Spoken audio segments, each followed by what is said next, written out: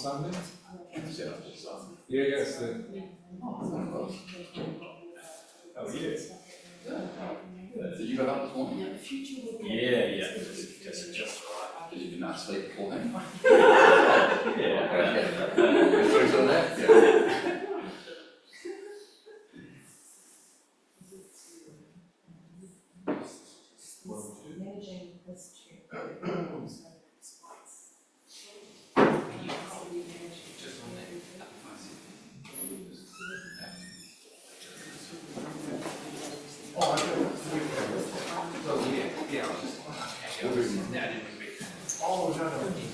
I'll work around you. Yeah, quite all right.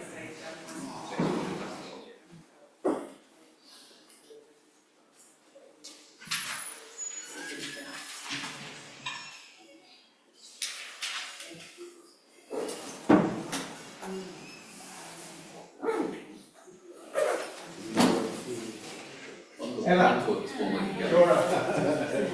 Save the sweets for the Actual coffee, okay?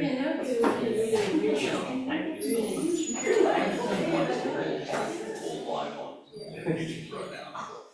That's a video of the whole world. You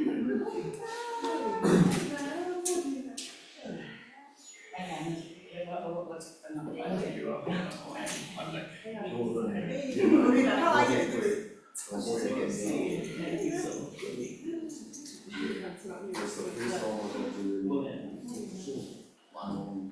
I'm like, I'm the one who told Sean to play.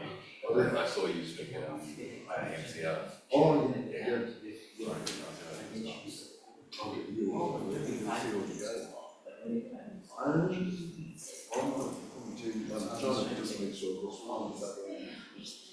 Are you one of those? Oh my gosh, you know what, this is always they put people to the historian and stuff. So I wonder if I should talk about the history of it. History's everything, dude. I see I wonder if I should talk about the history of it. It's the last that doesn't know that. Sean Phelan. Too many historians. Two historians, yeah. There's a head like there. Yeah, oh gosh. You're talking about master disciplines. Okay. You don't feel safe. Yeah, everyone's reading to see if it's hierarchy and order it's but the students just looking to last, it was very we can sum it up, we'll talk Whatever it is. You should be done. Is that? You should be done here.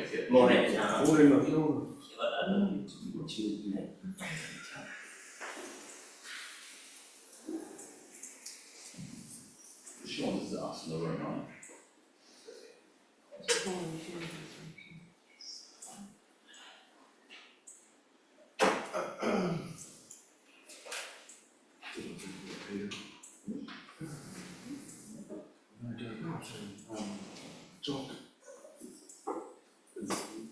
Does anyone, so why do you not have the option of making individual causes?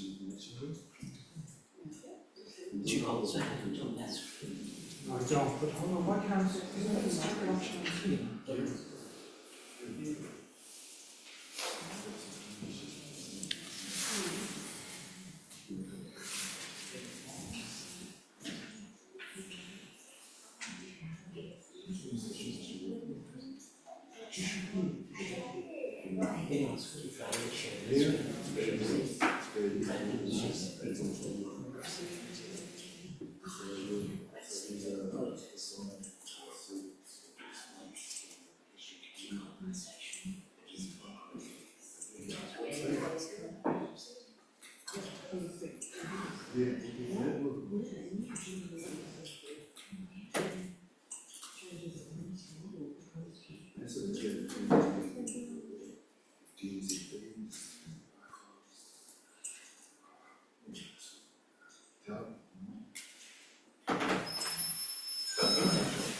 I've just asked her to see how she works. If it doesn't want to. what?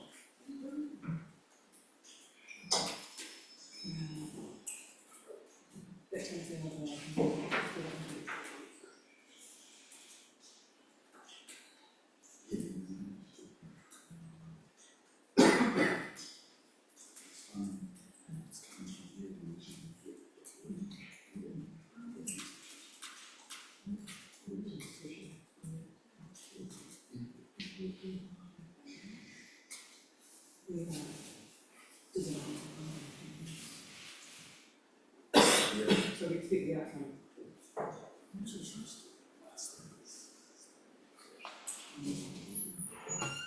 Yeah, I cannot read. No, this should be good.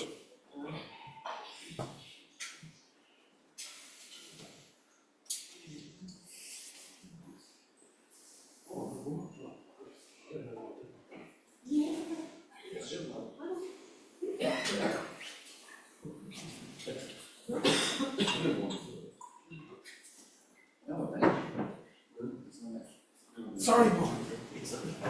No, I saw the feels. Everybody else, I'll do it.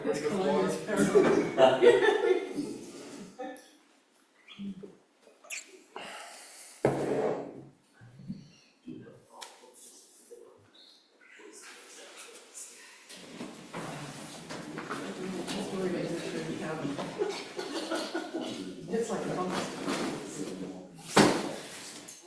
Have you been? Yeah. Yeah, good.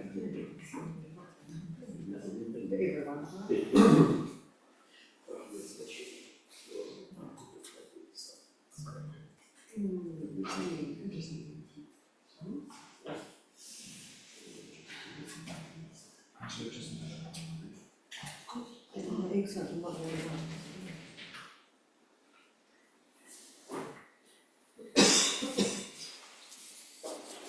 Not coded.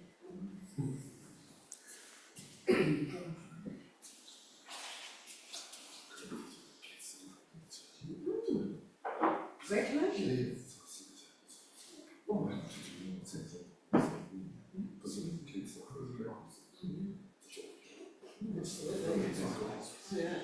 No, it's okay, I'll get it. Exactly, the peripheral Māori woman.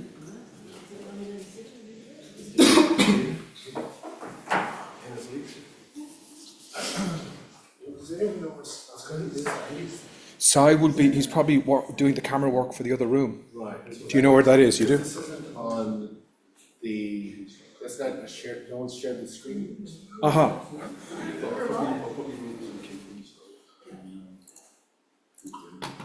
I'm not very good with Zoom, so is it on?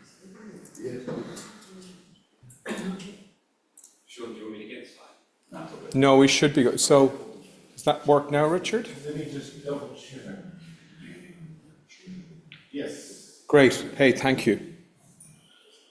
I guess we'll start on time, will we? Radical idea.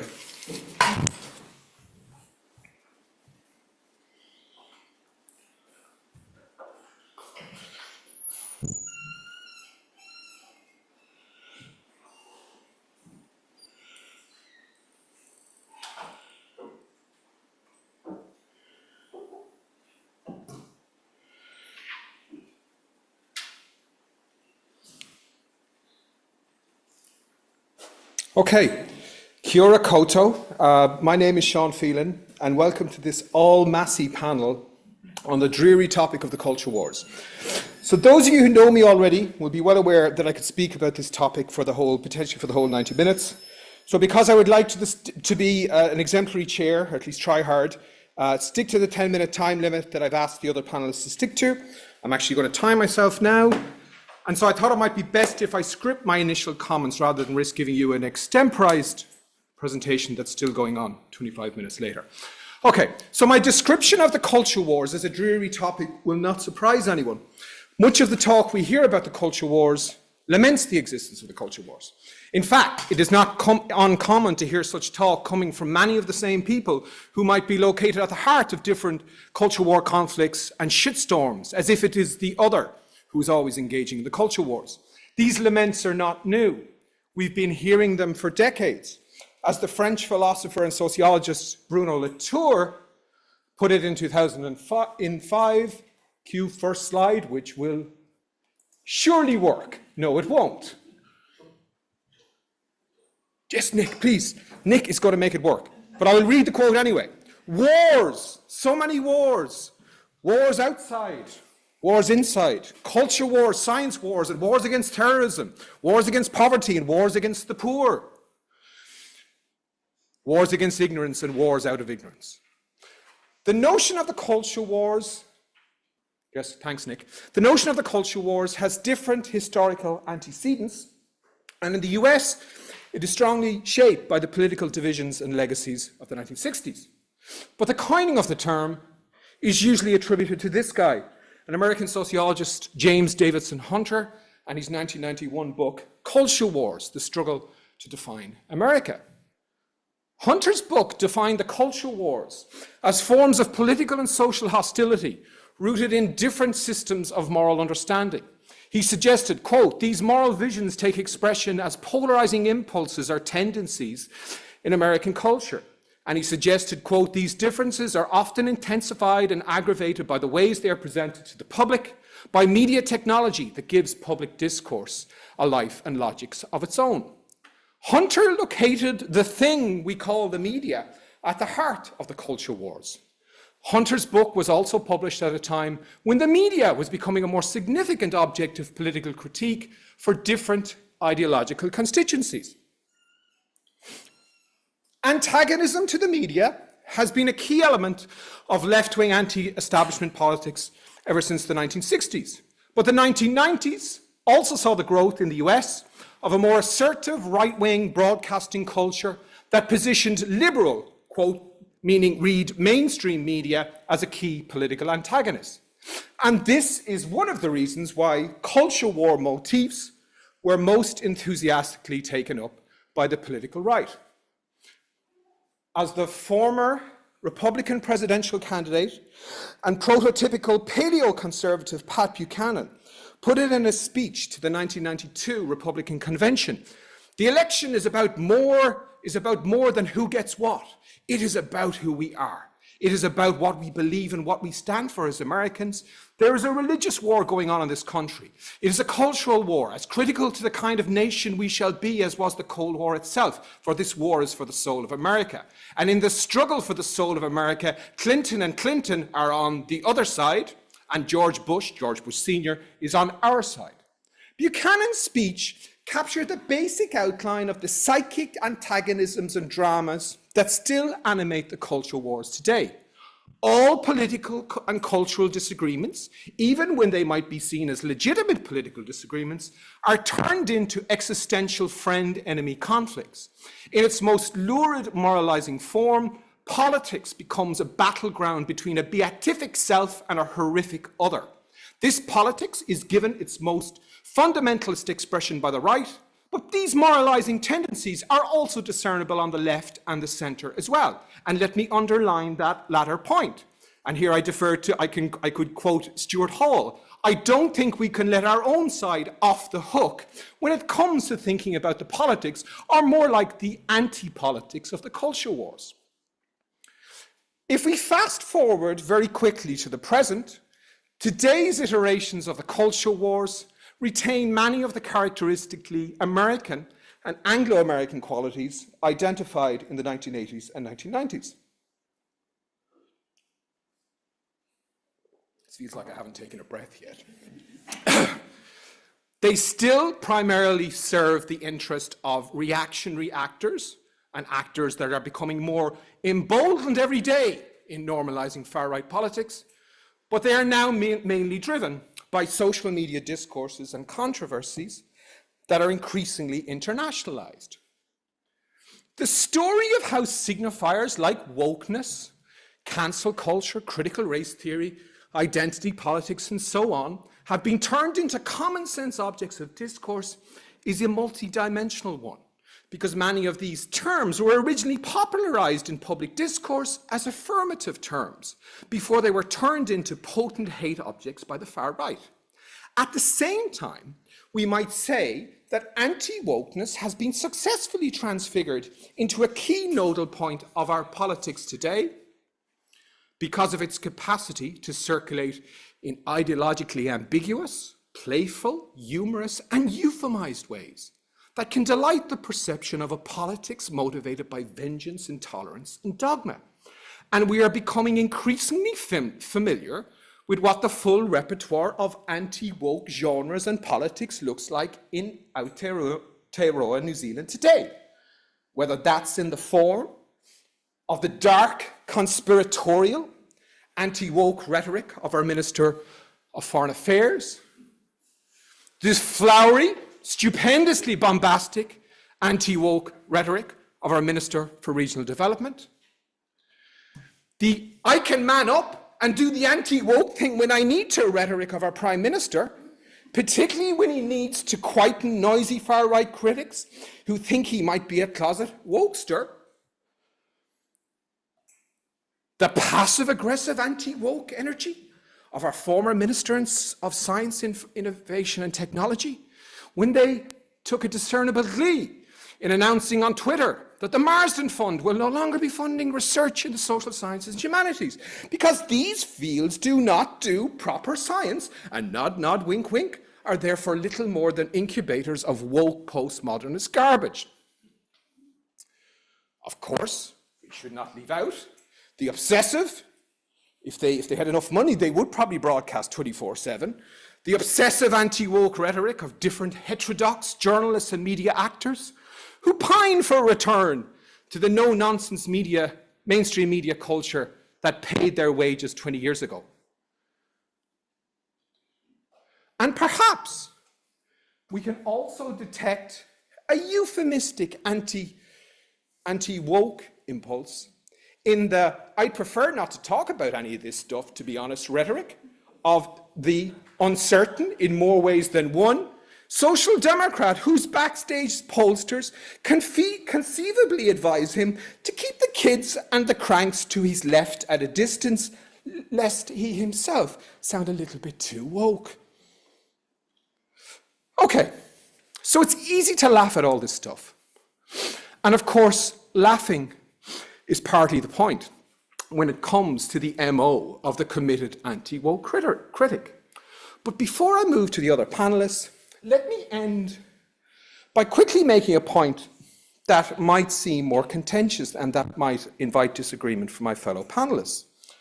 One of the common laments you hear about the culture wars in Aotearoa, you hear it in lots of other countries as well, I hear this in Ireland too, particularly on the left, is that we shouldn't be importing the culture wars. I get this, and I agree with this at one level, because of course the staging of a localized moral panic about wokeness in Aotearoa, in Belgium, in France, in Russia, or even in China, in lots of countries, takes its cue from the political script offered by far-right ideological entrepreneurs in the US. Though we should also note that wokeness can also be critiqued, and not always in unthinking ways by figures on the left. However, at another level, I find the lament inadequate. It seems to deny the transnational nature of our media and political ecology today, as if importing ideas from elsewhere is somehow inherently illegitimate. And in that respect, I don't think people on the right are wrong when they counter the lament by pointing to different concepts and talking points that they suggest the left have imported to Aotearoa from elsewhere. I also find the lament complacent from a historical perspective.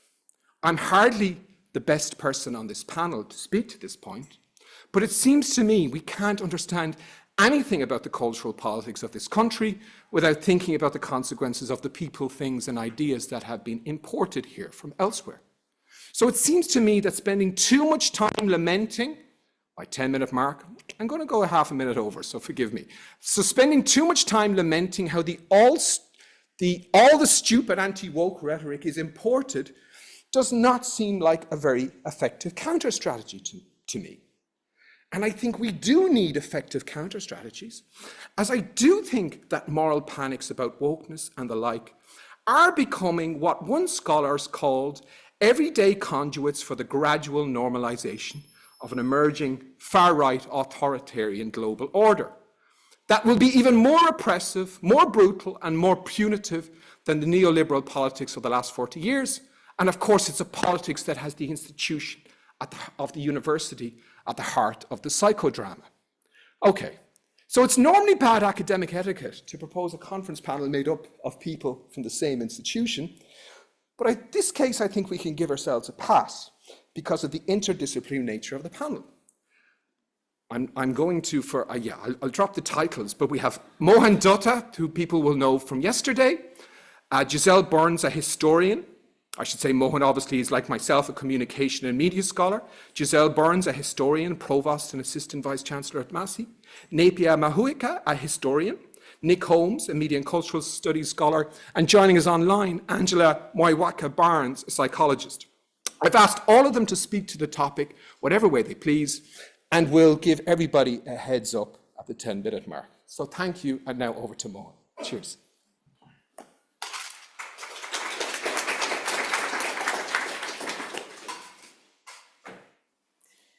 Should I bring up the PowerPoint here?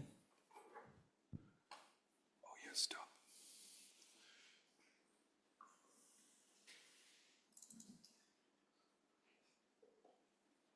Nick, feel free to come over if you want.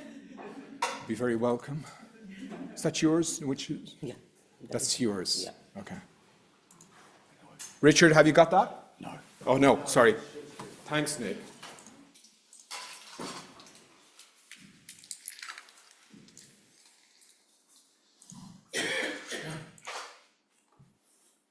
Thank you, Nick. Kia ora koto. Following Sean is quite a thing to do. I want to begin by acknowledging the ancestors and people of Rangitane, whose land and politics and struggle shapes this space within which we are having this conversation. In talking about culture war and in building upon what Sean articulated, couple of things. I want to, as a social scientist, I want to bring through some of the evidence in the contemporary context of the culture wars as they are playing out in Aotearoa New Zealand, and make the broader argument that the discursive mobilization of the culture war trope in Aotearoa must be read in continuity with the discursive infrastructure of whiteness and white supremacy that forms the settler colonial architecture. So in that sense, although some of the narratives around the culture war seem imported and globally networked, they are very much embedded within the broader discursive context of Aotearoa that has worked historically to erase the voices of Tangata Whenua, and that has responded to articulations of sovereignty through various strategies that seek to erase. So I draw upon the meta theory of my own work with the culture-centered approach that seeks to trace the communicative strategies of erasure, particularly in terms of how erasure works through the mobilization of discursive tropes, and how these discursive tropes draw upon narratives of culture to uphold hegemonic structures such as settler colonialism, while continue to erase agency of those that are targeted. In this sense, the impulse of my work is to actually explore what are the strategies of resistance that can be mobilized within the context of these discursive tropes. So I will specifically focus on a theoretical concept that I have been working for over the last 2 decades, the concept of communicative inversion, which refers to the mobilization of symbols, tropes, images, texts in order to invert reality on its head. At the crux of the culture wars discourse as we see it now is the mobilization of the discourse of victimhood by majority communities to uphold power and control, portraying themselves as under attack. Now, what I argue is that this strategy must be read as a strategy of white supremacy, because it mobilizes cultural nationalist tropes to uphold movements of cultural nationalism by portraying systematically majority communities under attack. So the attack on diversity, equity, inclusion, on critical theory, race theory is part of a broader architecture that seeks to keep white power intact. Now, this is not new. In settler colonial context, this has been historically the strategy of the colonizer. So what is the discursive trope at work now? In the context of struggles over the last 3 decades globally that have sought to build registers for articulating spaces for epistemologies that counter the whiteness of disciplinary knowledge structures, I argue that this is the white backlash or white pushback to these spaces of articulation, and therefore they need to be read as such. So any discussion theoretically of the culture wars that leaves whiteness untouched goes on to uphold whiteness and its discursive infrastructure. So I invite you to walk through the ways in which whiteness, the hegemonic values of white culture that is systematically organized to erase discursive articulations from spaces of colonization, from spaces of those that are colonized, is part of these processes. So this in some ways is part of the architecture of what one might call as cognitive epistemicide, the ongoing processes of erasure of cognitive infrastructures of colonized peoples. As an exemplar of that, in terms of the culture war narrative as a communicative inversion pushed to the extreme, we see great replacement theory, the argument that white culture is under threat of being replaced by brown people as the manifestation of this narrative that portrays victimhood as the basis. Now, I would argue in this particular talk, as I trace these discourses, that this narrative of victimhood that we see in white supremacist context is also then picked up in Zionist context and far-right Zionist movements, and in Hindutva context, a framework that I study in terms of cultural nationalist Hindutva project that draws upon the same kind of discourse. So, the panel's theme is international culture wars, and I argue that, in fact, diverse cultural nationalist projects draw upon, give a vision to this theme of victimhood in order to erase spaces of dissent and target communities at the margins. So what I will present to you here is some data from an ongoing digital ethnographic project, and basically from particular observations around posts on digital media. In this context, I will share posts on X primarily, but also this work maps discursive infrastructures on Telegram, on Facebook and Instagram. And basically what I will present to you is from the first stage of coding, which is the open coding of the articulations around culture war, and particularly looking at narratives around wokeness and diversity, equity, inclusion. So the first case I will draw upon is the discursive infrastructure around the Treaty Principles Bill and the ways in which this discursive infrastructure actually plays out in white supremacist networks. And I think we need to term it as white supremacy to draw attention to the international context within which this discourse flows. And this is what is concerning to me, is the ways in which these nodes speak to each other, but also the ways in which they are politically mainstreamed within the discursive infrastructure of New Zealand by politicians and then flow into mainstream policy. So that point that you see discursive articulations that one might call is the fringe of the white supremacist right, flowing into the policy infrastructures of the state. So if you, for instance, look at current set of policy configurations that are being proposed, they give structure to these articulations. So particularly, I'm going to look at the hikoi or the protests around the Treaty Principles Bill, and specifically then draw out some of the far-right discursive infrastructures in terms of how they construct the bill. So this is a far-right Twitter handle called End Wokeness that is constructed around mobilizing a much broader far-right network, including those that call for violence, calls to hang African Americans, for instance, in the US, calls for lynching, calls for mass attacks and rapes of minoritized communities. So this is a violent account in that sense that is very well connected to the broader architecture. So this account both talks to and builds upon accounts in Aotearoa, New Zealand, right? And this articulation that Maori protests in New Zealand against a bill to give equal rights to citizens of all races then draws upon the narrative of equality to say that Maori claims are mobilizing in order to threaten the equality of all and to take New Zealand backward. So then let's trace who else picks this up. This is Tommy Robinson, the far-right actor in the United Kingdom who has been incarcerated for his involvement in Islamophobic and spreading far-right violence. And it says, at what stage will Europeans rise up? Now, this idea of Europeans rising up very much is part of the broader architecture of the narrative around the Great Replacement theory, that Europeans will be replaced unless they rise up.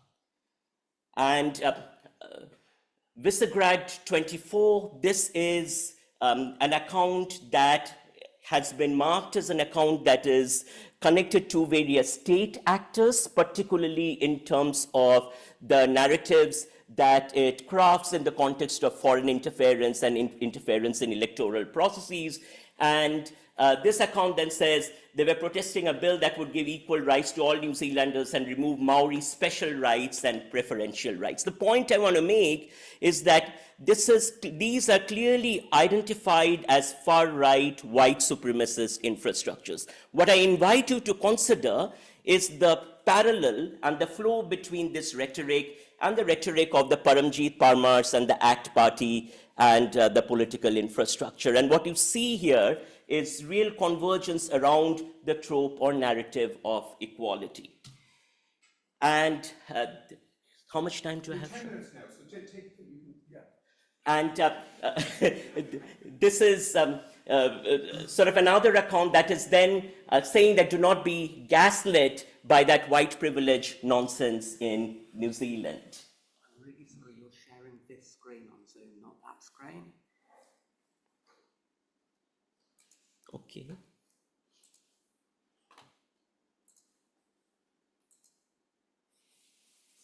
All good, sorry, Mohan. Thank you, Sai.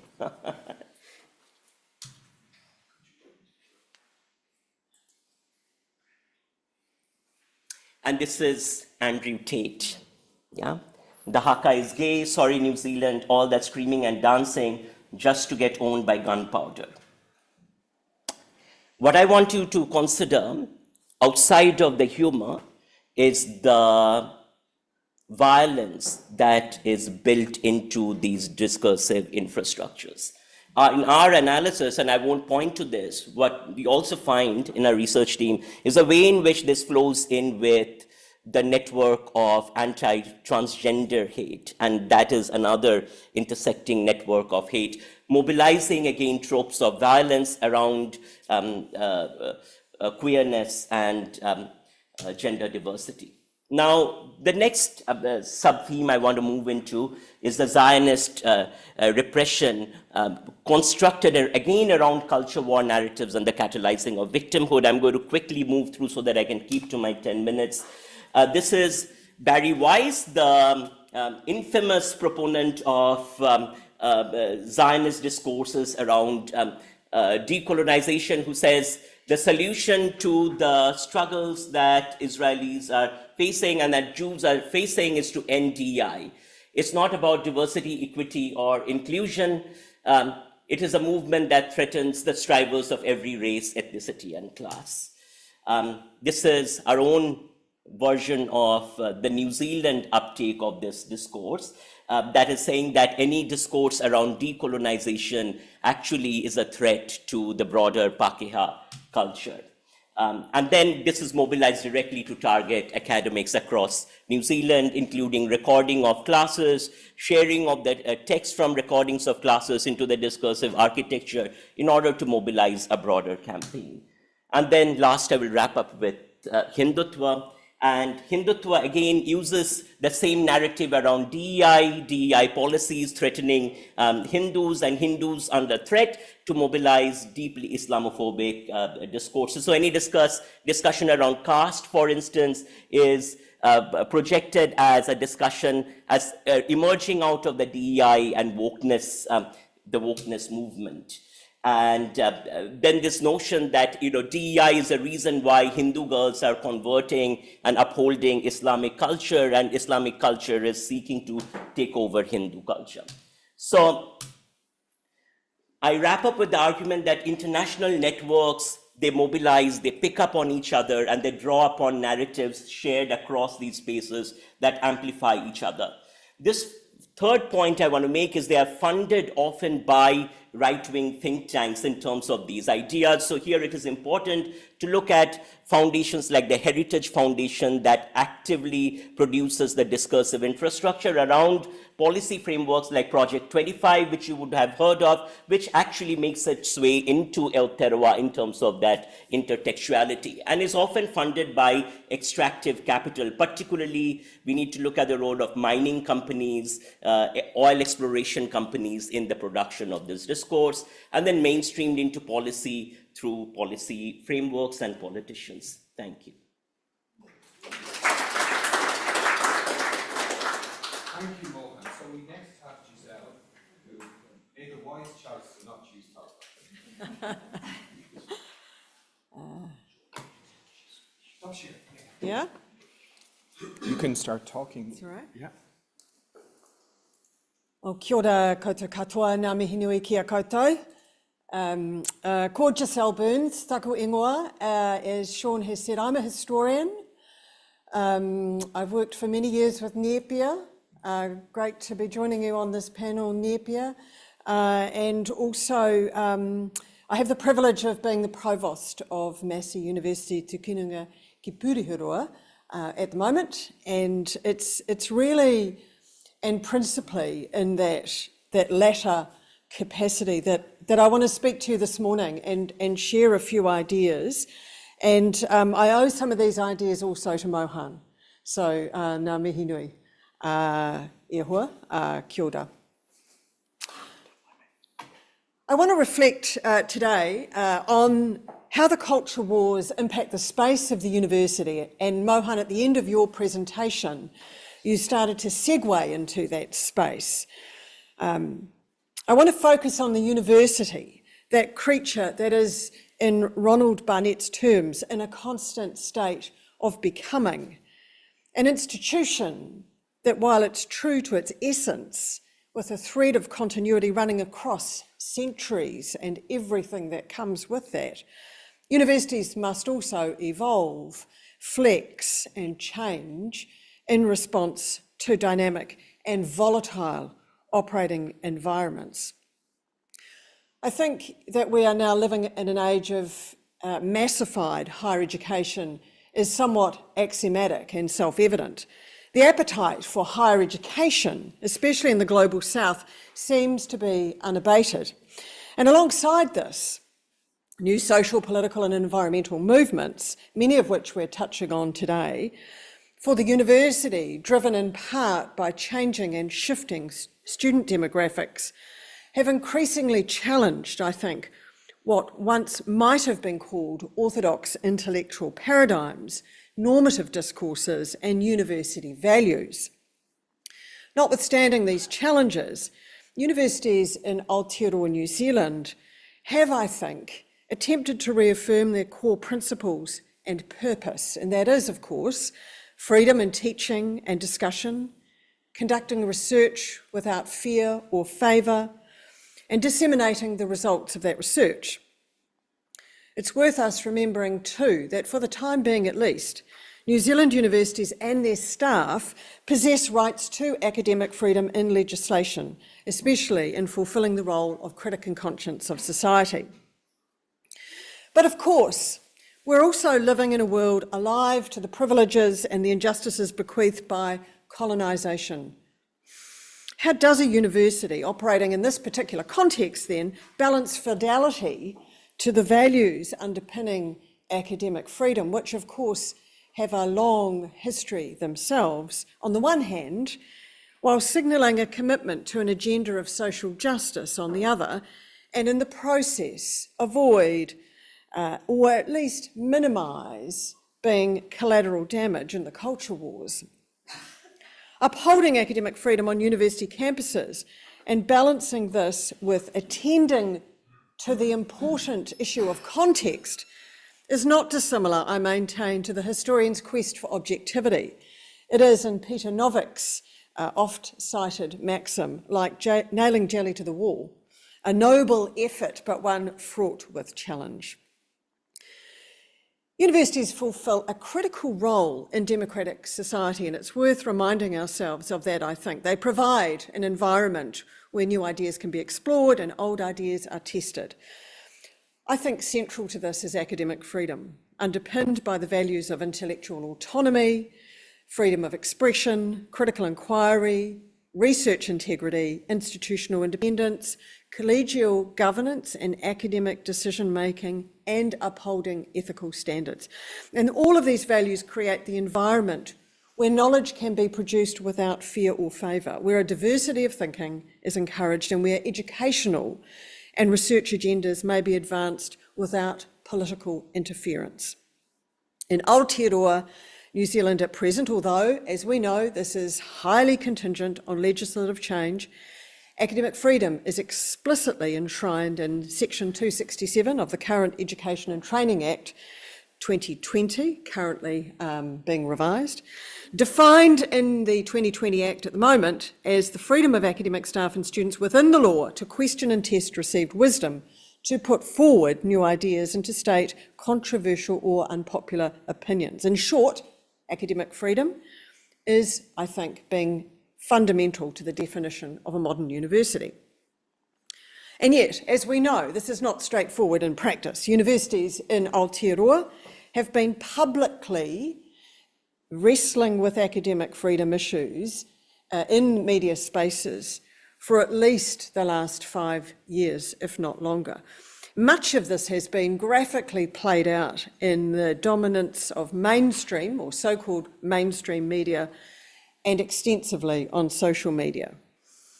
To cite some examples, in 2019, students at the University of Auckland were up in arms regarding an alleged white supremacist movement on campus, if you can remember that. That same year, Otago University's Emeritus Professor Jim Flynn's book on the topic, on a particular topic of psychology, failed to keep its international publisher for fear of transgressing hate speech laws in Britain. And my own university, of course, Massey University Te Kununga ki Puruheroa, has had its own share of navigating some very contentious issues of free speech on campus. Think about John Brash, think about Speak Up for Women in 2019, and more recently, debates around Palestine. Suffice it to say then that the public and the media gaze on these events and on universities has been intense, and in a social and cultural context where universities have not normally been the subject of media scrutiny and attention. And I do think that that's part of our anti-intellectual tradition in this country, which comes out of our sort of colonialist history. Since 2017, my university, Massey, has made a commitment to work towards being a Te Tiriti o Waitangi-led university. This is relevant to academic freedom.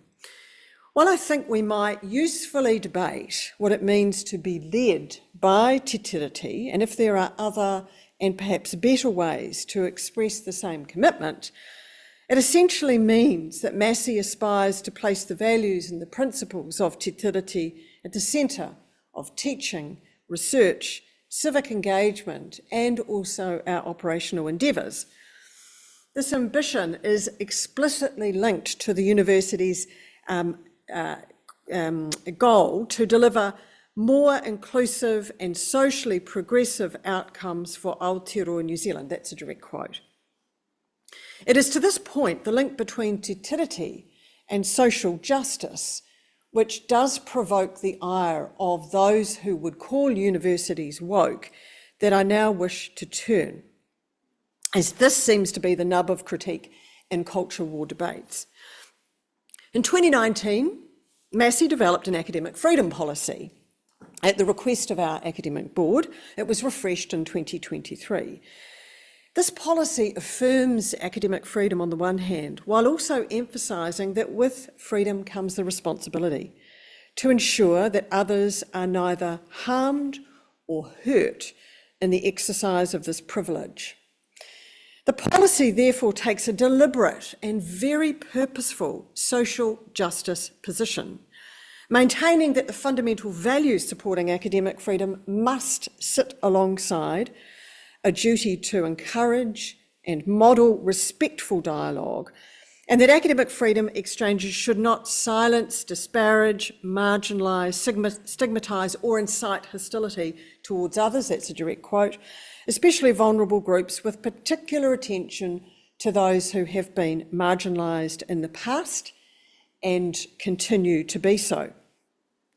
This is a delicate balancing act for any institution, advancing a commitment to the full and frank debate of ideas on the one hand, while being mindful of the context in which we exist and the need to not deliberately cause harm.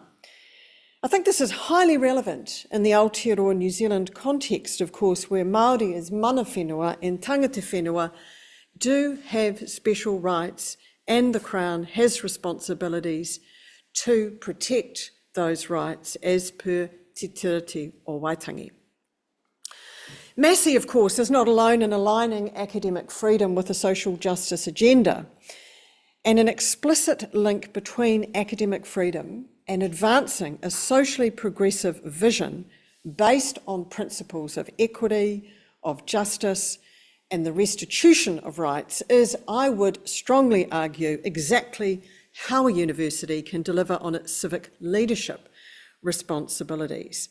This is why I think that Te Tiriti matters in regard to maintaining academic freedom and vice versa. But the punchline is that this has provoked the ire of those outside the university, and particularly those in positions of power.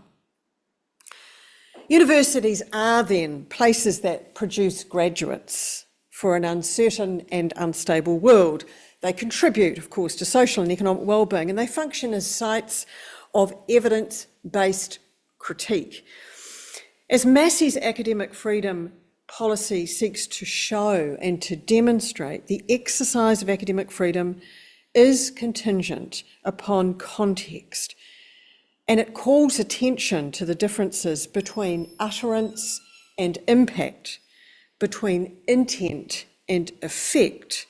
It speaks, I think, to the dialogic nature of academic debate and the need to consider how arguments and ideas are heard, not simply just how they are expressed.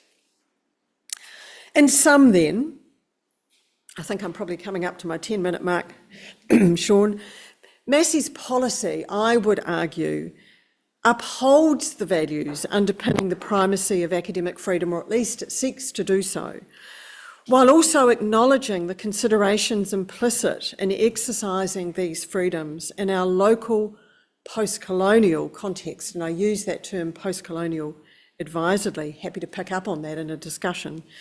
This involves, I think, weighing up the purpose of a university in the here and now, while also being mindful of the environment in which we exist and the environment in which we operate.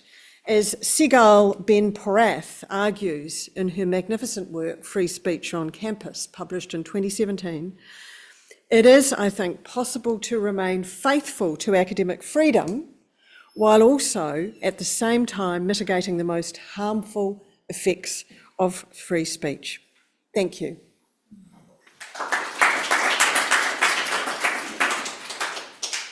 Thank you, Giselle. So next up we have Nepia.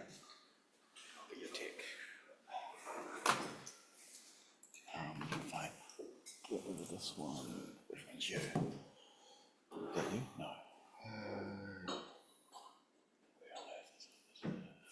This one. Go.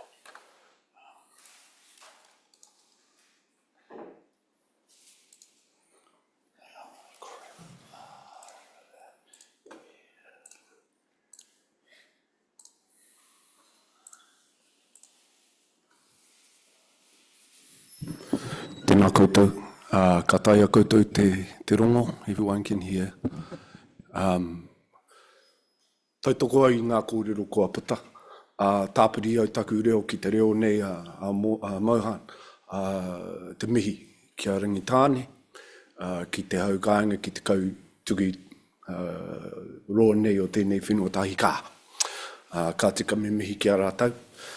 te tuatai. All right, well, I'll see what I can get to in 10 minutes. And hopefully make some provocations too about the idea of culture. It's weird to talk about culture wars in a way for me as a historian.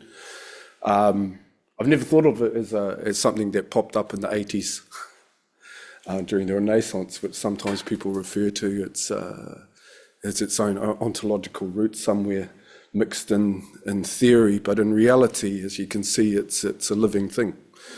We can talk about the theory of war and culture wars, but kei roto nei tō tātou ao Māori, this is a living experience, and I wanted to make reference to some of these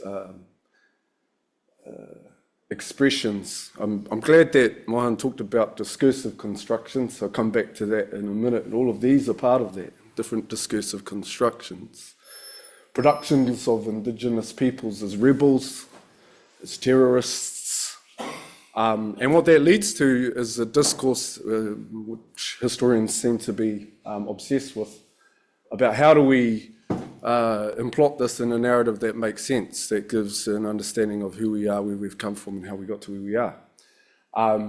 In doing that, you have to have some bricks and mortars, some labels. Some of them might be racist, codifications, classifications that we use over time, intersections with gender and race, and then polluted by imported misunderstandings of who Indigenous peoples are. It's language games in a way, leotard, which is why I guess people who are very anti-woke don't like postmodernists, which is ironic given my comments about theory. But I thought I'd talk about the struggle, without end and a frontier of dreams, two quite conflicting, different, opposing ways of thinking about New Zealand's history. One written by Ranginui, one of the only sort of single-authored national Māori histories that we've ever had. There's a good reason for that, because it's hard to find a singular, coherent narrative, even around Te Titia Waitangi, where there are iwi who didn't sign. When we talk about tino rangatiratanga and the idea of discursiveness and the way in which we explain that ourselves, Indigenous peoples have been quite clear about this for some time. We could go back to Huanani Kei Trask, who said, put away your books, stop thinking about that. Me whakarongo koutou ki a mātou. Come and have a listen to what we've got to say. We have some kupu, and we have some words and ways of thinking about your relationship with us, what Giselle was talking about, good ethics, what we call good tikanga. Ha te tikanga o tēnei mahi, te pākanga tuakiri, te pākanga ahurea, te whawhai, the struggle, the war, the conflict. The New Zealand wars, the civil wars, the Māori wars, the Anglo wars, all at some different point give us a little bit of insight into the reality of how discursive constructions require vocabulary. And that means that we're consistently redefining what the world means. What does Article 1 and 2 mean? David Seymour's asking us to consider that. His interpretation of it just had people's jaws dropped all around the country. Surely he hasn't read a history book. But this is what's happening when we think about this. And I'm thinking back to when we're talking about this, with Hana, with Parihaka, and hopefully I'll end with Richard Shaw. We'll talk about some of his experiences, talking about what's going on and articulating these experiences. I like the idea of coming back to war, though, in New Zealand wars for a historian. We think of this sometimes as revisionist histories, if you look at James Bellich's work. But his work, if you look at it, is entirely focused on media representations of Victorian interpretations of racial conflict. Nō reira, hara tēnei pākanga I te pākanga, that's just no tata tunu nei. It's not just recent. Battle over words and meaning has been going on for a while. How do I move on here? Oh, it's always coming, sorry. I just clicked there. That should do it now. All right. So I thought I'd refer a bit to Graham I Ngangaro, who talked about capturing our terms and representing them to ourselves. Again, it's kind of what Linda Tuhiwai talked about, you know, having Māori having to listen to people tell us about ourselves as if they're our experts. Been going on for a long time. But I want to talk about Peter Gibbons. Some of you from Waikato might remember Peter. Worked for a little while with him. He was both a mentor of both Giselle and I, and he talked about discursive construction, so I was overjoyed to hear Mohan talk about that. And the practice of that dispossession, the practice of that ownership, the practice of how those cultural appropriations are orchestrated and that they're used. And what we're seeing again is that same old song, as Moana Jackson would say, just with new singers. The same old thing that was happening. The same dodgy gaze at Indigenous peoples where, you know, we have non-Māori talking about our horrid practices. Ironically, itself a horrid research practice that Linda talked about in decolonising methods. All of these things are continuing to happen. And at the heart of that too is a desire to take ownership and control of that big meta grand narrative nationhood. We heard about transnationalism. I kind of think a little bit about Tony Ballantyne's work on the Webs of Empire, where he's trying to escape nationalism by talking about transnationalism, and yet nationalism is right there the whole time, to try and re-centre or de-centre. So I think people like to go back a bit to post-colonialism and decolonialism, talk about centres and peripheries, which Keith Sinclair, influential New Zealand historian, talked about. Māori have been on the periphery of that and the construction of nationhood, which is why I guess Jock told me one time that Māori had no comprehension of nationhood, as if Jock's an expert on Māori understandings of nationhood, which is a bizarre thing for him to say. But this is also what Linda was talking about, is not just the capturing that Graham's talking about of language, but a disciplining of the epistemology and the understanding of, you know, Del Māori. That, yes, we do have an understanding of nationhood. Surprise, we also have an understanding of the law. We also have an understanding of education. We also have a deeply embedded approach to understanding te taiao, ethics, tikanga, all of these things that weren't brought here by Europe in a disciplining of our people, but that we maintained, and we had no muamai. That's why this is called a whare wānanga, because we had whare wānanga before these universities arrived. And so these are all of our expressions of who we are that we're often told we're not allowed to participate in. We're not allowed to participate in science because apparently mātauranga Māori is not a science, which we know is not true. So all of these things are a repositioning of us, a telling of Māori that you don't know yourselves as well as we do. For historians, that means that our past has been reduced and rejected as prehistory, oral history, tradition. This is why, and I think where I start to intersect with understandings of culture, but because before we had Māori studies and Indigenous studies, Māori scholars were eking out a living in anthropology and in cultural studies, where that was the only place we were allowed to reside until we kicked the doors down in law and psychology and elsewhere. And even then, psychologists at Waikato were told it's not psychology. So again and again, we're having to remind people in our disciplines that we are the cutting edge of those disciplines today, which is kind of a bit of an irony, I suppose. That's a different type of frontier of dreams, I guess, but just not the frontier they expected. It was the one that Reynolds was saying we should talk back to in Australia. And while we're in Australia, I guess I should talk about the history wars in Keith Wind Shuttle, and of course make some connections transnationally and internationally to this idea that in Wind Shuttle's view, that I suppose he would have liked wokeism, I'm sure, because it bundles us all together in something that we never actually identified ourselves as, which is a handy thing to do with people and tell me that I'm something I'm not. What's really worrying to me is to see our own people with whakapapa doing it to ourselves, but that's a whole nother story for Indigenous peoples to work through. But I wanted to also put up here, these examples with Michael King, who was believed to have been castigated and to be told off, and yeah, he was, to an extent, but why? Because of ethics and tikanga. And that was happening before Michael's writing. This was happening with Ngata and Buck talking to each other, saying it's time to put right what Elsden Best and others have written about us. It was said again by Media Simpson, it was said again by Kirika, it was said again by me, it's been said again and again and again and again and again and again. And one of my favourite people to say it is Moana Jackson, who talks about the colonisation of Māori knowledge, who talks about the need to reclaim ourselves on our own terms. It's what Robin Kahukiwa was producing in some of her beautiful work to define ourselves on our own terms. That requires us to centre our language.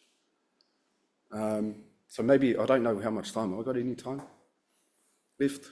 I should wrap up, eh? I wanted to talk about tipanekas, and again with Peter Meihana, what we've had to do a lot is to debunk myths that Māori were drifting around on the ocean, drifted into cities. We had to reclaim words that were being used to explain who we are, and then to explain to people that we're actually not that, we're something else. Those are quite nuanced and complex things. They're not easy to do. And even within Ngāti Porou, where I come from, well, we have battles just from one side of the river to the other. And so we got to get that right before we start, putting things on the clothesline for everybody else to have a look at. And yet, Māori are talking about kotahitanga and finding a sense of solidarity, which we're all talking about, a strategic movement to come together. But what does that look like? Who gets to decide what that is? What the kingitanga? Who gets to decide how we come together, except for ourselves?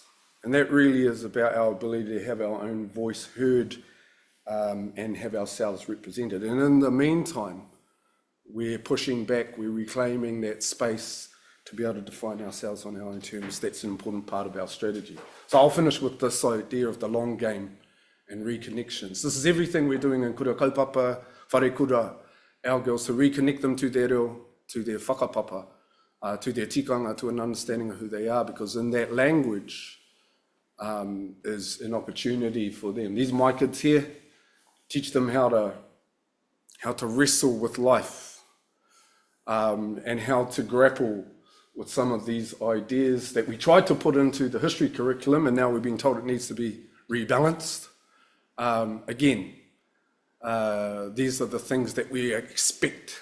We expect to see this, and so as part of our strategy, we've got to get ahead of that. So we need to be aware of a full moon and people who claim expertise about us all the time.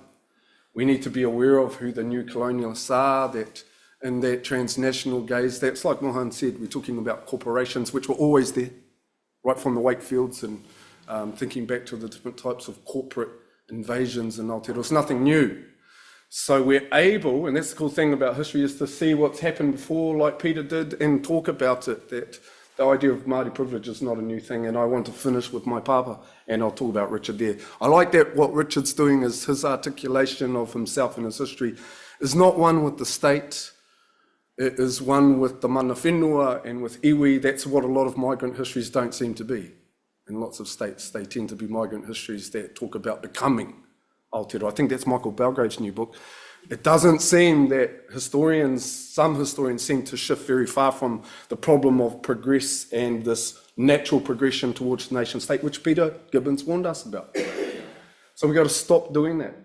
And we have to build new relationships that are ethical. That's why ka tika ka kōrero tātou ki a rangitane.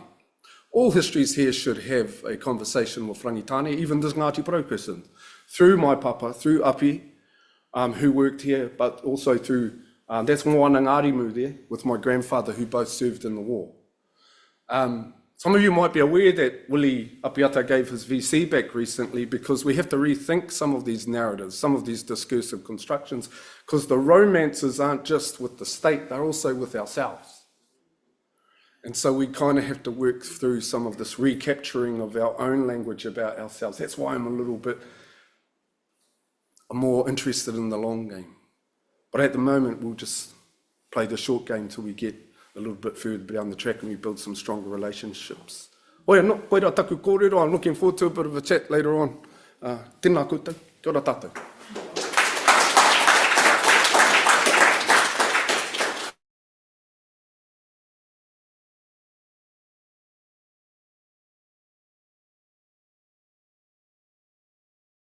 Enough with time.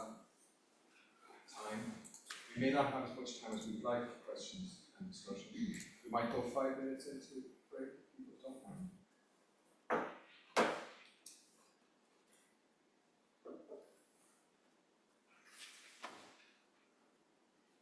I've been running everyone's tech, and mine's not here. Here it is. It's all right, Sean, I found it.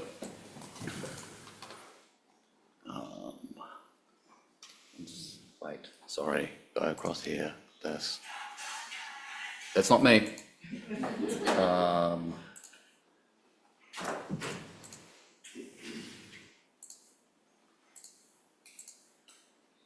All right, I think that's working the way it should. Nepia, you're a very hard act to follow.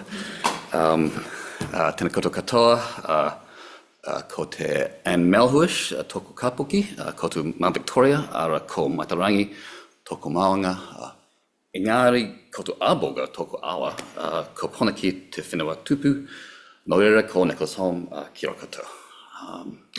Thank you all for being here, where I find myself, thanks to my friend Sean, on a panel that is much more intellectually and institutionally intimidating than where I normally end up. Though I think I've worked out why, it's because I'm running the tech.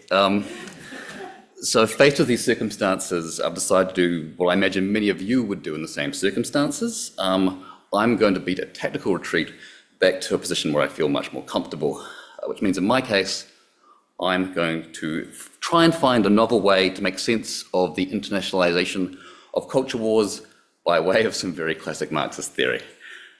So given that, who would like to talk about Lenin? Yeah. Well, not just Lenin, to be honest, but rather a body of Marxist theory with which he's frequently associated. So this is a Marxist theory of war, of imperialism, and the political economics thereof. And the reason I'm turning here is I want to explore how we might understand the internationalisation of the culture wars as a contemporary expression of a long-standing Marxist model, one that understands international conflict as an expression of certain fundamental patterns in the developments of capitalism, or in the words of Lenin, war is a necessary product of capitalism, in his remarks to the Second International. So what I want to suggest this morning then is that perhaps we might understand culture wars in a similar fashion. To be clear, what I'm suggesting needs to be done as much as hopefully more than the common, but I think painfully banal thesis that treats capitalism as the prime mover, as the root cause of all the bad things in the world. I don't want to just do that.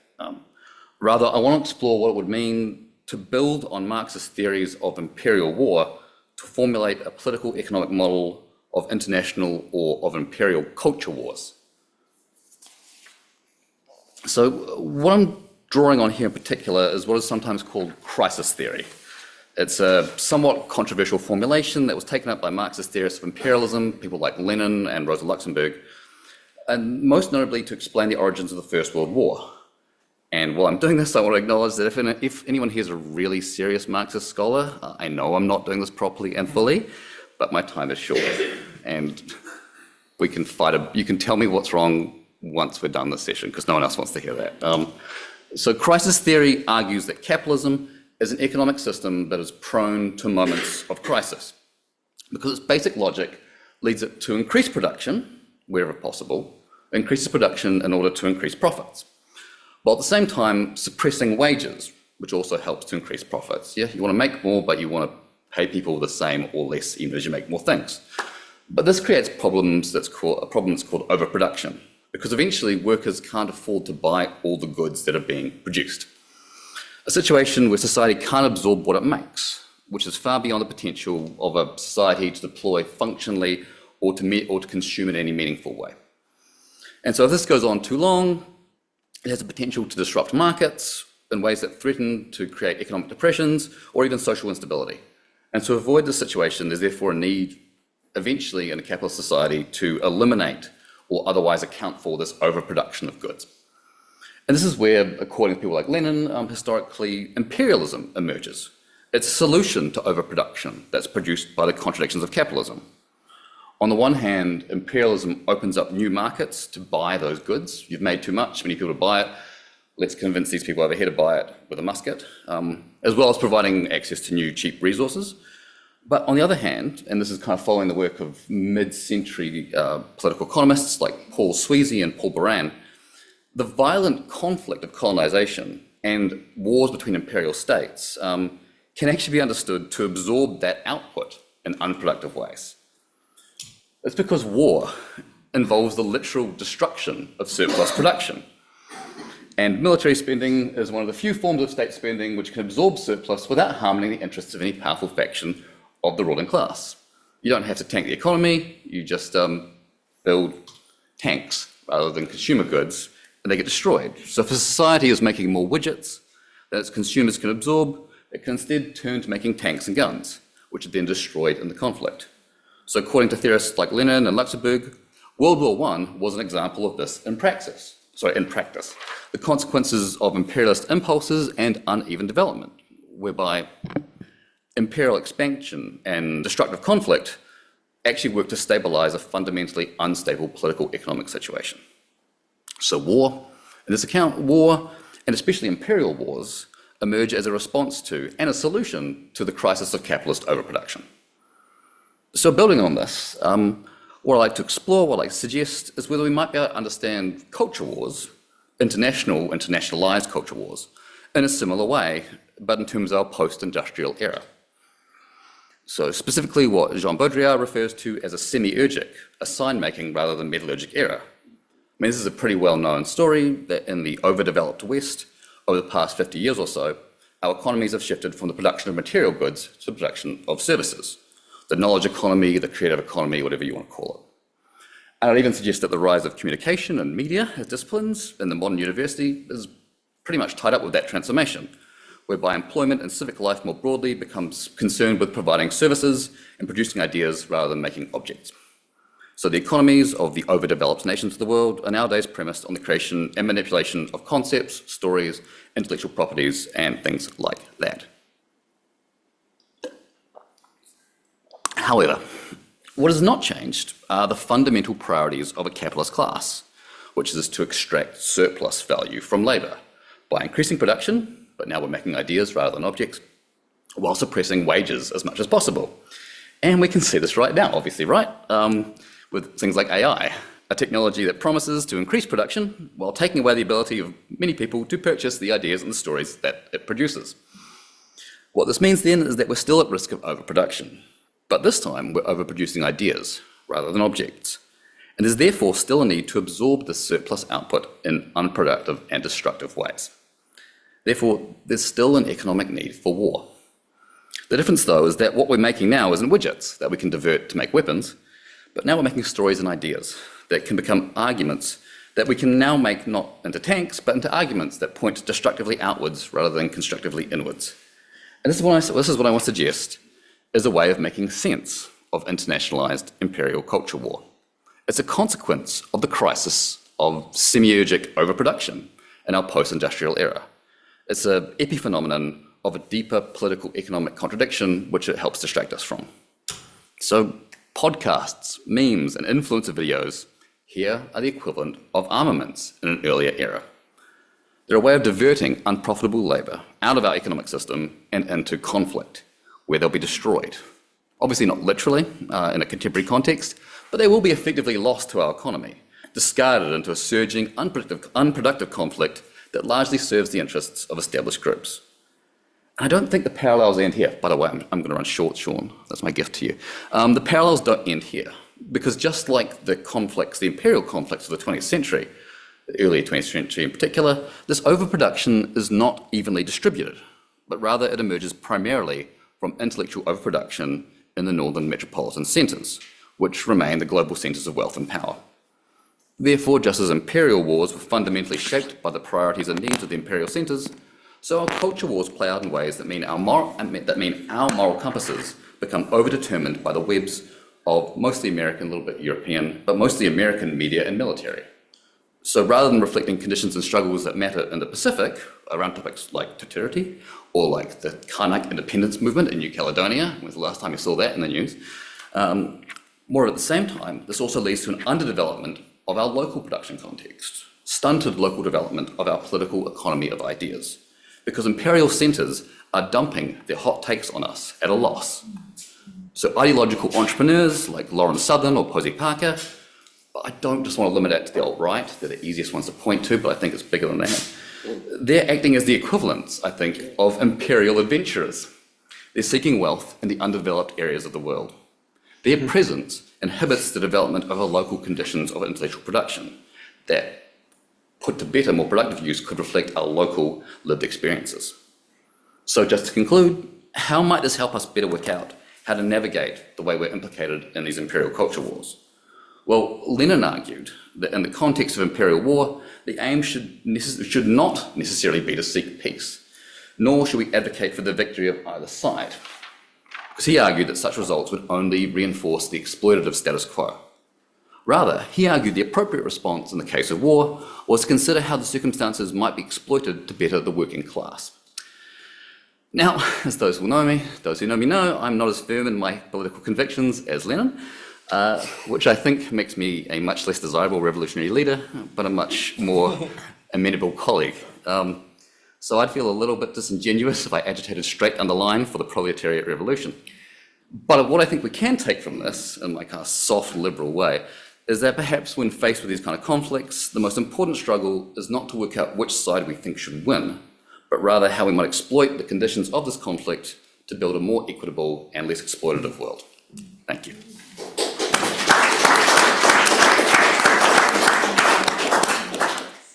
And I have been asked to stay on and welcome Angela.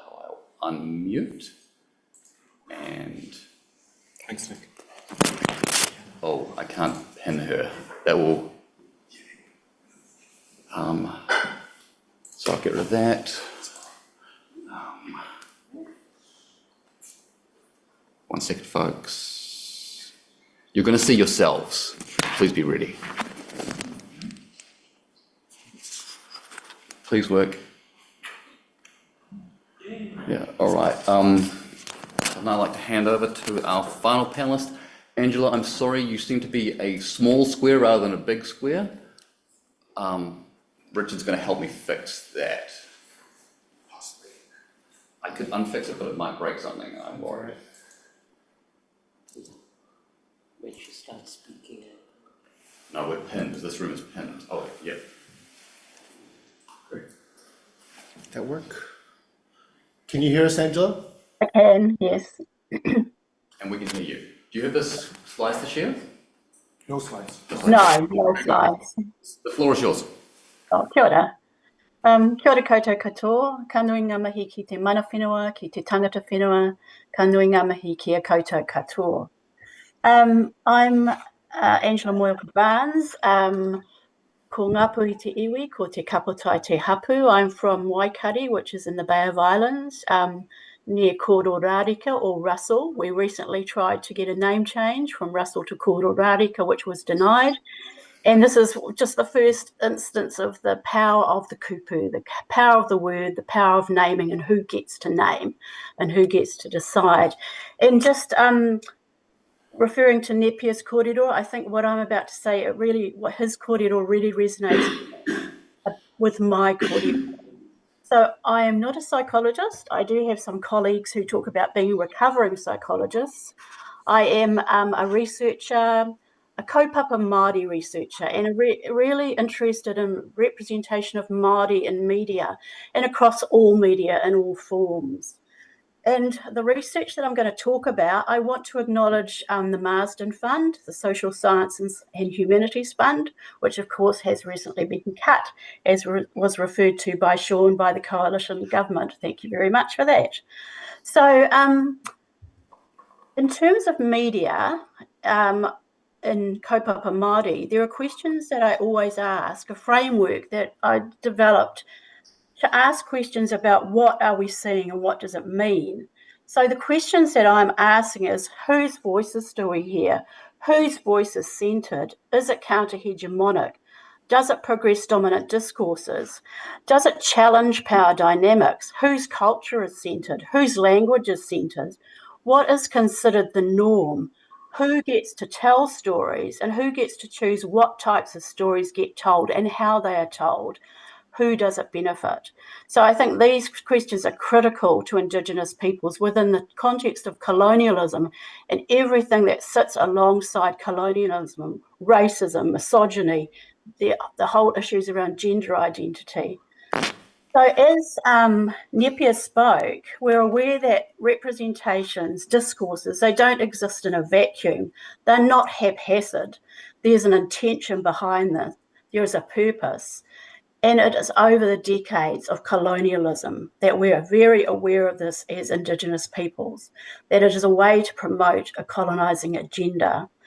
And one of the familiar discourses, as one example, is that of Māori as criminal, as violent, innately bad, Pākehā as law-abiding, as innately good.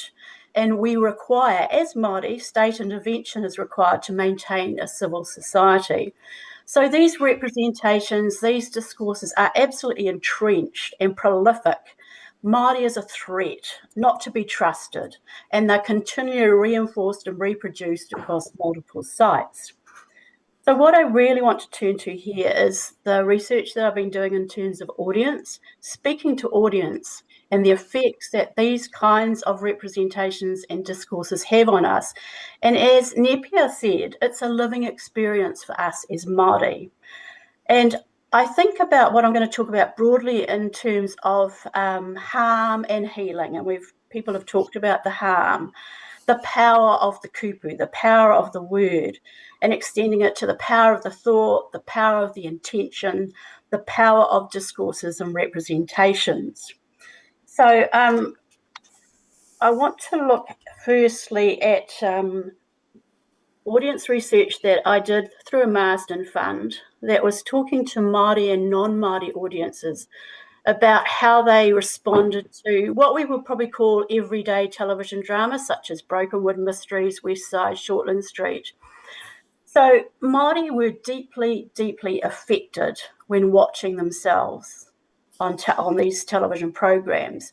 Even prior to viewing, because I showed clips from these shows, they talk about feeling anxious, they talk about holding their breath, of expecting the worst before they even watch that drama, of feeling under siege. This was mentioned by a few. I think, as expected, Pākehā participants didn't react in this way. They were not deeply affected. They did express concern and sort of feelings of discomfort, but it was a very different response. So when we see ourselves represented in these such familiar, harmful ways, there are feelings of shame, feelings of anger and frustration, and it's individual affect, but it's also concerns about how does this affect us as Māori collectively? How does this affect society? How does this affect Māori Pākehā relations? So these damaging representations were seen to reinforce racist beliefs that Māori are inherently bad. And one participant said it would only take a redneck to just have heaps of stuff confirmed. And another participant described it as planting a seed where that power inherent in recycled harmful media representations results in lifelong held views. There's also participants raised that danger of internalising these pervasive discourses and the struggles as Māori to resist them, to resist the internalisation, but to resist the harm. And many Māori had strategies emotionally, spiritually and mentally when they were viewing these kinds of representations to resist in some way. So there's a lot of work going on. Some Pākehā participants, a very small number, actually raised, once we discussed the representations, they suddenly said, I've never actually really looked at what I am viewing. I've never really critiqued it. that the message, they feel that they're subtle messages for them that they are just uncritically absorbing, almost like a brainwashing, as someone talked about infiltrating the mind without you even realising.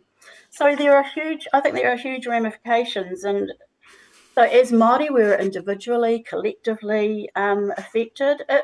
It goes from the micro to the macro. Societal relations are affected, inequities are entrenched, systemic issues are embedded, and it affects, for example, how law and policy are developed and enacted.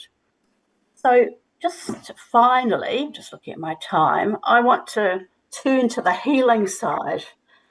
So in terms of audience research, I'm in a Marsden-funded project with Helen Moewaka and Joe Smith, and we're looking at acts of rangatiratanga, or sovereignty online. And so one aspect of the research involves talking to both the users and creators of online Māori content. And when I talk about Māori content, it's really broad. We're looking at, for example, music in Te Reo Māori, talking about Māori that are having clips about their everyday lives, short documentaries, longer documentaries, drama. So it's a range of Māori content, but it's content created by Māori that reflects Māori experiences and worldviews. And we were talking to Māori who engage as an everyday practice with this sort of content. So we're sort of halfway through the research, but our findings are showing, and I agree with this, is how I feel too, that we long for diversity. We want optimism, and we're purposely seeking out Māori content online that reflects who we are, our experiences and worldviews, and actually makes us feel good to be Māori.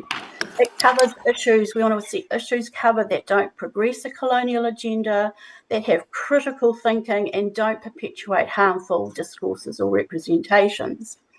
And one audience member that I talked to, she said that she seeks out Māori content to make me feel a bit better and in my own spirits. It says, knowing that there are people out there who actually do give a shit. You don't have to feel ashamed to be yourself for being Māori. Another participant created a folder of Māori content that he'd share with friends, or he said he would access when he got worked up or overwhelmed or angry. So content also that would shed light on social injustices from a critical lens. So really important in this current political environment. So he'd say that he'd start to get angry when he was hearing some of these dominant discourses about Māori.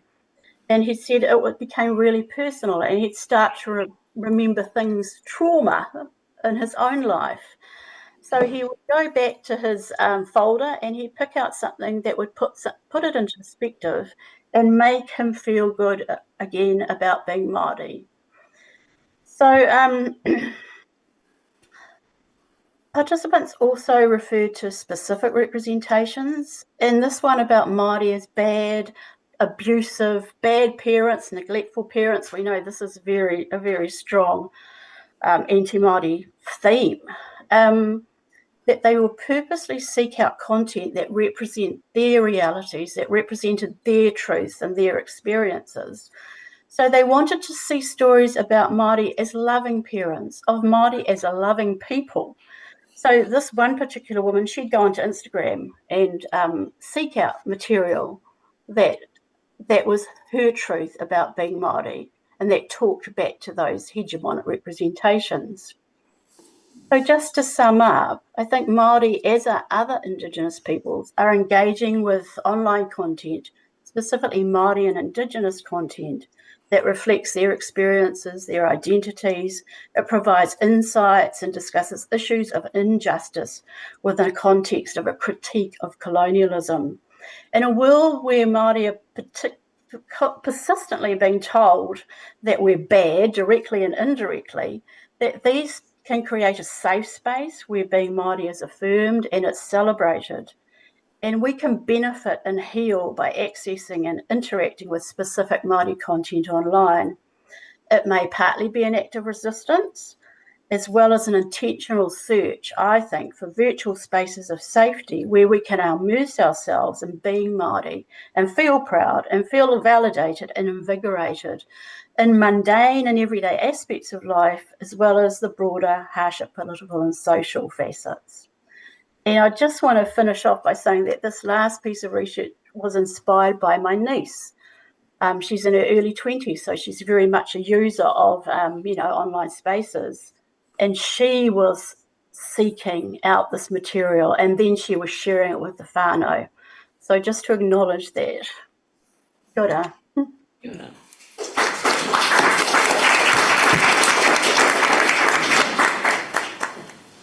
Kia ora, Angela, thank you so much. So we're going to go a little bit into the break time, about 5 minutes. So we have not as much as we would have liked, but about 14, 15 minutes for questions.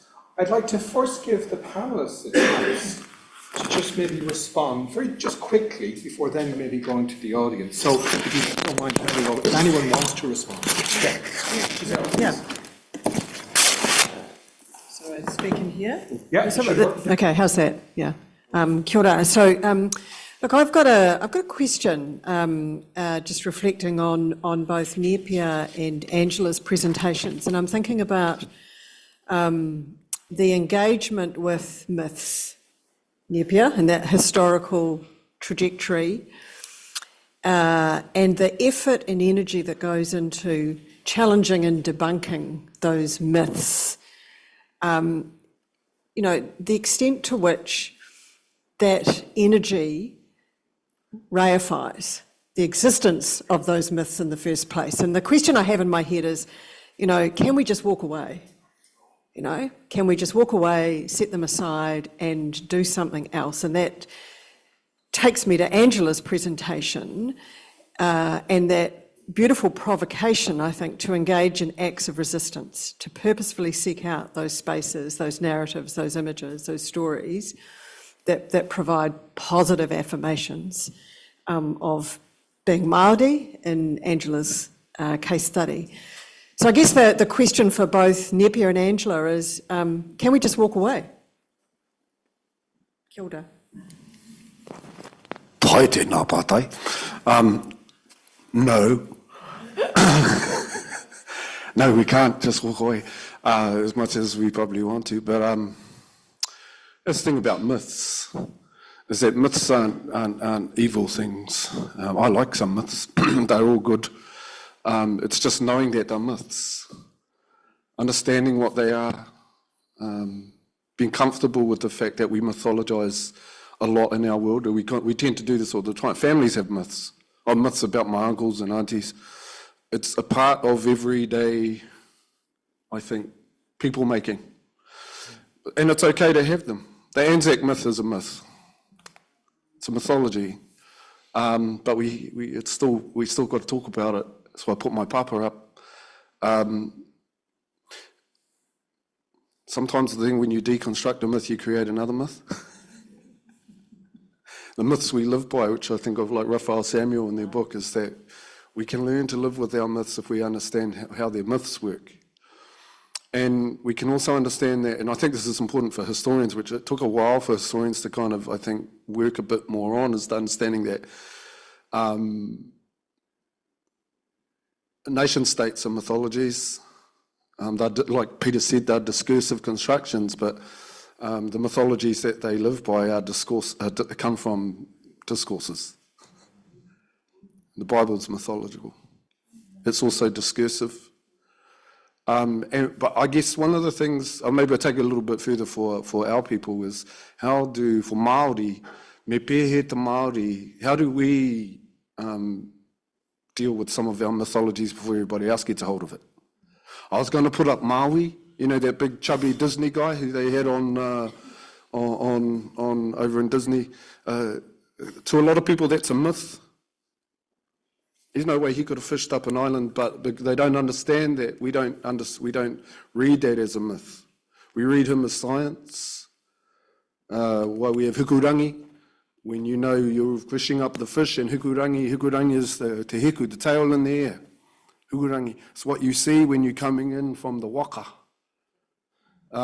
Fishing up is a metaphor for discovery. It's not a mythology that has been peddled around the Pacific.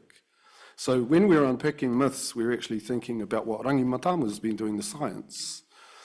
And then we can find myths in science too. So I think they kind of go together. It's just a handy thing to know what when you're looking at a myth and when you're not. The man, the myth, the legend, you know, that's what's up. Angela, please, if you'd like a chance to respond. Yeah, I have to agree with what you said, and that our myths can be embedded in science. And for me, it's who's telling that story. Like when non-Māori are talking about our myths, what is that saying? When do we get to talk about that? When do we get to centre our experience and worldviews? So yeah, not all myths are bad. But we need to be telling and talking about our myths, not other people talking about them. Thanks, Angela. So please, any questions from the audience? Debashish at the back. Yeah, no, thank you for this session. Microphone coming. Thank you. Really enjoyed listening to all the speakers here, and there's a lot that we can get out of this, whether it's discursive constructions or what Mohan was talking about, communicative inversions. Now, what I see is that, you know, even taking the examples of Mohan, white supremacy, Zionism, Hindutva, they all seem to marshal communication devices that kind of undermine indigenous ways of doing and being. And so it's a very elite process. But my thing is that universities themselves are complicit in this, right? Because we teach, I mean, if you look at communication programs worldwide, the structures of communication that are being taught in classrooms are exactly the ones that these elites deploy for unjust purposes. So, and you know, so my question, it's a broad question, and I suppose, I mean, people might ask, so what is your answer kind of stuff, and I'm not here to give the answers, but actually ask the questions, that what can we as communication scholars do to revolutionize communication theory in a way that leads to just practices, starting from the university? I mean, because, I mean, if you look at even public relations, you know, practitioners kind of stuff, I mean, they take the point of view of these corporates, you know, funded by these extractive capital and all that kind of stuff. So, you know, how can we start at the university itself and, you know, critique the whole system of the university itself to bring about more just forms of communication? And in some ways, the subaltern historiographers had laid a foundation of revisiting history as it is written, not from the point of view of the powerful, but from the point of view of the people right on the ground. Kia ora, I would love to hear the rest of the panel speak. I'll just offer a couple of thoughts. You know, one is recognizing first and foremost, Debashish, that yeah, there are institutional forces at work seeking to dismantle or targeting the institutional structure of the university. So universities are under attack. Having said that, what you point out about universities themselves historically being the infrastructures of violence, where they have institutionalized these forms of violence, really needs to be thought through. You know, I think I reflect back on when Tame Iti was an activist in residence here at CARE, at our center. And, you know, the whole program was built around indigenizing the university. And his provocation was that the work of decolonization actually doesn't happen in the university. It happens in the marae.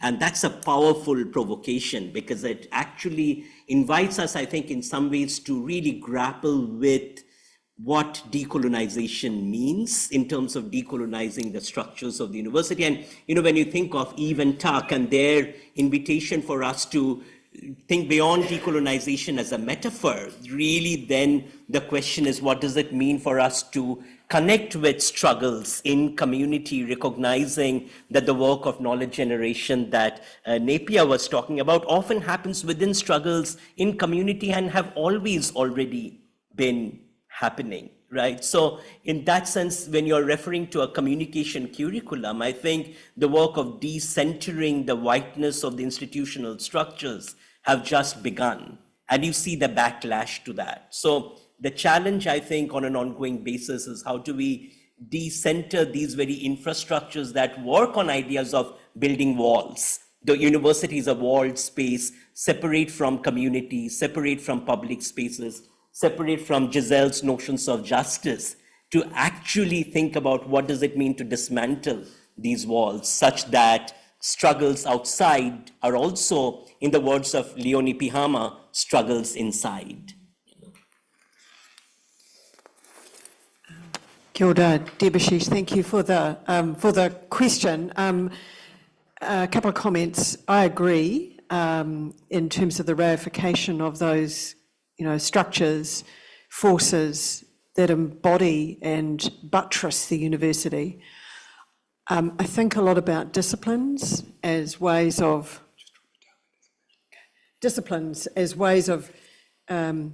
perpetuating those power structures that I think you're referring to, which it's double-edged sword, right? Because disciplines provide scholars with a sense of home, identification, and a set of discursive structures, methodologies, a way of talking about what they do, but I also think they perpetuate certain ways of thinking about knowledge.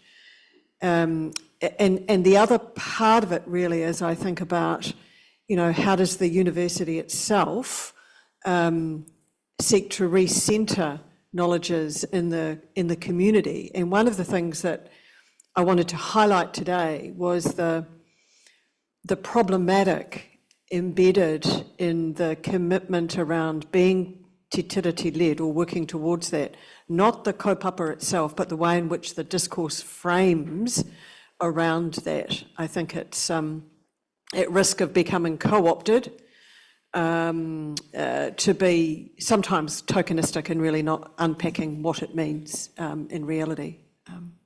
Kia ora. So maybe one last question before coffee break. Please. Kia ora. I just wanted to go back for a minute to the idea of myths. And not so much the idea that, our history, our sciences, and that as Māori is something that holds relevance, but more so the fact that within culture wars and within the context of Aotearoa New Zealand, we are always, as Māori scholars, combating the pale male, stale type of commentary that perpetuates certain ideas about Māori that generally tend to be unfactual. Any thoughts on that? And my positioning generally is that, if we have these myths, we can't leave them alone. So, yeah.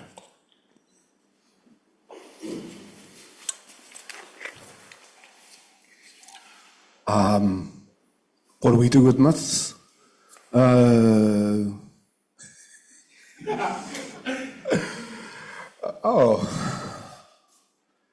Well, I guess like I said,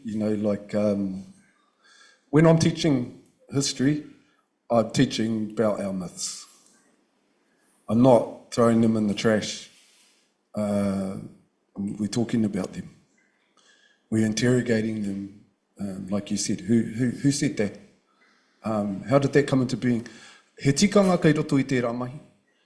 And I think that's the thing in the university, me whai tikanga tātou I ngā wharewananga, that we need to find the right tikanga. We talk about maybe ko te tika, when we're thinking about analysing myths and thinking about engaging with this stuff at the university level, we should think about the tikanga.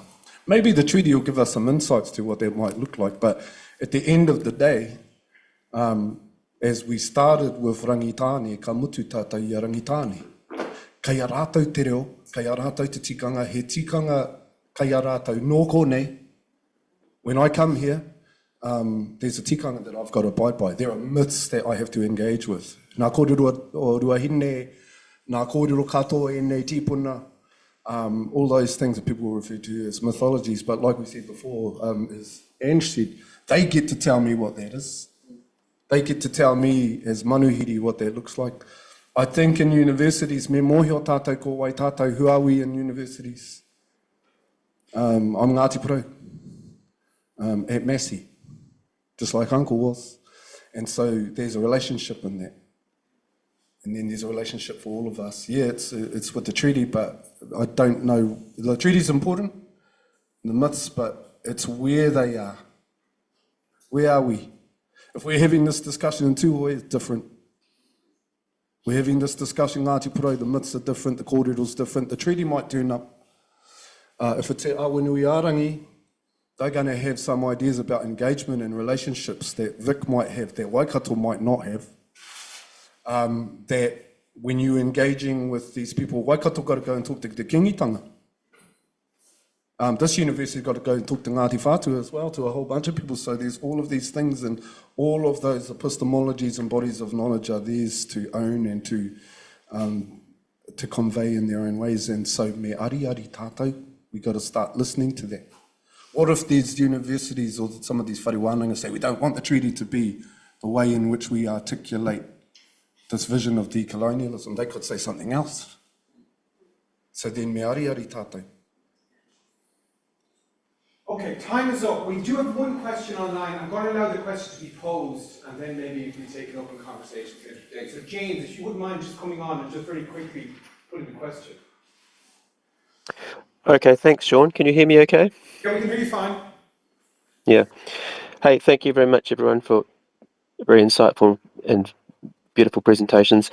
I guess my question is really around what I get from my students, which is, as a journalism teacher, teaching at Massey for 20 odd years, but particularly now I'm hearing from my students and see from my students is the sense of, am I allowed to say this? Am I allowed to ask this? The sense of that is it okay? So, I guess, I think back to Te Hokioi back in the 1860s as a really the first independent Māori newspaper, a voice for, and how that was silenced. I think back about how large parts of our mainstream media is being shutting down, how a man came up to me who lived in a rest home in Tauranga and said, I want to write about what's going on in my rest home and how, but I'm not allowed to. I've been told I can't, or they'll move me out. I think there's a lot of silencing going around in our culture and in our communities at the moment. And I really was inspired by what Nick was talking about so perhaps the best way to push back against this kind of cultural imperialism is perhaps just to grow our own voices and let our own voices be heard and nurture them. So my question, I guess, is to all of you is, how can we empower our peoples in New Zealand to not feel silenced and feel that they can grow their own voices and have their own community newspapers, if you like? I love Vic Deals in Wellington, which is a Facebook site for people, but people say on there a lot of things which you would never be allowed to say in a published newspaper without getting sued. So this is my question really, is this sense of, what I pick up as a sense of intimidation really, not just young people, but a lot of people I meet and talk to. Thank you. James, thank you. Listen, it's a great question. I'm afraid if we started trying to answer it, we'll be here for at least another half an hour, but thank you for putting it. We're going to end there, and we'll be back here at 10:55 for Ella's keynote. So thanks, everybody. Thanks.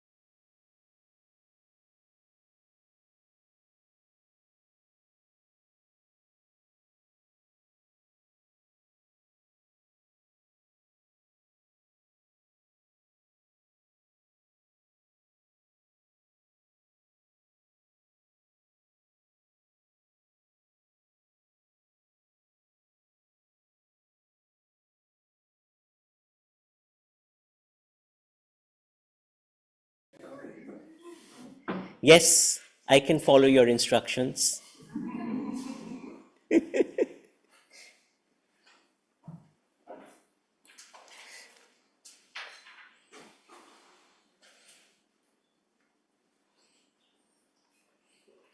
Kia ora koutou katoa.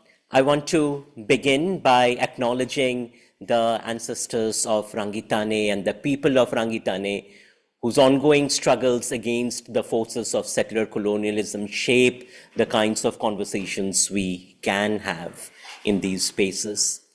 I also want to acknowledge our mutual friend and colleague, Professor Graham Hingangaroa Smith, who is traveling back and therefore could not be with us here today. But Graham introduced me to Professor Ella Henry and said that Ella is the perfect person for this conference when you're talking about disrupting and consolidating communication scholarship and research.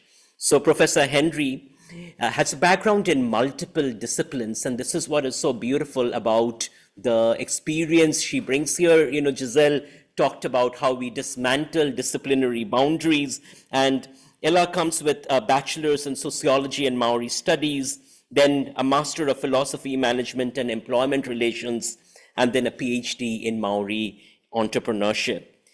She has actively been involved in research, teaching and advocacy around Maori media, Kaupapa Maori-based media constructions and infrastructures over the last 20 years. She was a treaty negotiator for her iwi, Ngāti Kahuki Whangaroa, and has been involved with the post-settlement governance entity as trustee and chair until her appointment as director of Maori advancement for the business school at AUT. It's a pleasure to have you with us, Ella, and looking forward to learning with you. I te timatanga me mihi atu kia koutou katoa e hui hui mai nei ki ngā tangata whenua tēnā koutou. Kia koutou katoa e hui hui mai nei tēnā koutou, kia ora mai tātou katoa. Ko ai au, ko Ngāti Kahuki Whangaroa te raroa me Ngāti Kuri oku iwi no muri whenua hard au. Engari he urban Māori anai nei no reira kahuri au ki te reo tuarua. When I do my pepeha and go to English, I talk about how the fact that in 1,000 years, not one of my ancestors went south of Mangamuka for a missus. It's a miracle I haven't got 3 eyes, quite frankly. Because if you've been even in the far north, you will know how small a part of the country it is. 1,000 years, not one of them went south of Mangamuka. Dang. Quite frankly. Anyway, I am here to hopefully make this sucker work. How do we make it work? There we go. So I found out today that I'm talking to historians, so I'm probably going to be telling some of you how to suck eggs. Sorry about that. But when I talk about Māori theory and what's informed me, I start first by establishing who and what the world is that I inhabit and that I'm a part of. So for me, Te Ao Māori is predicated on the assumption, which is currently being debated in some parts of the country, that we were the first humans to walk upon this land. Part of I te reo tuarua, in English, the Austronesian diaspora. I te reo Māori, I prefer to call us tangata moana, who for thousands of years have traversed Te Moana Nui a Kiwa and finding islands to call home. And so that's a little bit about our background as a people, because we were the first really to be here, but this was amongst the last places on earth to have human habitation. So it's not just that we're a very young country, but we're a very young space that humans have occupied and have given names to every tree and mountain and bird and understood the science and the technology of. So it's a kind of exciting, novel place to be located in the cosmos. And Māori society, as many of you will know, is tribal, it's kinship-based, it's underpinned by collectivist thinking, and I was thinking about that today when Lenin came into the room, because you realise that, you know, Marx and Engels had noticed Māori as a form of what they called primitive communists, and I think there's still an element of that afoot. But certainly that notion of a society predicated on reciprocity is an important part of Māori thinking that I want to talk about, the gift-giving economy, the notion of koha and reciprocity as the basis of our traditional society. And so I start my discussion about kaupapa Māori as a theory, as a paradigm, by establishing who and what we are as a people, and how what we bring to our theory is underpinned by these notions of who and what we are. But I quite like showing this for those of you who've been interested. My language group extends to the west from Madagascar all the way to Rapa Nui, Easter Island. So our continent, for those of us who are tangata moana and who have this DNA link and who have this language link, covers a sizable chunk of the planet. So not only am I never alone as a Māori because of my kinship connection to people and place, but I'm also part of a bigger polity, which is also a really interesting way to see my place in the world. So anyway, I want to talk about kaupapa Māori, which obviously is glossed as the Māori way, or any way you can translate it. For me, it's embodied in not just doing things in a particular way, but an underlying philosophy, a cosmology, and a worldview. And I was very fortunate to work with a number of scholars over the decades who've been developing what kaupapa Māori, where did it come from? Because when Graham Smith, as you mentioned, first published his paper in 1994 using those two words together, he was actually criticised because there were a lot of old Māori who said, what's that thing? What's that kaupapa Māori? You know, we don't know what that is. But actually, when we drilled down, we found foundations to that Māori way of doing and being that are very ancient, and really help to unpick the who and the what of us. And that's what I would like to do by drawing on a model developed by a dear friend and colleague, Professor Mānuka Henare.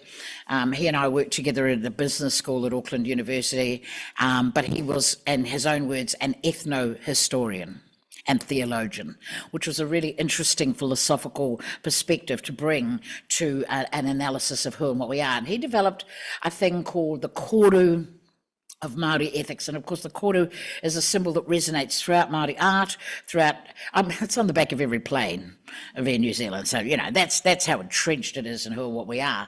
But what Mānuka did was develop, and I had to play around with doing this a few years ago, but I developed a way of thinking about who and what are we as a people? And he started right at the beginning of our pepeha, which is te kore, ki te pō, ki te ao marama. And that's the foundation of Māori identity, from the nothingness of te kore into the long dark night into the world of light. Or as the Greeks called it, from chaos to cosmos. So it's not a unique, cosmological view to us, but it is an interesting way of seeing the world, that humanity comes from this notion of the darkness and leading into light and enlightenment. And of course, at the very beginning of time is a period in te kore of io matua kore, when there is life without parent, io, life, the resonance of life. And in that period of chaos, two life forms, energy forces emerged. Ranginui, our father the sky, Papatuanuku, our mother the earth. And they were locked in an embrace in the long dark night.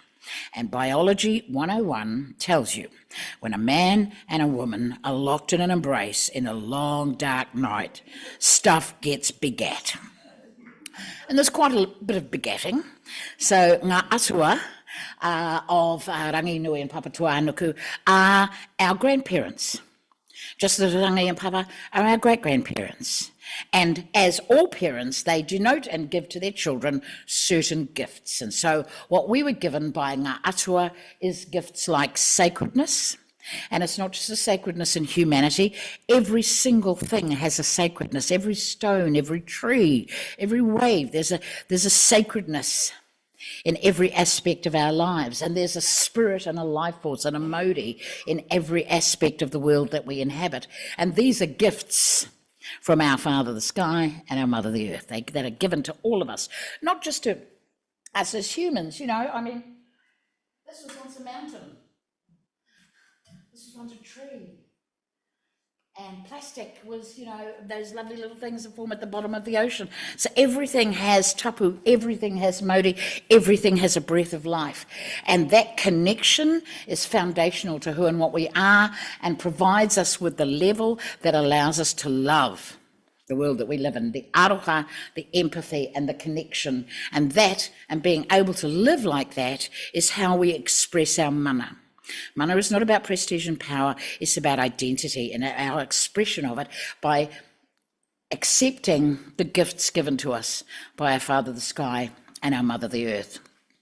And from that and our connection to that comes a flow of that which is tika or correct or pono in tikanga.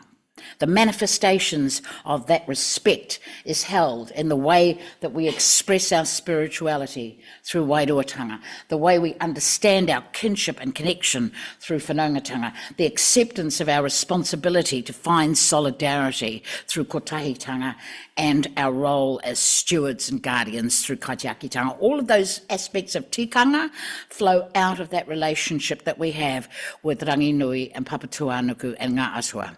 We are responsible as their children for taking care of our environment, which then ensures that we are able to express our mana, because that's all manaakitanga is, an expression of your mana. Your mana speaks through your acts of reciprocity and generosity, and that is manifest in how we weave ourselves together. Ranga, weaving, tira, people. Leadership is nothing more than the way we weave ourselves together. And so that this is not an idealized version of some, beautiful utopian world. I mean, we did bad shit to each other. But it is a foundational cosmology that helped to guide our thinking and guide our practice as we moved across the ocean and found our homeland, our home place. And so it was that was very much the underlying ethos that guided Māori thinking. We have a language that has many more words for love than it does for war. Many more words for unity than it does for disjuncture. So those, even though we did bad stuff from time to time, these are the aspirational philosophical goals that underpinned our traditional society. And it was that very much that was impacted by first contact.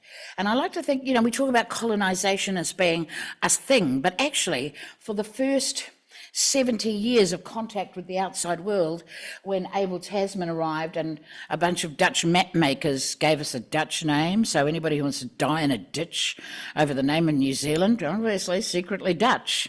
If we were called Aotearoa, we'd come out before Australia at the Olympics. You know what I'm saying? We'd be easier to find on that drop-down menu. You gotta go Moldavia, for God's sake, to find New Zealand. You know what I'm saying? That's redonkulous. But anyway, bless you. Came, went, buggered off. And then Cook arrived in 1769 with Tupai, the Hawaiian, and everywhere the Tupai came to shore, they were peaceful encounters when he wasn't with them, because we were seeing ourselves through Tupai, and he understood the tikanga, he understood the language. And so from that visit, we begin to see an increasing movement of outsiders, the whalers, the sealers, trade begins. And this is all on Māori terms. This is not colonisation. This is us opening the door to the outside world in the same way that we opened the door to the outside world when we traversed Te Moananui a Kiwa. And so I always think 1814 is an interesting year. The arrival of the missionaries, the arrival of the musket, the arrival of the Bible, all of that stuff that did really interesting things to our heads. Oh, and the rum, but that's another story. I also like to think too about 1820, Hongi Hika and Waikato travelled to England with Kendall to write the dictionary. And I, as a descendant of Hongi Hika, sorry about that, will you others? Sorry. Aroha mai. However, I think what he saw, and he did not survive 1828, but he and Waikato saw what empire looked like. And they thought, this is kind of cool. So they stop on the way home, they trade all their toys for guns, and they engage in warfare, which is great when you're the only person with a weapon of mass destruction. But the moment every tribe gets a weapon of mass destruction, then the musket wars don't make any more sense. And so we've spent the last 200 years trying to heal the damage in our own communities from that period when one particular tribe thought that they could turn the country into a little mini empire. But I think it's really interesting that Waikato survived that and went on to become one of the architects of the Declaration in 1835. So by the 1820s, we have the musket wars reaching their peak. However, they end because they were unsustainable. You know, war is unsustainable. And so by 1831, we know from Hazel Petrie's thesis that £34,000 worth of trade goods were sold just into Sydney in 1831. That's over 200,000 feet of spars. So there was a machine working here at a time when there were probably only 100 white people. So this was a Māori machine, manufacturing and producing for the international market and doing extremely well at it until one of our ships was impounded in Sydney because they would have got all the booty on it. And the reason was because it didn't have a flag. And you know, when you don't have a flag, you're a pirate. So, because it takes us so long to make a decision, it took 3 years for us to come up with a flag. We came up with a flag, and then we thought, well, if we've got to we've got to be a nation, let's declare nationhood. And Waikato, interestingly, was one of the key signatories of a document that we signed in 1835 declaring our nationhood and accepting the flag as the symbol of our nationhood. So it beggars belief that 4 years and 4 months later, we would give it all away. It utterly beggars belief. In my view, the treaty was simply another form of trade. And we'd had a good relationship with the British for close to 70 years. Who knew? Who knew? It would end in a divorce court. Oh, but it started so well. It was such a love match, a little love fest.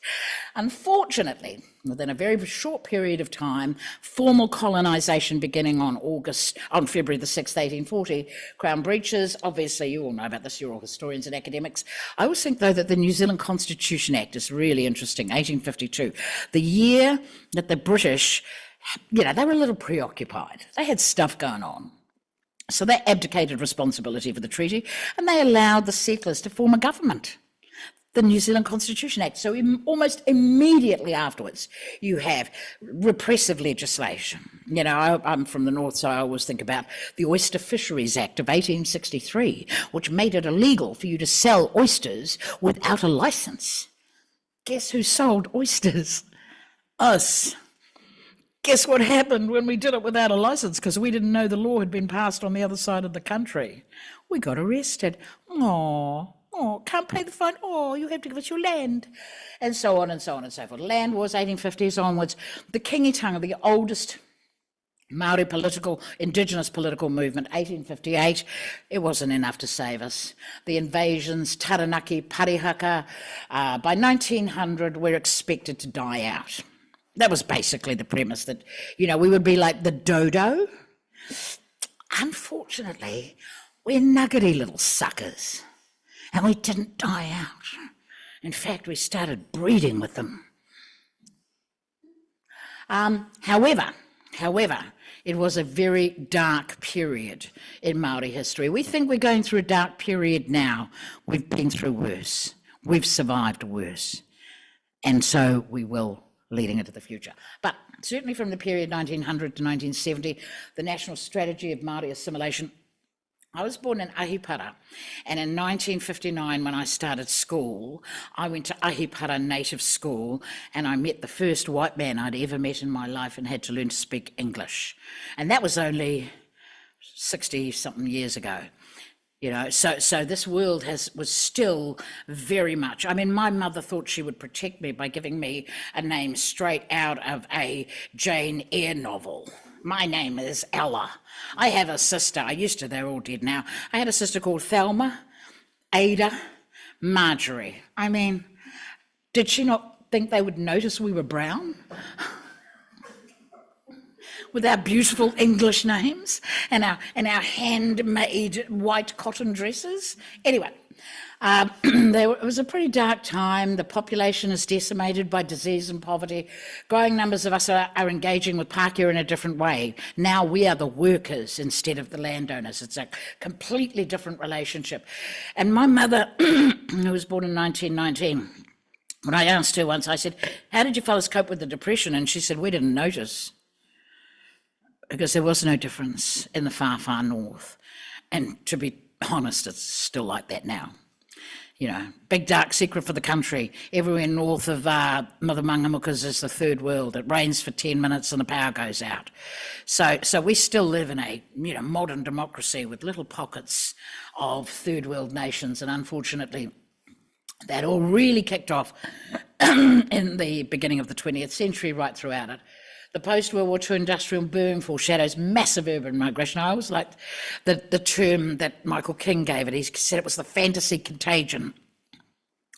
The fantasy was that things would be better in the city, and it spread like a contagion through all of our communities. And we all rushed off. And I was literally, at the age of 5, put in the back seat of the truck and went from Pukapura Road in Kaitaia to Portage Road in Newlyn, where my mother worked at the potteries and my dad worked at the tanneries.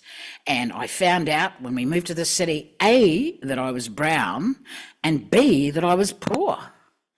Because I didn't know that up home, because I just lived in a village. But when you come to town and you're suddenly a minority in a school where you get called a little nigger, where you get called a dirty hoary, where you get called all the words that break your little understanding of who you are in the world, it is undermining. Let's call it that.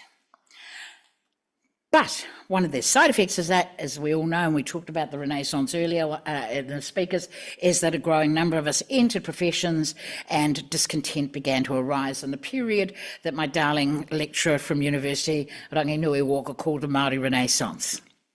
And he so aptly wrote about, and so well, that a group of young, educated, empowered, articulate Māori hit the world in the 1970s and spurred along the Tino Rangatiratanga movement.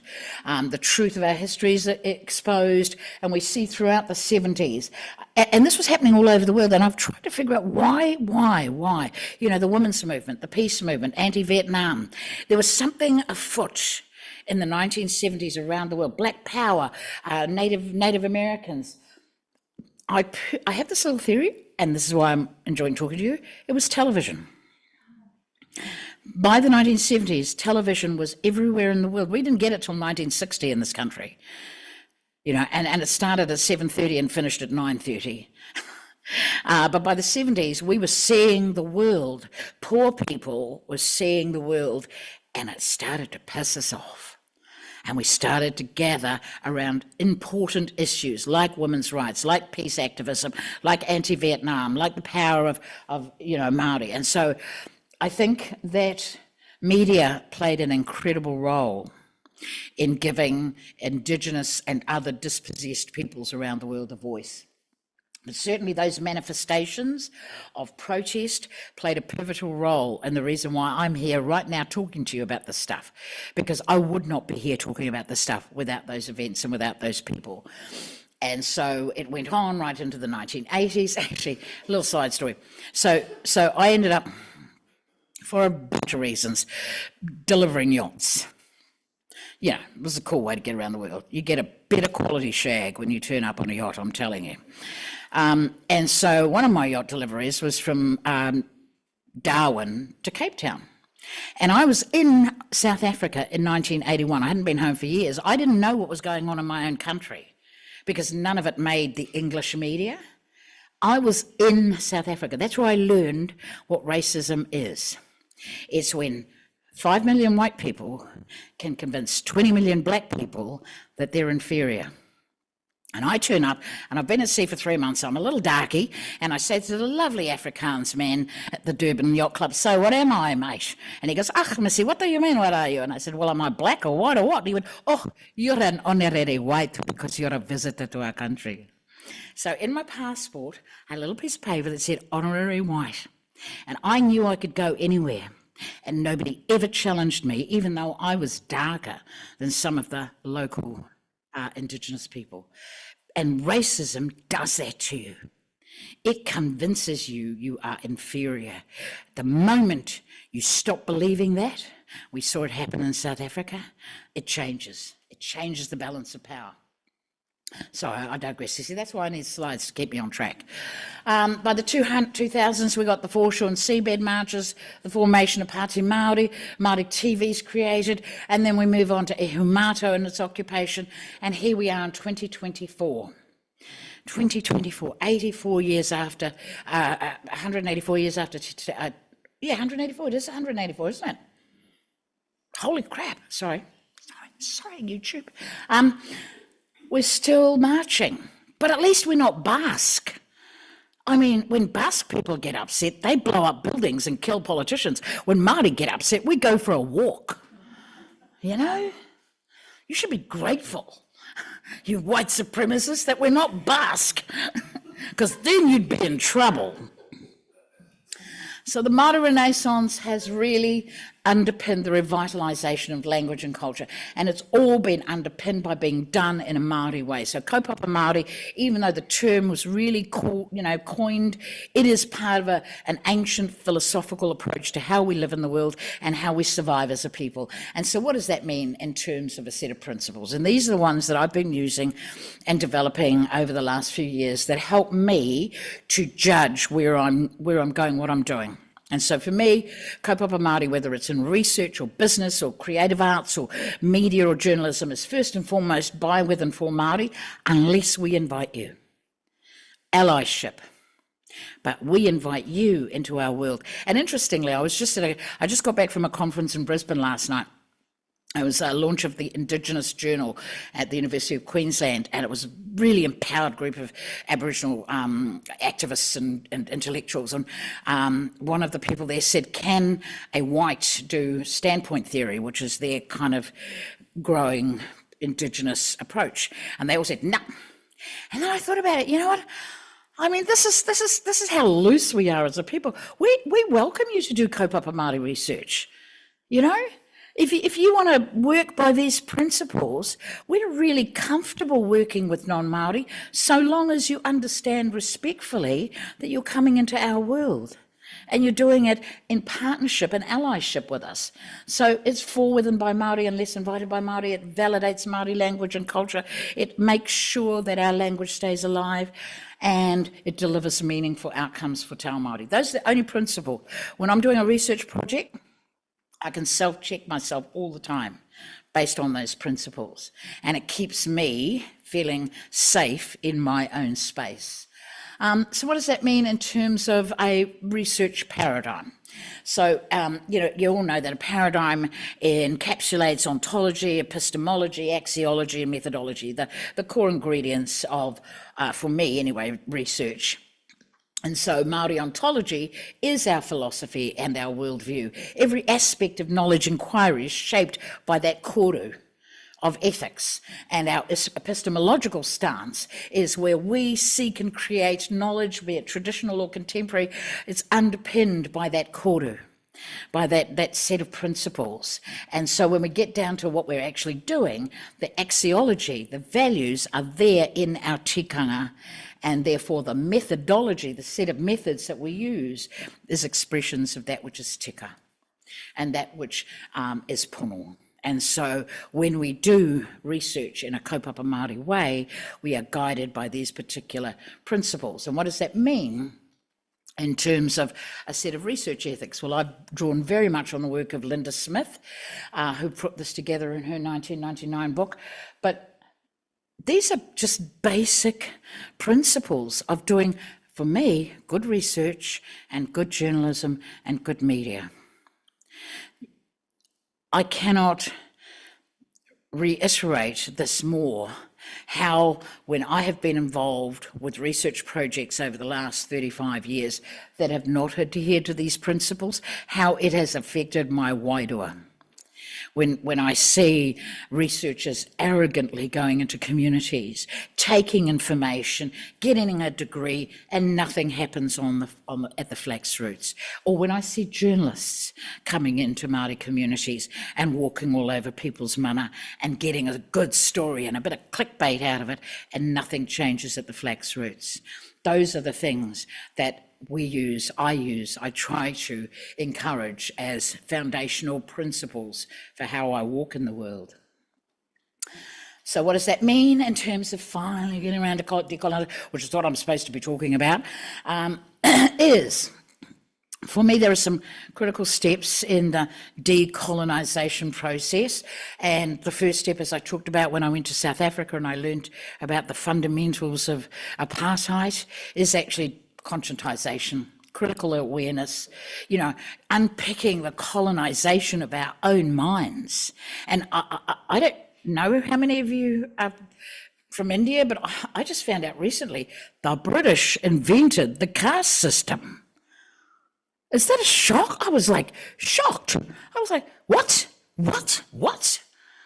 But I mean, it was a thing that existed from what I was watching this amazing lecture, but they instituted it into a structure in the same way that they created in this country a set of iwi that they would deal with. So in the north, why deal with 500 chiefs when we can just say Ngāpuhi is the north?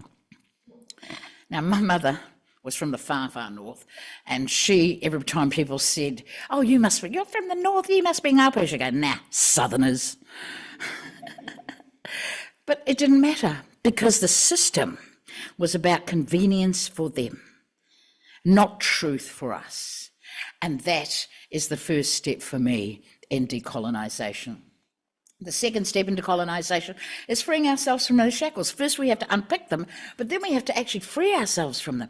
Because you know what? I spent a big chunk of the first 50 years of my life, I'm 70 now, so I've been kind of relatively free for the last 50 years, being really upset that I wasn't 6 foot tall and blonde with blue eyes, because that's the vision of beauty that I was sold. Now that I'm 70, I rock because I'm a Māori woman, mate. I'm telling you, we're in our power time. Nobody tells me to shut up anymore. I love it. I love it. But you spend all of this time obsessed with models and images and truths that are foisted upon you by a machine whose sole purpose is to oppress you and to control you, and unpicking those shackles of intellectual and physical oppression by what is essentially a very Eurocentric knowledge system. I just wrote a paper last year called De-othering, because DEI is all about, let's take care of the other, but who gets to decide who's the other? Because demographically, the smallest sample of humans on the planet is white men. Did you know that? When you add up everybody by race, creed, and colour, and they've managed to convince us that they are the top of the food chain. And we've allowed it to happen. And the day we stop allowing it to happen, it will stop happening. That's my view anyway. The third step of decolonisation is forming collective awareness, because it is not something you can do alone. The only way we can really change is by finding ways to work collectively, collective consciousness, underpinned by allyship, multiple sectors, intersectionality of race, gender and class. It's that intersectionality that gives us, and being able to work across those intersections, that gives us real strength. So I have people who look at my children. My children are I call them caramellos. That delicious mix of dark chocolate and white sugar. You know what I mean? And they are 100% Māori, 100% Dalmatian, 100% Irish, 100% Scottish. Because who gets to define their ethnicity but them? And they are all of those things, and they're proud of all of those things. So allyship is not just about how we work together politically, but also how we work together as communities and accept the diversity of who and what we are as individuals. And the fourth step is acknowledging our privilege. I'm incredibly privileged I come from a family that was dirt poor. My mother had school till she was 14 because they couldn't afford a horse for her to ride to the next town where there was a high school. My father had left school at 12. My mother made me learn to read before I went to school because she loved education so much. I'm so glad she lived long enough to come to my master's graduation. She didn't make it to my PhD, and if she were alive, she'd be 108, so, you know. She had a good life, and I'm just really glad that she was able to see that all that work she'd poured into me had worked. But I'm privileged. I have degrees. I'm in a high income group. I have choices. I just got off a plane last night from Brisbane to get on another plane this morning to come to Palmerston. You know, or Palmy, as the young man in front of me said on the plane this morning. Those are privileges that many of my people, my Māori community, do not have. And so I need to use my privilege for social action and social justice, because if I don't, then I'm not doing a kaupapa Māori thing. I'm not living a kaupapa Māori way. And so the last point I want to make is around how kaupapa Māori can inform resilience, and work that I've been doing in recent years has been around the capitals. You know, we started talking about capitalism, and obviously the key element of capitalism is capital. The idea that value can be dissociated from products and turned into some kind of artificial value system called money or currency or wealth is all a social construction. But there are other kinds of capitals, and so I'm really interested in how Indigenous people around the world have been using those capitals. The first being social capital, which we all have, and networks. We all know the quality of our networks has value, but also as Māori and Indigenous people, our cultural capital is important because that is our identity. That is who and how we walk in the world. And increasingly, I'm aware of the importance of spiritual capital. It's a thing. It's not just mumbo jumbo. It's an actual. And for those of you who joined the Toitu Te Tiriti March and were able to be in Wellington as the haka went down the main street of Wellington, or who went to Matatini and experienced the beauty of kapa haka, or who even get a buzz out of watching the All Blacks perform a haka at a game, you know that a thing happens. And you know, we had the image of Hana Rafferty, the $3 billion meme, the 3 billion people meme. That was people all over the world going, oh my God, what are they doing? That's so cool. But really, it's about that connection at a visceral, spiritual level when we get to experience the truth of our identity at a spiritual level. And so for me, kaupapa Māori allows those capitals to flourish. And when they flourish, they reinforce kaupapa Māori principles, they strengthen us as communities, they ensure strong bonds of allyship, and they make us, I think, a better and stronger community. So that's the key I wanted to finish on. There's a bunch of references because I'm an academic and I get paid by the word. So, you know, there's references there if you want to dive deep. But how long did I talk? Okay, sweet. Questions? You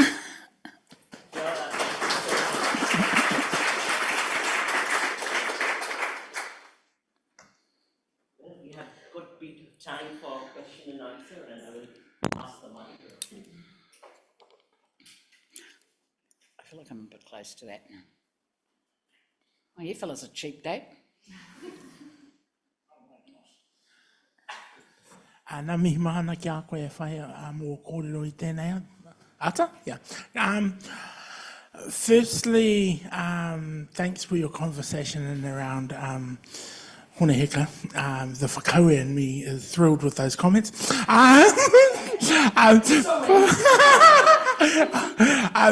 But for myself, more recently, because I occupy the thing of being the Māori political scientists in this, and I'm always in a position where I'm reacting to white European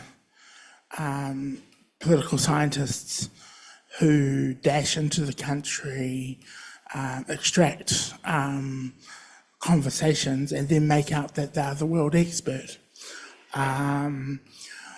And the way in which they define our concepts aren't exactly how we would define them.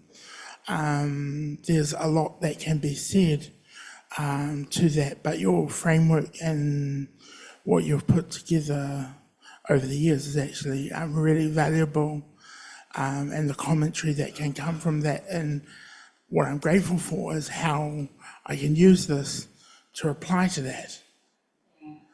That's such a good point, because Indigenous people have been data mined now for a few hundred years and as I say to my Native American friends, the only reason they're called an Indian is because a white man was lost.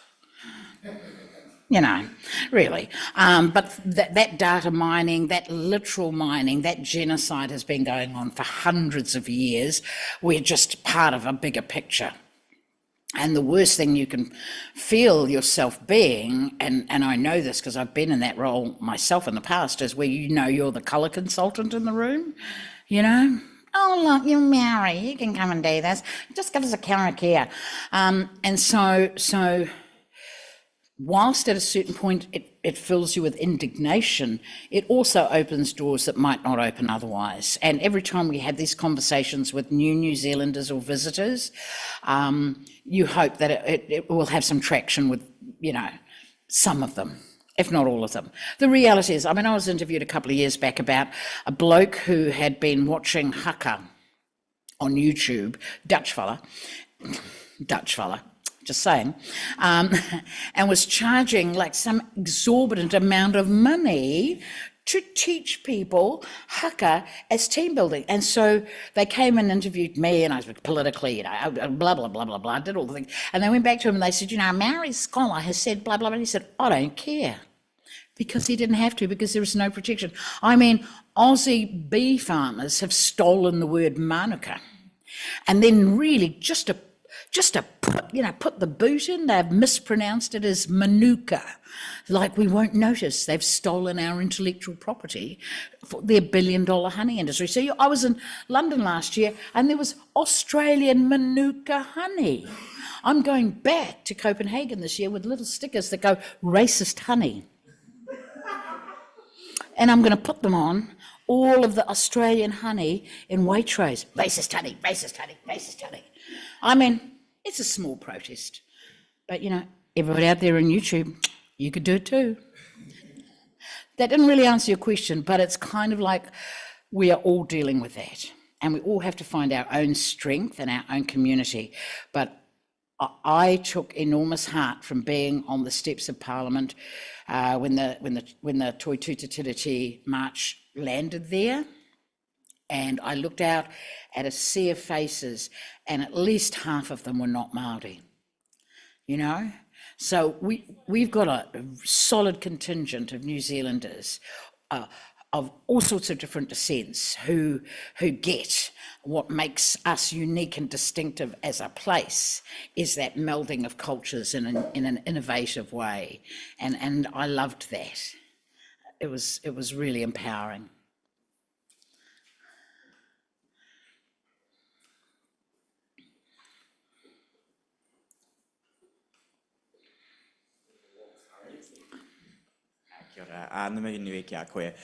My partai was, I guess we're seeing a bit of a resurgence in the Māori political movement, especially with the Treaty Principles Bill. And I wanted to ask, where do you see that going? Do you see that kind of engaging more with the political institutions we currently have, such as more submissions on bills such as the Regulatory Standards Bill, or do you see that kind of evolving outside of the political institutions we currently have? It's such an interesting question because a lot of us are thinking about what that actually means. 270,000 people put a submission together. Probably 200,000 of those people had never thought of doing a submission before, and they weren't bots. So there is a sort of groundswell that is, I think, heartening. However, the thing about political activism, and I say that as somebody who has now kind of, you know, the 80s, the 90s, the noughties, and the teenies, and now here we are in the 20s, is that if you don't maintain the impetus, it can dissolve very quickly into a kind of laissez-faire. I can't do anything, you know, it's useless. What's the point? I can't make a difference. And so that's where I think collective will and communities of care come into play, and having conversations. I mean, I think I can say this in this room, that we have, you know, like most countries in mature democracies, we have a crisis of the left. We don't have a left. You know, we have a small isolated Party Māori, which alienates some people because it's so fringe. We have a Green Party, again, that's quite small, and then we have a Labour Party that doesn't know what it is. And so we have nobody really taking care of the most disenfranchised and the most vulnerable. And into that vacuum has seeped this really insidious, which you spoke about in the first panel, this insidious ideology and political movement of greed. And the only thing standing between mining and the environment in most countries in the world is the indigenous people who have the high moral ground. So what do? They get into power and they get rid of us by whatever means. And what's happening in the Amazon, what's happening in Chile, what's happening in the Congo, it's all part of the same deal. All you need to do is get rid of the fuzzy wuzzies, and that'll give us great access to all of this, you know, limitless wealth. It's so antithetical to my own philosophical worldview that I can't get my head around it. However, it's incredibly persuasive. You know, wealth, privilege, power. And so your question, which I've completely forgotten, but really haven't, is how do we move forward during this time of political resurgence? It's going to be through you and all of you who are under 40 in the room, because I'm going to be dead.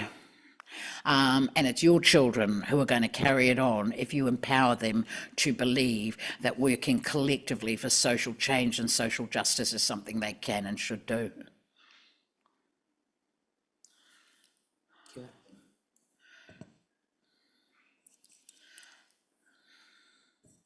Ella, thank you for a fantastic presentation. So I have a long-winded question, but hopefully not too long-winded.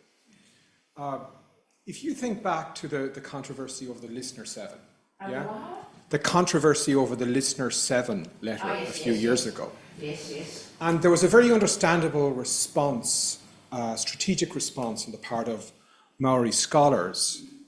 I was one of them, and I got death threats. Okay. For the letter that I wrote. Well, I was just thinking, so an important part of that defence was to insist that Mātauranga Māori constitutes an alternative understanding of science. And this makes sense. It makes sense as a strategic response. There's a lot of reasons why, and it's obviously has a sound sort of epistemological, ontological basis. Are there potential risks with that as a response, given the general rise of a culture of scientism within, or a sort of reinvigoration of a culture of scientism within the university? It actually might link to the political science question. Because sometimes, and actually this is linked to all the anti-woke conflicts, because a lot of the anti-woke pedagogues online, they disparage subjects like critical race theory and so on, because they're not science. So can you maybe talk about that, and whether, so in one sense it's a good strategic defence to say Mātauranga Māori constitutes science, but to what extent might that obscure the rich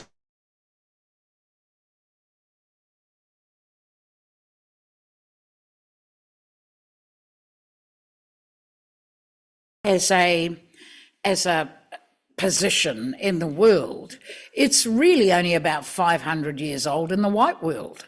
You know, you go back prior to Enlightenment, and you know, there were still whole sections of Europe that were Gaia-centric. And, you know, I read this really interesting thing that the burning of the witches that came about after the plague was because most of the healers, the herbalists in the villages had cats, and the bubonic plague was spread by rats. And they didn't die because they had cats that ate the rats. And so because they didn't die and everybody else in the village died, they must be witches. So, you know, science is still very new in the world. Which means that it can be challenged, I think, on multiple platforms, because the kinds of science that is utilised by the peoples of the Amazon region and the kinds of science that is accepted right throughout parts of South Asia. You know, the Buddhist Tao art science world is equally challenged by white Western scientism, but has a much longer history and has worked. So I think we, as a species, as a human species, I mean, we are kind of on the threshold of, you know, a fifth extinction event. It really irritates me that one day the planet may be controlled by a cockroach, because only cockroaches and sharks have survived the last 4. Damn it. But because of the fact that science itself is relatively new, I think that makes it vulnerable to challenges, and it makes it open to reinterpretations in a way that those deeply immersed in scientism don't accept, because they won't. So you've got the scientisms, and then you've got the anti-scientists who are just stupid anyway. So, you know. I mean, stupid people make stupid people, and eventually they just end up being patted on the streets, quite frankly. So I'm not worried about the anti-scientists. It's how we build our own scientific foundations predicated on a wider interpretation of knowledge in the world than the purely Eurocentric model that has been purported to be the only one. And at the end of the day, it's a very small group of people on the planet who are saying that. I mean, they're outnumbered. We just, you know, you young fellas just have to outlive them.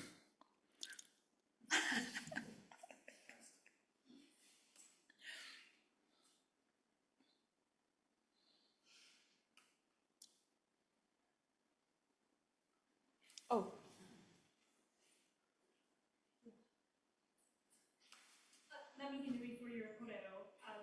I'm so intrigued by your idea of these capitalisms that are not the capitalism, and I've never thought of that as something that could be anti in a way. So I guess my thought is almost like, how can we kind of elevate these other forms of capital so they can perhaps be as powerful as the one that's oppressive? I mean, the first thing is naming them. You know, we all know these exist, and we all know they're part of our life. We've just never used that language to describe why they have value and tangible value. And because I'm really interested in looking at alternative economies, because I genuinely believe if we can't figure out alternative economies in the next 10 or 15 years, my grandchildren are not going to have a planet to grow up on. So I'm invested, you know, I'm in.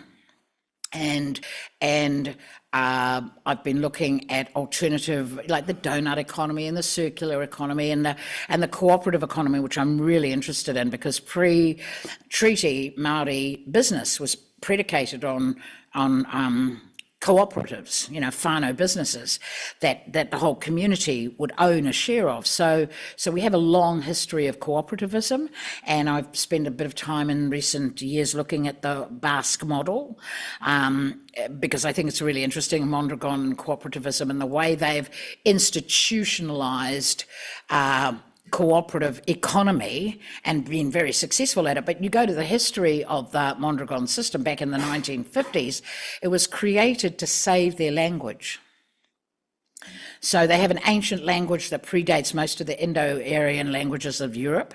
I don't know where they came from, but it's a very old language, and it was under threat by first the Spanish and then the French, who wanted them not to be different, you know. So the very first communes were based on the notion that people who were in the commune would also learn to speak the language. And so in the 1940s, it was something like 6% of Basque people spoke, I think it's pronounced Escuda, but I might be wrong. And now it's up to 25.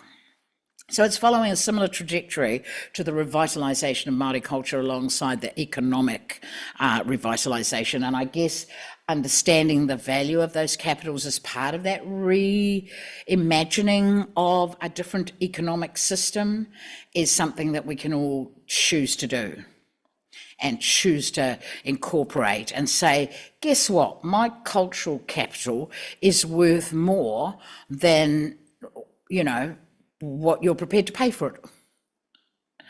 And it's interesting because I just came back, as I said, from Queensland, where the University of Queensland has incorporated cultural load as a part of their employment relations, collective employment relations agreement. So when the Aboriginal community do welcome, that is considered cultural load, and it's recognised. We still don't have that here. And in fact, one of the questions you ask, you know, you put in a position where sometimes you're doing a mihi or you're doing a karanga or you're, you know, whatever, and it's not considered a cultural load and a value to the cultural capital of an organisation. It's just expected we're going to do it.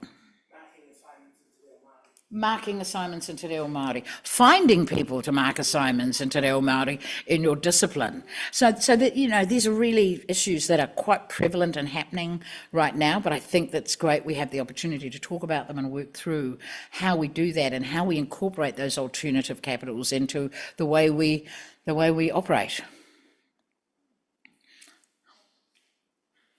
Just a comment, Yeah. It's really an addendum. Thanks, Mohan. Here at Massey, we do have that facility within our enterprise agreement.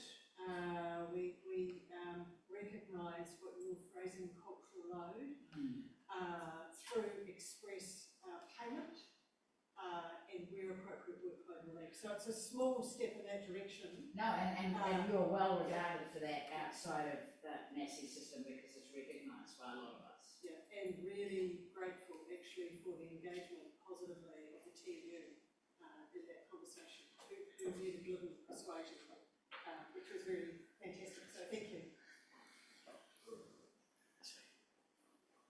Okay, Anna, thank you so much.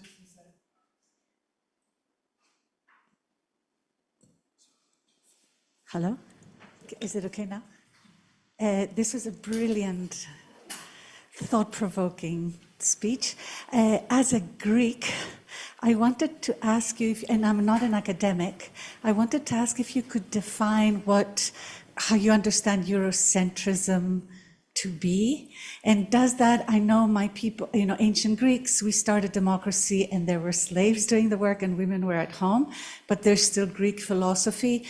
Would you say Eurocentrism includes all of that? Is Europe in people's minds Anglo, or is Europe also Mediterranean? All that kind of stuff. That's such an interesting thing because I think I've said this to you before, that the one other place that I think I could live in the world besides Aotearoa is Greece. Love the weather, love the wine, love the olives, but also the culture, which is very similar. Family is important. You know, every village has it comes together to have conversations and talk and discourse. And so I felt really at home when I lived in parts of Greece.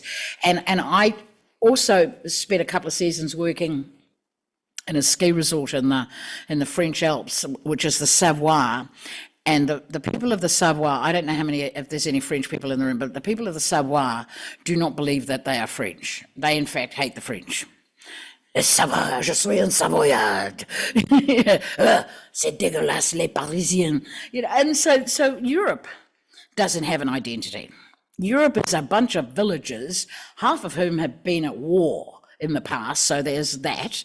But very much for me, the Eurocentric frame of thinking is very Anglo-centric, really. And because Britain was such a powerful empire for hundreds of years, that Anglo-centricism got exported to America, which is now a world power. So you've got 400 or 500 years of particular views. And, you know, I know Irish people and Scots people who hate the English as much as we do.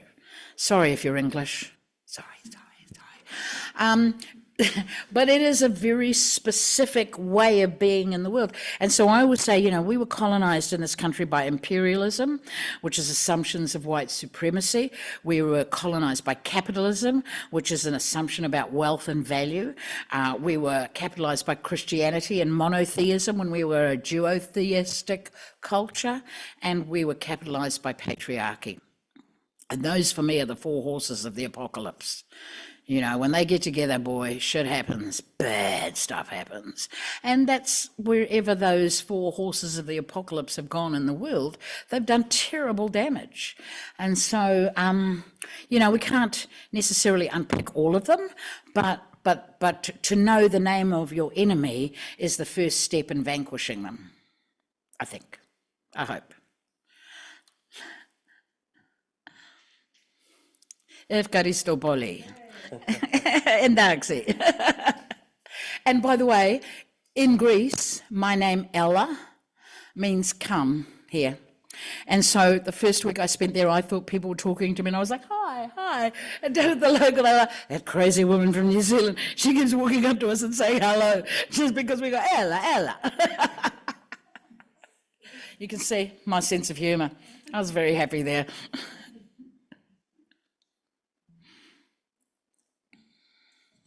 Kia ora, Aotearoa. I wonder if you can comment on the current state of research, because it's great to see a lot more scholarship provided for Māori to do Kaupapa Māori research, but I'm also seeing increasingly Māori being asked to be the cultural advisor for Pākehā-led projects. And do you see that as something that we should avoid from because that's not Kaupapa Māori, or something that we should do it if we see that person as an ally, we should help the project to flourish? Yeah, where do you stand around that? While I'm concerned that there is clearly a very anti-Māori bias in research funding allocation, I'm a lot more concerned about the lack of funding to the humanities and social sciences, because that shows an extraordinary lack of understanding of where some of the greatest innovations have emerged in the last 300 years. Business is 120 years old as a field. The sciences, I remember I went to a museum somewhere in London maybe, and there was a letter framed by Einstein. He was writing to somebody, I don't know, but I read it. It was because it was just brilliant. And he was going, they're trying to call me an economist. I'm not an economist, I'm an artist. He thought he was an artist. And that great art is great science. And I think a society that forgets that doesn't nurture that, is actually working towards its own demise. So I'm far more worried about the lack of funding for the humanities and social sciences. Māori will survive, we will keep on doing research, we will keep on pumping out our stuff in the channels that we find. But I'm really worried about the intellectual foundations of my country. In other words, stupid people seem to be driving it at the moment. And that is not sustainable, and it is not healthy, and it is certainly not contributing to a resilient future as we move into an increasingly scary time for the planet. We're going to need a lot of good science to cope with the growing numbers of climate refugees and climate crises. And, I'm doing work at the moment about communities that can't get access to insurance because they've been hit so many times by climate and natural hazards. And so this is just the start. And if we can't figure out how to deal with it better and be stronger as communities, then I genuinely think that go the cockroaches and sharks. And I don't mean the football team.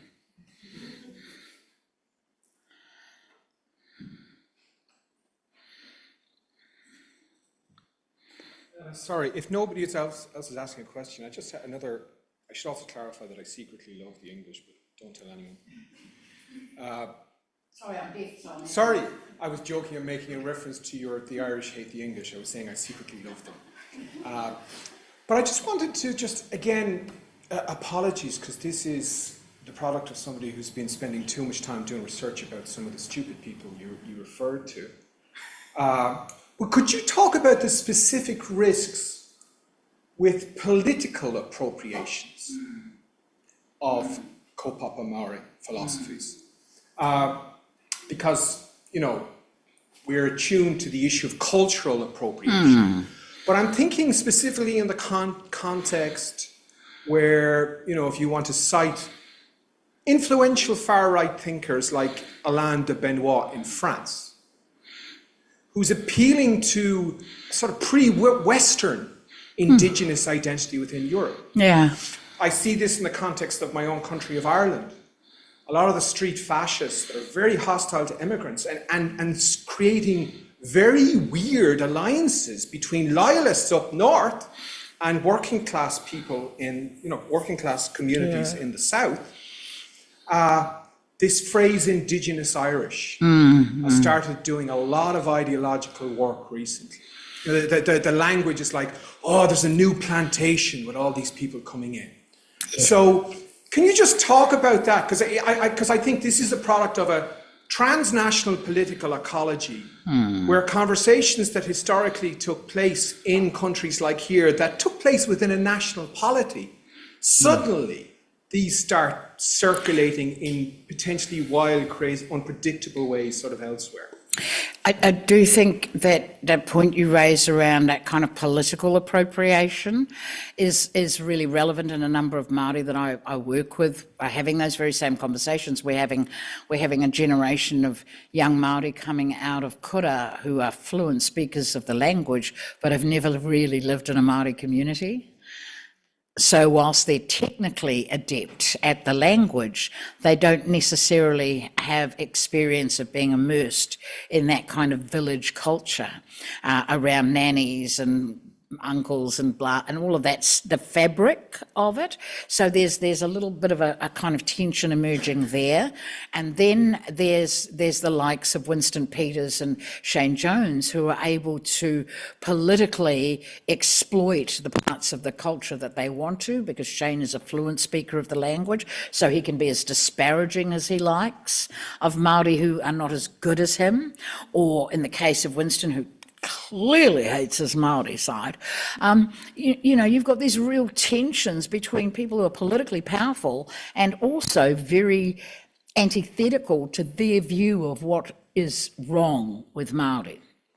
So, new generation coming through, a new kind of Māori is emerging, and then a new sort of set of political challenges from those in power who are attacking us. I mean, if you just stood around and thought about all of those as problems, you would drown in the potential negativity of those elements.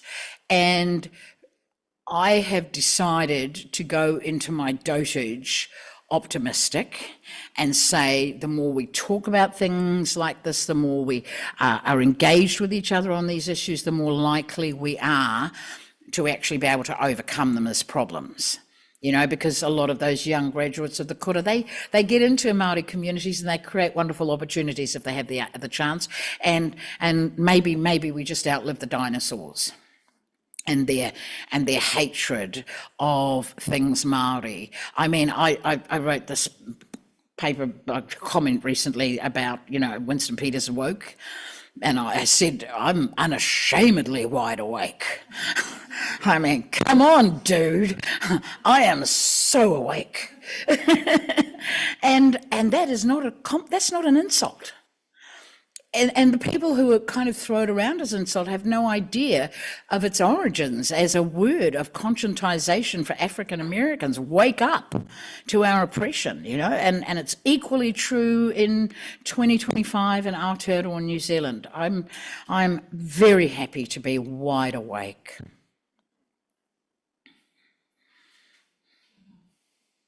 Any other questions? One last question we can take from the floor. Oh, we can have lunch. We can. Before we do that, I just wanted to pick up on Sean's question. I've been holding back so that everyone could speak. Can you hear me?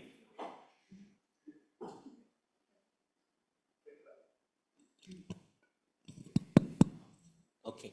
So, similar to what Sean is articulating, I wonder, Ella, if the concept of indigeneity itself, like I see with the Hindutva movement In India, for instance, the concept of indigeneity itself as people of the land is mobilized by far-right fascists to specifically articulate a particular kind of highly marginalizing politics. So I guess, what are the sites of resistance to that kind of incorporation of indigeneity into material forms of violence? I mean, you see that with Zionism, the claim to indigeneity mobilizes the Zionist movement. Exactly. I mean, I tend to draw on the UN definition of indigeneity, which talks about a population that have an intimate relationship with a particular part of the world that has been impacted by an external force, which is so. I mean, those elements of being vanquished, of being marginalised, I guess, are fundamental to my concepts of indigeneity, but I understand it's a highly contested field. And it's interesting because one of the people I met when I was at UQ in the last few days was a Kiwi who's ended up in Australia, but he, because they were Māori, he did the pepeha thing, and he talked about how his family came to Ōtepoti in 1860 and have lived there continuously and blah, blah, blah, blah, blah. And I thought to myself, I mean, at some point in our identity as a nation, we're going to have to deal with those different interpretations of indigeneity that I think are important, because, and that's why I go back to those kaupapa principles, if you really genuinely care about all of our identities and validating all of our languages and cultures and empowering all of us, then we end up with a better country. And that doesn't mean that I expect more rights. I would quite like past ills to be addressed.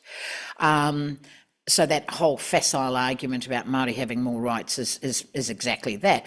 But having said that, we do have some wrongs that have to be righted as part of that evolution. But I do think that when I watch little school kids, white and Asian and all sorts of different colours and creeds, belting out a haka at the school footy game, my heart, that's spiritual capital. My heart is warm. And I'm like, wow, isn't that cool?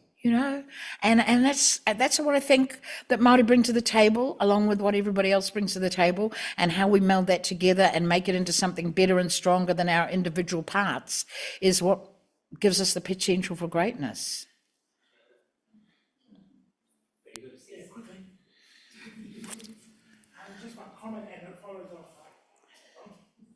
Just one quick comment, and it follows off the last two questions. Graham would basically say that we as kaupapa Māori scholars shouldn't domesticate kaupapa Māori, and the fact that a lot of Māori, even if you're peer reviewing them within their own work, and you bring up the point that they should be more political and forthright, and you're also saying that there are pockets of Te Ao Māori who had never grown up with these politics, who had never been exposed to this, or had grown up in very different ways.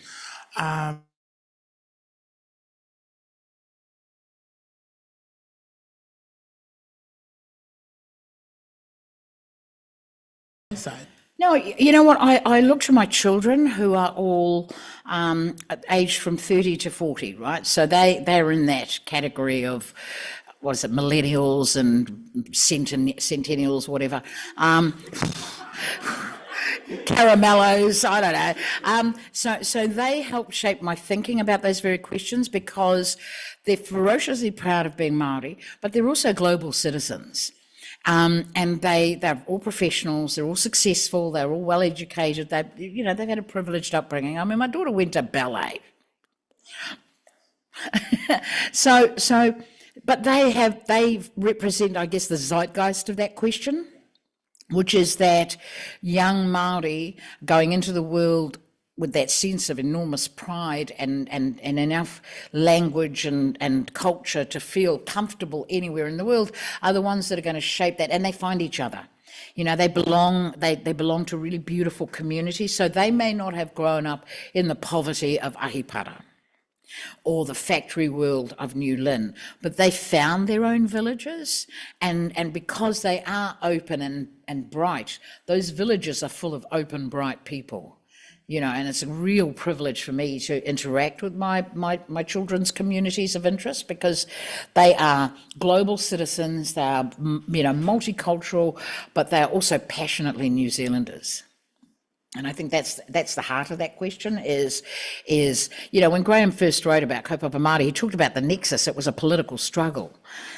We've moved on in the last 30 years to some other spaces and places. Yes, the political struggle is still there, the nexus is still there, the racism is still there, but there are also pockets of real change that we're all part of. And that's what I'm choosing to focus my energy on. Kia ora. Thank you so much.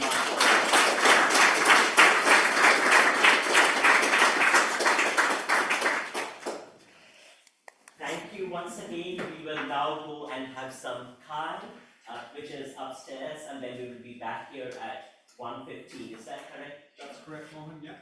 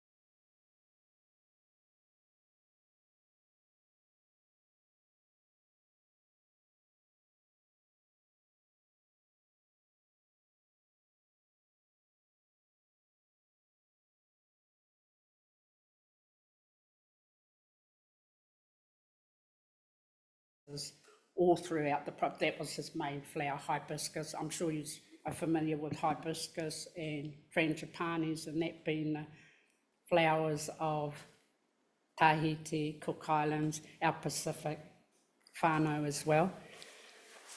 So we had that. So I must say we were brought up on quite a good marakai diet, straight from Papatūānuku, all organic, and that inspired me as well, was that we can do these practices again. Those practices that are handed down are definitely in this space now, not the capitalist type, not the economic type.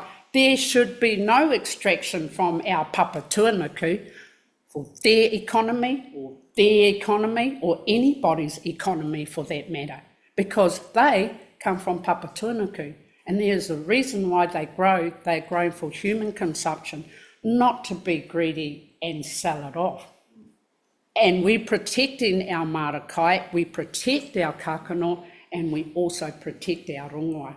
And that is the whole, I guess, when I'm talking about Māori are connected, we look after everything. We're not just we start from the kakano, the seed, and then it carries on. And that's how we see Te Tai Ao is very much the big scope of our world, of Te Ao Māori, Te Ao Huri Huri, Te Ao Marama.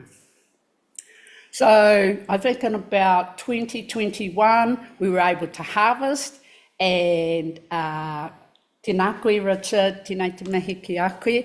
Richard was quite prolific in our filming when we started out on our marakai, and he filmed us planting, harvesting.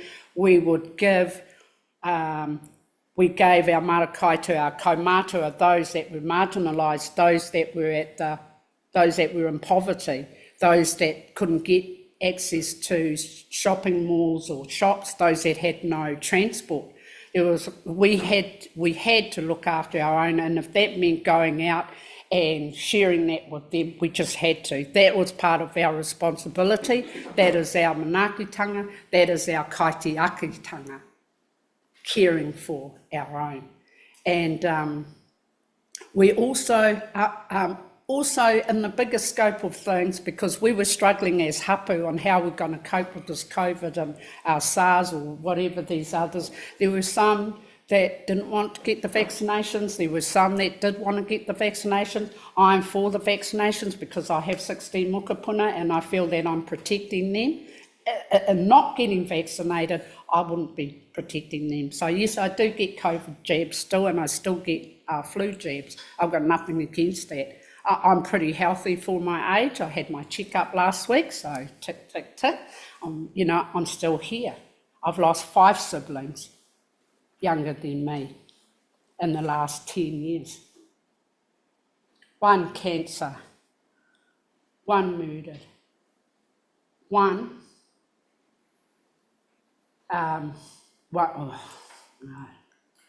very sick, and another through an accident. Now, recently on the news that I heard was about this, what do they call it? It's like crash tackle. I only just recently heard it on the news last week, and I thought, my brother died from that. My brother died from that. I have 10 brothers actually. Well, I had 10, I have 5 now. But I come from a rugby league background, as there's no rugby league, rugby, all that. So all my brothers played, even the girls played rugby and rugby league. I had 3, I got 2 sisters. So it's 13 all up. But, knowing what I know now and standing here in front of you is that my younger siblings didn't get the chance for this. Actually, they were lucky even if they got an education. So I'm not doing this just for my siblings, my whole whānau, but my mokopuna and the future of my whakapapa, because it means the world to me. My whakapapa as a Māori and Māori wahine. So anyway, getting back to the taiwa, from there we were able to sell. Richard might be able to show us some slide, perhaps, at the market. Perhaps. Well, anyway, our surplus we sold at the fielding markets, and we were able to give back to the community. We have a pātaka kai in fielding. We have ngā kaitiaki o Ngāti Kaupapa for food resources for not just the iwi hapu, but for the community at large as well. And so we have a lot of people from the community as well accessing that kai that we were able to grow from our own whenua. And thanks to Kia and Mohan for helping us set up those projects. Ngā mihi. Thank you, Anthony.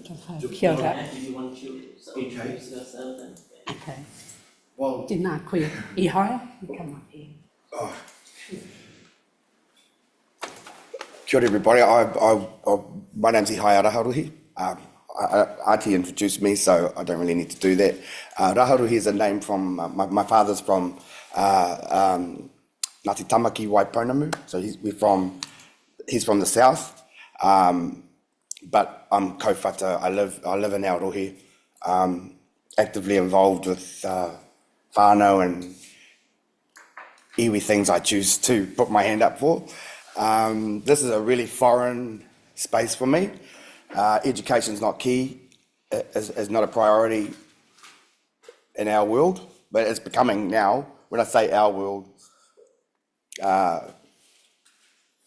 kouwhata really.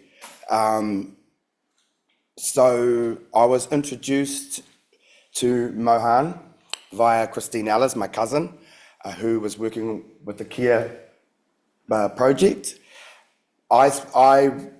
So it was brief for me, and it was specific because what we were talking about was sexual violence amongst minority groups, and that was identified as the rainbow community, disabled, aged, and immigrants.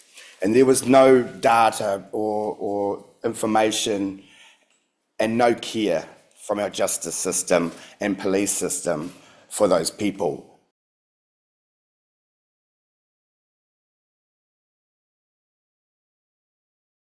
So I'd only just started the journey, so it was really raw for me. I had to actually kind of step out, but thanks to Mohan, he kept me involved with the research and the project, and that manuscript is incredible, and it goes all over the world now. So I see who's asking for that piece of information, huge piece of research. So my experience with the justice system over 3 years of trying to find justice out of a hugely violent, sexually violent relationship has been a journey. And then to know that there were people actually doing research about this and asking questions and challenging the system, and why aren't these people even heard or seen, or where's the information? And wow, that was empowering, because when you enter the justice system as a victim in a same-sex relationship, you're not seen at all. They had I was referred to initially to one of their special units, which was 2 people that worked with the rainbow community that had done a 2-week course. That wasn't good enough.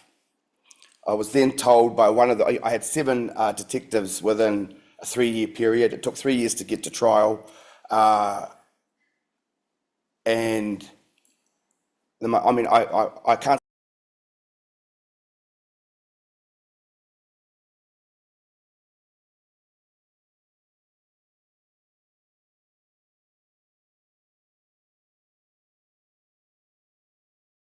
to you. Then, you get comments like, from one detective said to me, I just thought this was normal in gay relationships. And, so this is a man this is a detective who's supposed to be working for you, but he can't get his head around the fact that this happens within minority groups. Others were like, oh, I just can't. I remember one detective saying, I watched your footage, I watched your interview, and I just couldn't understand it. He said, it's much easier to watch a woman's interview than to watch, and I was just like, puzzled by that. Like, you can't watch my interview, yet it's okay to watch a woman in the same situation, and that's okay. So went through this process, lots and lots, finally got to court. That was horrific. The whole process was horrific. Meanwhile, you continued with this paper, and and you put my name on the paper, so I'm very grateful for that. So challenging those systems, the bias and the racism and sexism, and within those structures, that's going to make a difference if they listen. They have to listen. The other thing is, Auntie came home last night and someone out there said this statement, can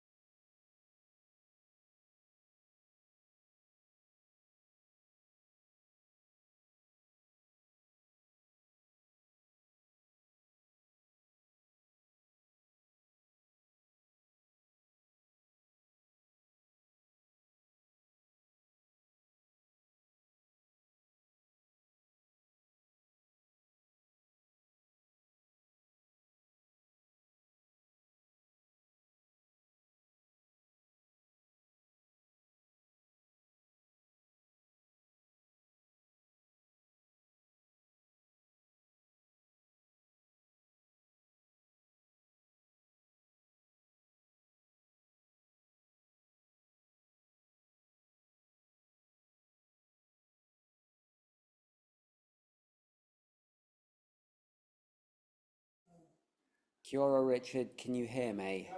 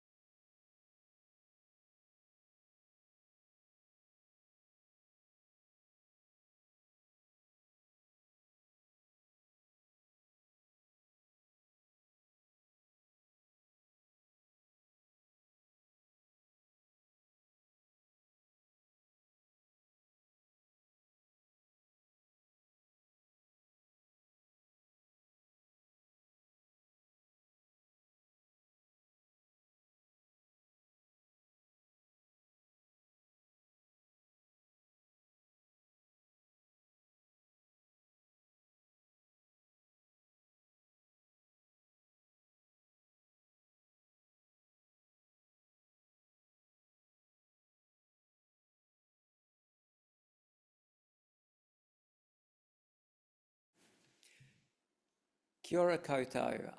Welcome to one of the final panel sessions here on Saturday, and apologies that we're running a little behind schedule. We'll try not to be so late so that Nick can get to the pub as soon as possible. This final session is entitled Digital Technologies and Affordances. We've got 4 presentations, 3 that are going to be in the room, and we've got 1 that's on Zoom.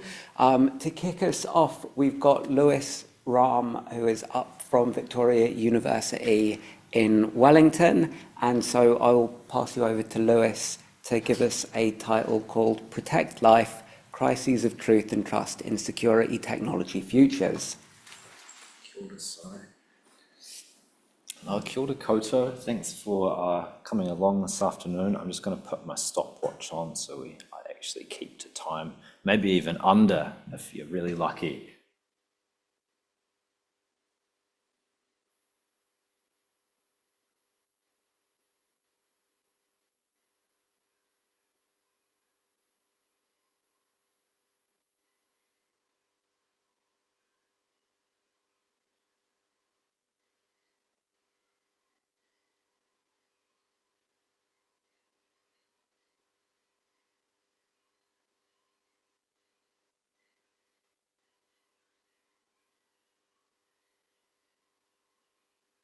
On that and press the mute button, Lewis. This is techno-solutionism gone really badly.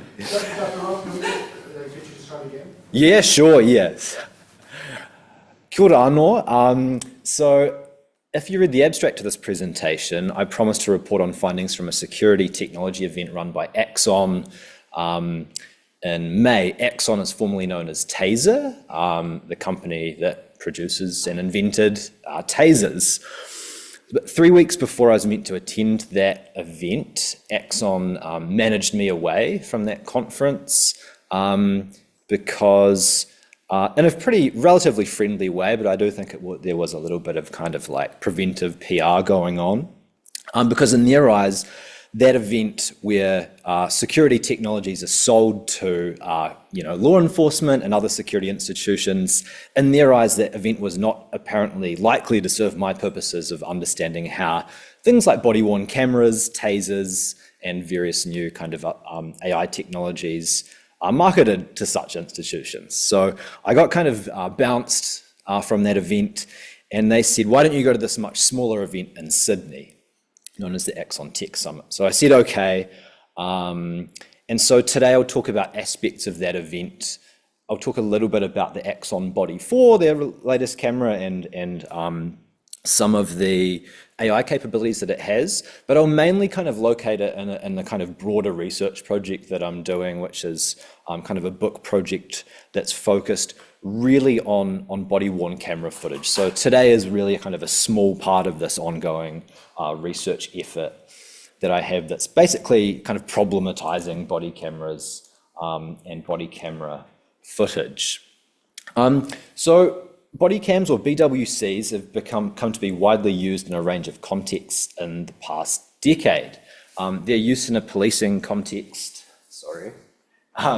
dates back to the mid-2000s in the UK, and their use exploded in the US following the murder of Michael Brown in 2014. The widespread deployment of body cams in the US owes quite a lot to what was called the final report of the President's Task Force on 21st Century Policing, pithy title of a report commissioned by President Obama back around 2014, 2015. And basically one of the big findings of that report is that body-worn cameras should be deployed pretty widely in the United States. So Obama pledges about $75 million to police departments to institute BWCs, and there are, I think, very few departments today that don't really have them sort of over a decade on. The rollout of body-worn cameras was conducted with pretty much little to no evidence on their actual effectiveness. When you talk about effectiveness in body-worn cameras, you're basically talking about the reduction of complaints about officers on one hand, and the kind of, let's say, undue violence against citizens on the other. So they're intended to kind of manage police public relations both ways. They're seen as inherently kind of benign technologies, and public perceptions of BWCs tend to be, because they're seen to deter officer misconduct, they're seen to kind of do what they say on the tin. Officers discuss what they call, again, I'm going to use scare quotes, as a civilizing effect, wherein citizens tend to have more positive interactions with police when BWCs are used. At their core, BWCs are understood by police, generally by the public. There were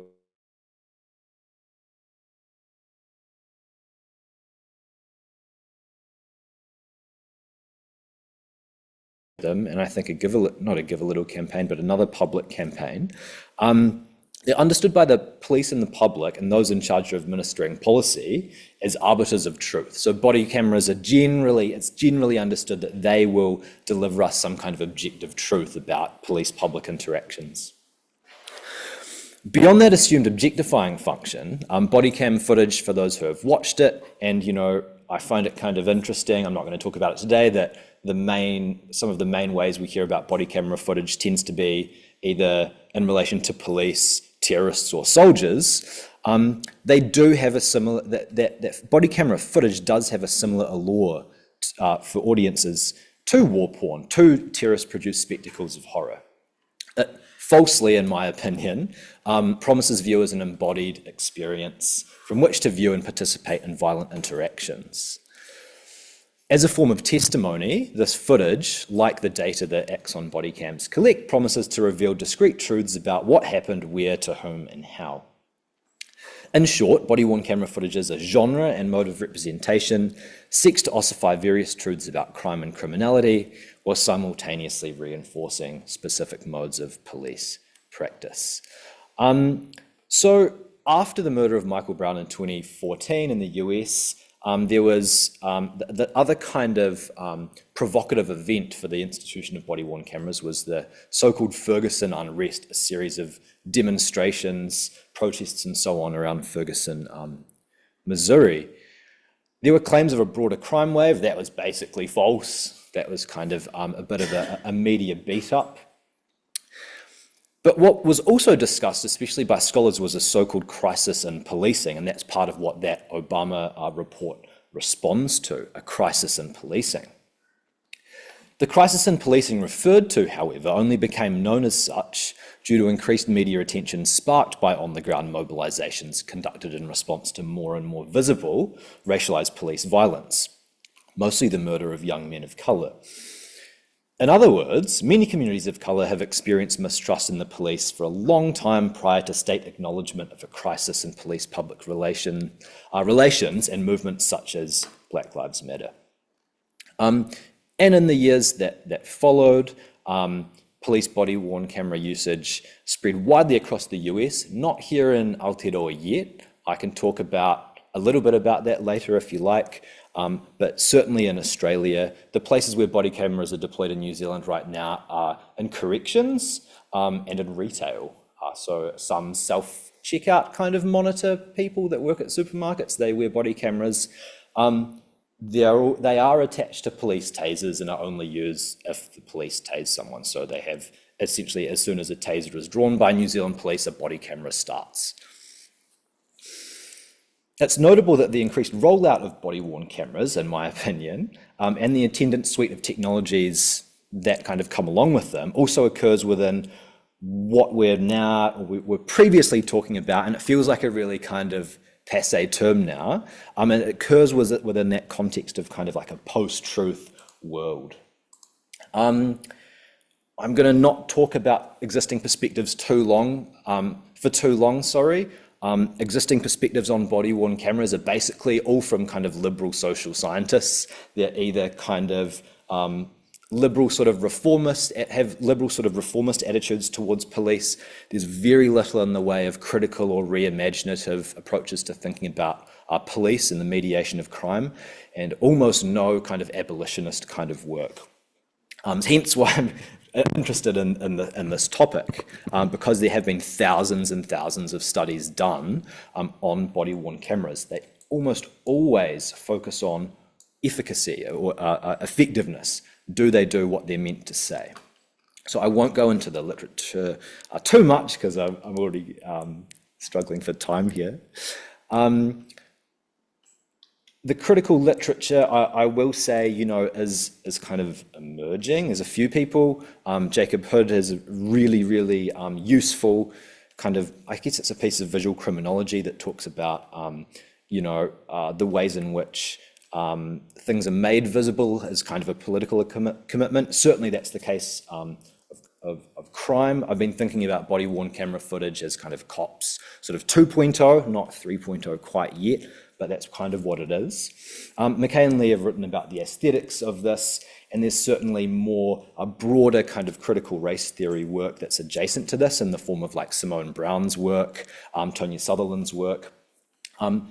The body camera book, in my opinion, is from Bryce Newell, and again, we're happy to talk about that later, but that's essentially an ethnography of body cameras as they were introduced in a particular police department. What I really want to think about instead is the idea of kind of the ways in which body cams continue to be used, how the suite of technologies spreads, and the kind of cultural context that that happens within. And the idea of post-trust, I said before, I think it seems like people have, in most cases, moved on to talk about mis and disinformation now. That's like a much kind of sexier topic than like 2016, the 2016 word of the year, post-truth. But I find it really interesting, you know, other folks at the moment are also working on kind of trust as kind of a problematic, as kind of related to post-truth, as related to mis and disinformation, and so on.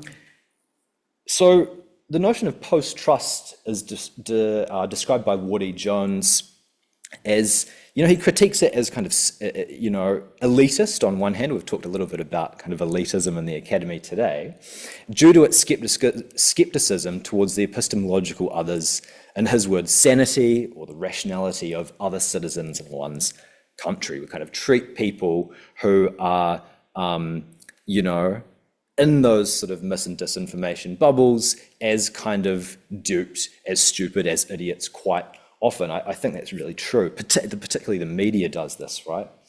The notion of post-trust instead explicitly names a particular set of conditions where people that were once listened to and taken seriously about complaints that when it comes to state violence and other kind of issues with the state are no longer kind of listened to. On one hand, the case of the body-worn camera deployment in the US kind of might seem to contradict that idea.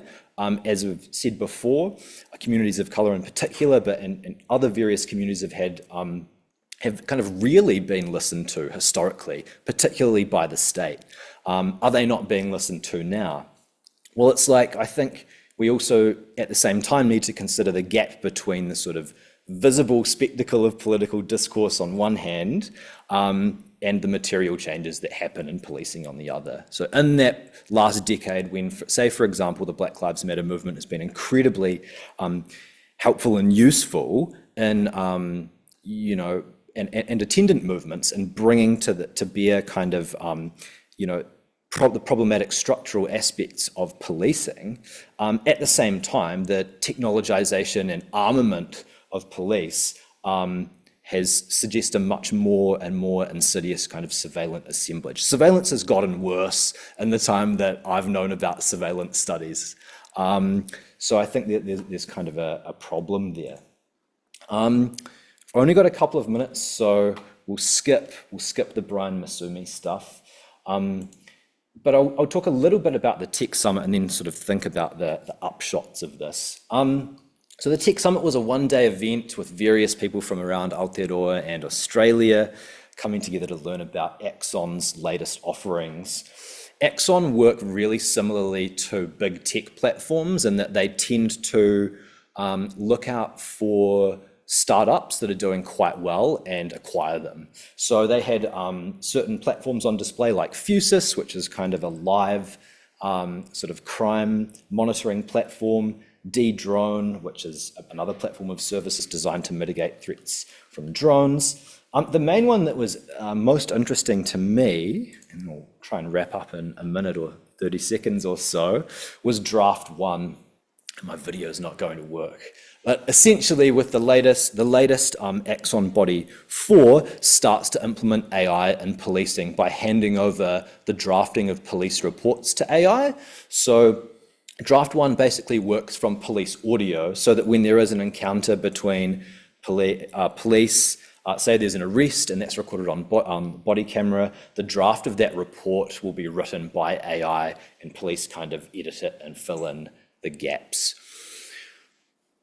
In this video, the Axon's kind of drive for this technology, or the thing that they really kind of I suppose, display as one of its main features, or one of its perks, is that by spending less time doing bureaucratic things like reports and the kind of procedures of crime work, you can be doing stuff that cops are meant to do, like be out on the street and so on. Interestingly, that was not like at the Tech Summit. The speaker that they had employed to kind of advertise Draft 1, he was really much more, essentially appropriated the language of like wellness discourses to say, no, I don't want my police to be burnt out and so on. So actually what I want Draft 1 to do for them is make it so that they can get home in time for dinner with their family, or something along those kinds of lines.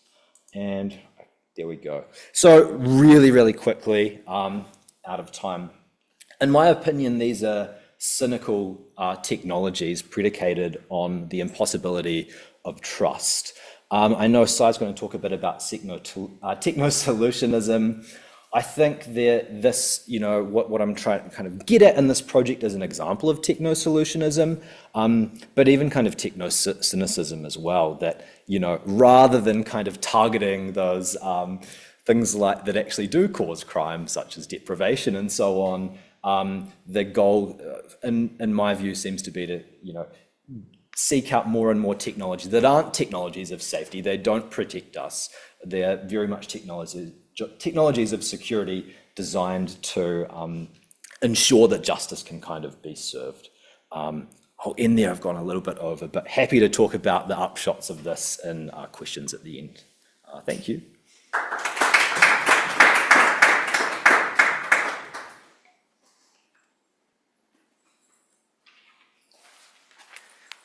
Awesome, thank you, Lewis, and what an excellent segue. I will just try and sort the tech stuff out quickly.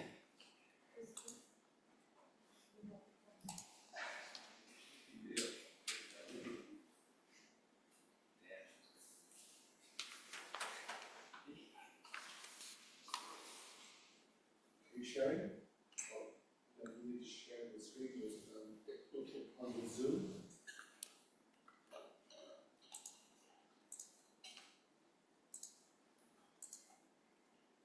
Is that coming through to you? Awesome. So, tēnā koutou katoa, ko sai Taffel toku ingoa. My name's Sai, I'm based here at Massey, and this talk is called Disruptive, Inaction, a Taxonomy of Technological Solutionism. So I will try and pick up from where Lewis just left off by talking a lot about some different forms of technological solutionism in relation to this idea of disruptive inaction, which is my way of trying to think through some of the conference theme around disruption and consolidation. And it's a term that obviously rips off the idea of disruptive innovation, the kind of paradigm that we associate with digital technologies and Silicon Valley, which is kind of exemplified by both the exponential growth curve of Moore's law and also this famous quote from Mark Zuckerberg that Facebook's ethos is to move fast and break things, which was meant as a good thing, although when we think about it in the cold light of day, breaking things usually isn't great. And in fact, Zuckerberg himself has subsequently said, actually, maybe breaking critical infrastructure isn't a wonderful thing. But arguably, if we think more broadly about our global economy, exponential growth that moves fast and breaks things is not a bad description for what is going on at like a pretty large ecological level. So there's also the kind of disruption that is associated with ecological crises. So the climate crisis, but also what's going on with the biodiversity crisis, the sixth mass extinction of life on the planet, the chemical pollution crisis, so microplastics and PFAS and things like that. And at this point, we might be tempted to say, well, disruption sounds like a really bad thing and we probably don't want it. But we also need disruptive change if we're in any way, shape or form interested in what we might conceive as a just and sustainable future, because business as usual is greenhouse gases increasing every year. And we kind of know that a couple of years ago now, in order to meet our Paris Treaty obligations, which Aotearoa and most other nation states have signed up to, we needed over 40% drop in greenhouse gas emissions by the end of the decade. But each and every year they are going up by more instead, with the one exception of 2020 when much of the world was in global lockdown. But if we were to try and actually hit that goal that we need to meet our climate targets, we would need about 3 times the drop that we saw in 2020 every single year until we get to net zero, which obviously is not the direction that we are headed in, which would strongly suggest that we need some kind of radical systemic change to get anywhere near there. And yet, mainstream political economic discourse is that basically we're doing okay, we don't need to worry, we don't need change, capitalism is going great, because basically technologies are going to sort all of our problems out. And so this is what's commonly known as technological solutionism. It's a term that was kind of popularized by Evgeny Morozov in that book over there, To Save Everything, Click Here. We should probably note that Morozov was mainly talking there about what he describes as problems that don't really exist. So smart fridges and smart bins. But more recently, the term has really been broadened, so it's now applied to all kinds of social and environmental problems, and I'll come on to AI a bit later.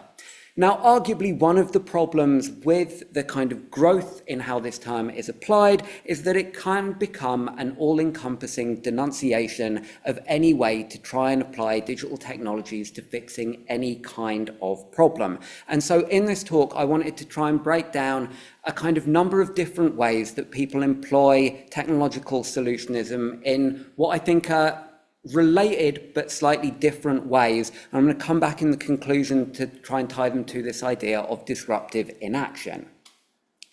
So the first type of solutionism that I wanted to talk about is faith in progress. And this is basically just the idea that we don't need to know what or how or have technologies that work. Technologies are just going to make problems go away, so don't worry about them. And it's well exemplified by this quote from John Kerry from a few years ago, where he's talking about climate change, and he says, half the reductions we have to make to get to net zero will come from technologies we don't yet have. That's just a reality. And that kind of deterministic perspective on technology is not a new one, but it's one that I think we should question in relation to some of the historical claims that were made about transformative technologies. So the slide I've got features a famous quote from the 1950s that nuclear power was destined to give the whole world electricity too cheap to meter by about 1980, which quite obviously is not something that has happened. And so we may want to critically reflect on these deterministic claims that unknown fixes will mean we don't need to change political economic systems today. Now, a second type of solutionism is kind of related but slightly different, and it's what I'm calling seductive fantasies. So this is where you've got a solution which is a bit more concrete than just faith in progress, but where the solution is one that's incredibly unlikely to affect the problem or affect the problem within a timescale which we need to when we're talking about eco-crises. And so the slide I've got is an example of this. So Elon Musk recognizes that for a kind of digitally powered green energy transition within the context of a growth-based capitalist economy, there is a major shortage of numerous critical materials, so like lithium, cobalt, nickel, and various other things. But he says, don't worry, we'll just go and get them from Mars. And so SpaceX was meant to be on Mars, colonizing that planet. Originally in 2018, this was like a magazine cover talking about SpaceX is going to be on Mars in 2022. Obviously it wasn't. Now it's meant to be there in a couple of years' time. Whenever they eventually reach Mars or not, they're not going to be moving hundreds of millions of tons of minerals from Mars to Earth to fix ecological crises that we need to be addressing now. So this is a great example of how there's this belief in disruptive, transformative technologies, which is a way of saying you don't need to do anything to change what you're doing at the moment. Keep shopping, keep flying, all is well.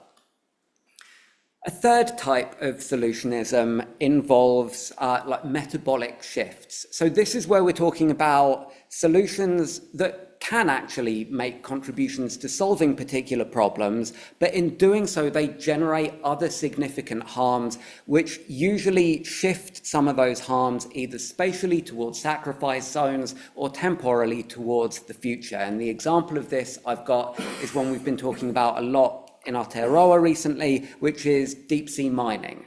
So this is a far more viable way of getting large quantities of things like cobalt and some other critical minerals for a green transition, but doing so is going to absolutely devastate deep ocean ecologies and possibly have catastrophic changes that cascade throughout other oceanic systems. And that's why it's something that is opposed by most environmental groups, but it's something that is really passionately advocated by mining and the tech industry, because it's a way, again, of introducing technological disruption and ecological disruption, but it keeps capitalism potentially going for a few more years. And a related form of solutionism is wrong sizing. So this is failing to address the relevant scales at which problems actually function. So when we're thinking about the climate crisis, an example for me of a wrong-sized solution is some of the discourse around transportation, where it's like, the problem is ICE, combustion engine petrol cars, we just need to replace them with electric vehicles. And electric vehicles have way lower lifetime greenhouse gas emissions than oil-powered cars. They absolutely do. But we can't just conjure 2 million of them up out of thin air, because firstly, we don't have the critical minerals. Secondly, we don't actually have the industrial production facilities to get them out quick enough. And even if we did, we don't have the electricity generating capacity to have 2 billion cars with 70 kilowatt hour batteries in them. And a second sense of wrong sizing here comes out of the type of electric vehicles that are often being produced here. And the 4 and a bit ton Cybertruck is one great example. And it's kind of characteristic of the fact that over the last 15 years, globally, SUV sales have tripled. So larger, heavier vehicles which require more energy and more materials to manufacture, and because they're heavier, they require more energy to actually move them. It's like the opposite of the direction that we should be going in, and yet it's seen as being like the technological fix to climate change in some circles.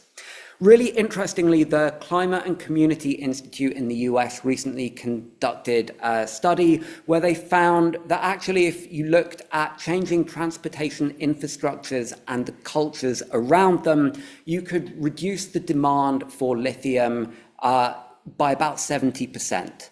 And so wrong sizing here is here is the techno fix, which is you change the engine type, but it doesn't think about transportation infrastructures. It doesn't want to promote active transport or public transport or microelectric transport. We end up with this instead. Now, the penultimate thing that I wanted to talk about in this list is about efficiency. And the kind of common sense understanding is if something gets more efficient, we will use less of it because we're using it more efficiently. And for some things, that's true.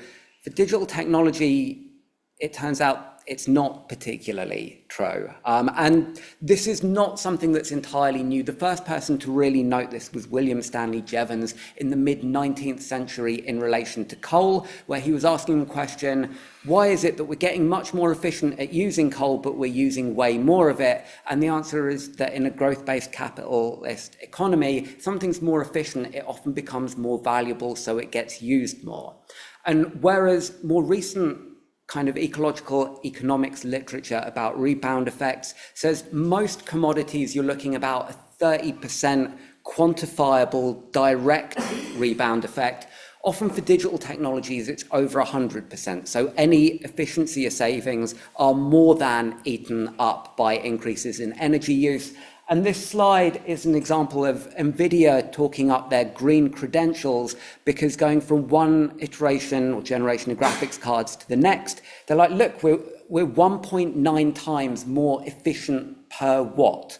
On the green line, the newer generation of the graphics card.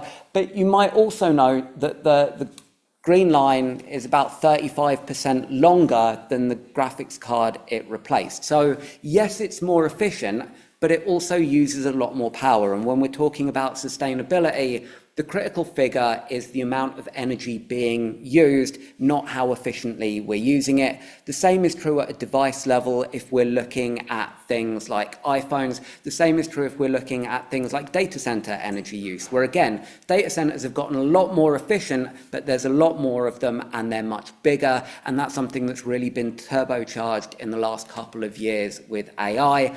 The predictions now are that by the end of the decade, with facilities that are currently under construction, AI will use more electricity than Brazil or Japan.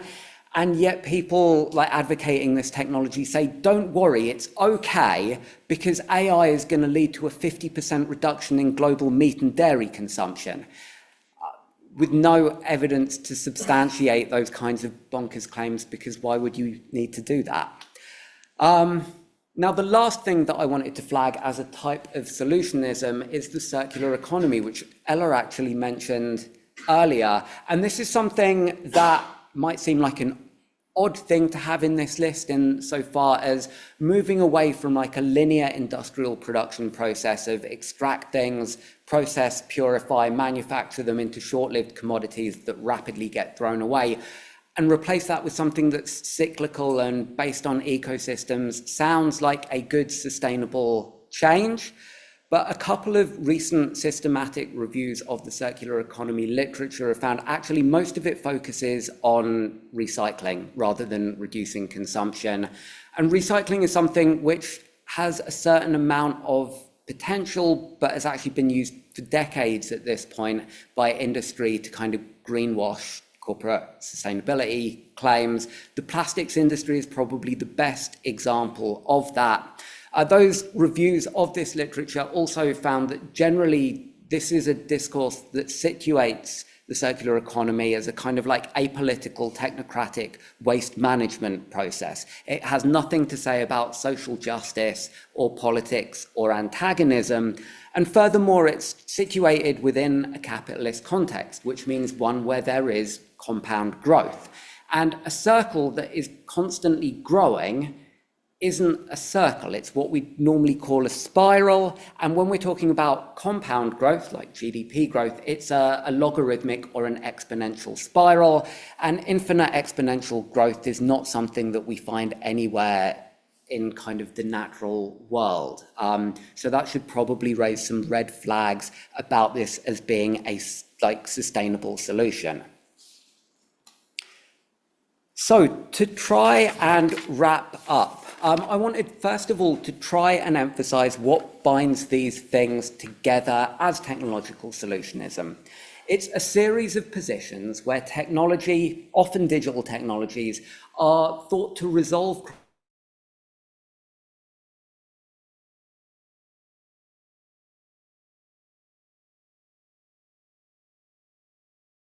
because technology will just render all of our problems obsolete, or at best, you can contribute towards saving the world by buying a Tesla Cybertruck.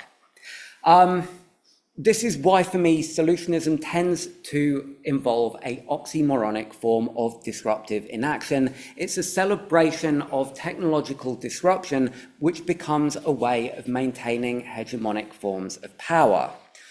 Conversely, if we're interested in kind of just sustainable socio-technical futures, we need to move beyond this idea of technical fixes and disruptive inaction and embrace like pretty radical social, political, and economic change. And in doing so, I do think it's worth bearing in mind some of the differences between these different types of solutionism. I think faith in progress and seductive fantasies are going to be no use to anyone in like trying to imagine a just future. The second kind of pair, metabolic shifts and wrong sizing, might have a very limited role to play if those solutions are kind of right-sized or recognized as being a small piece of the puzzle rather than a single one-stop fix.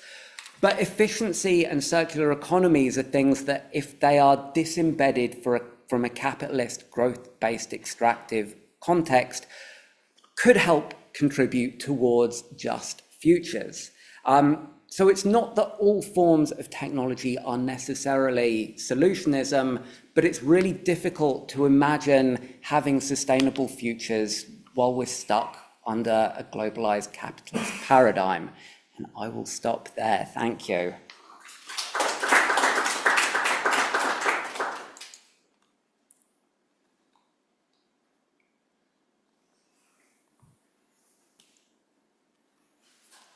So next we have Zhenxing, who's with us on Zoom. And are you able to share your screen with us, Zhenxing? Yes, I believe so. Sharing is not turned on. You can request sharing.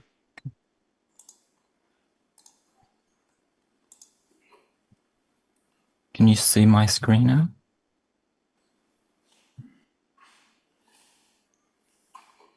Yes, it's just coming to us. Okay.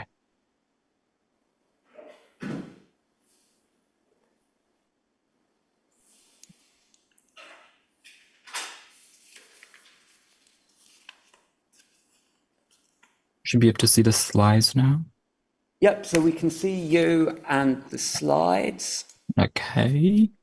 Yeah. Are we good, Richard? Just you want pen in?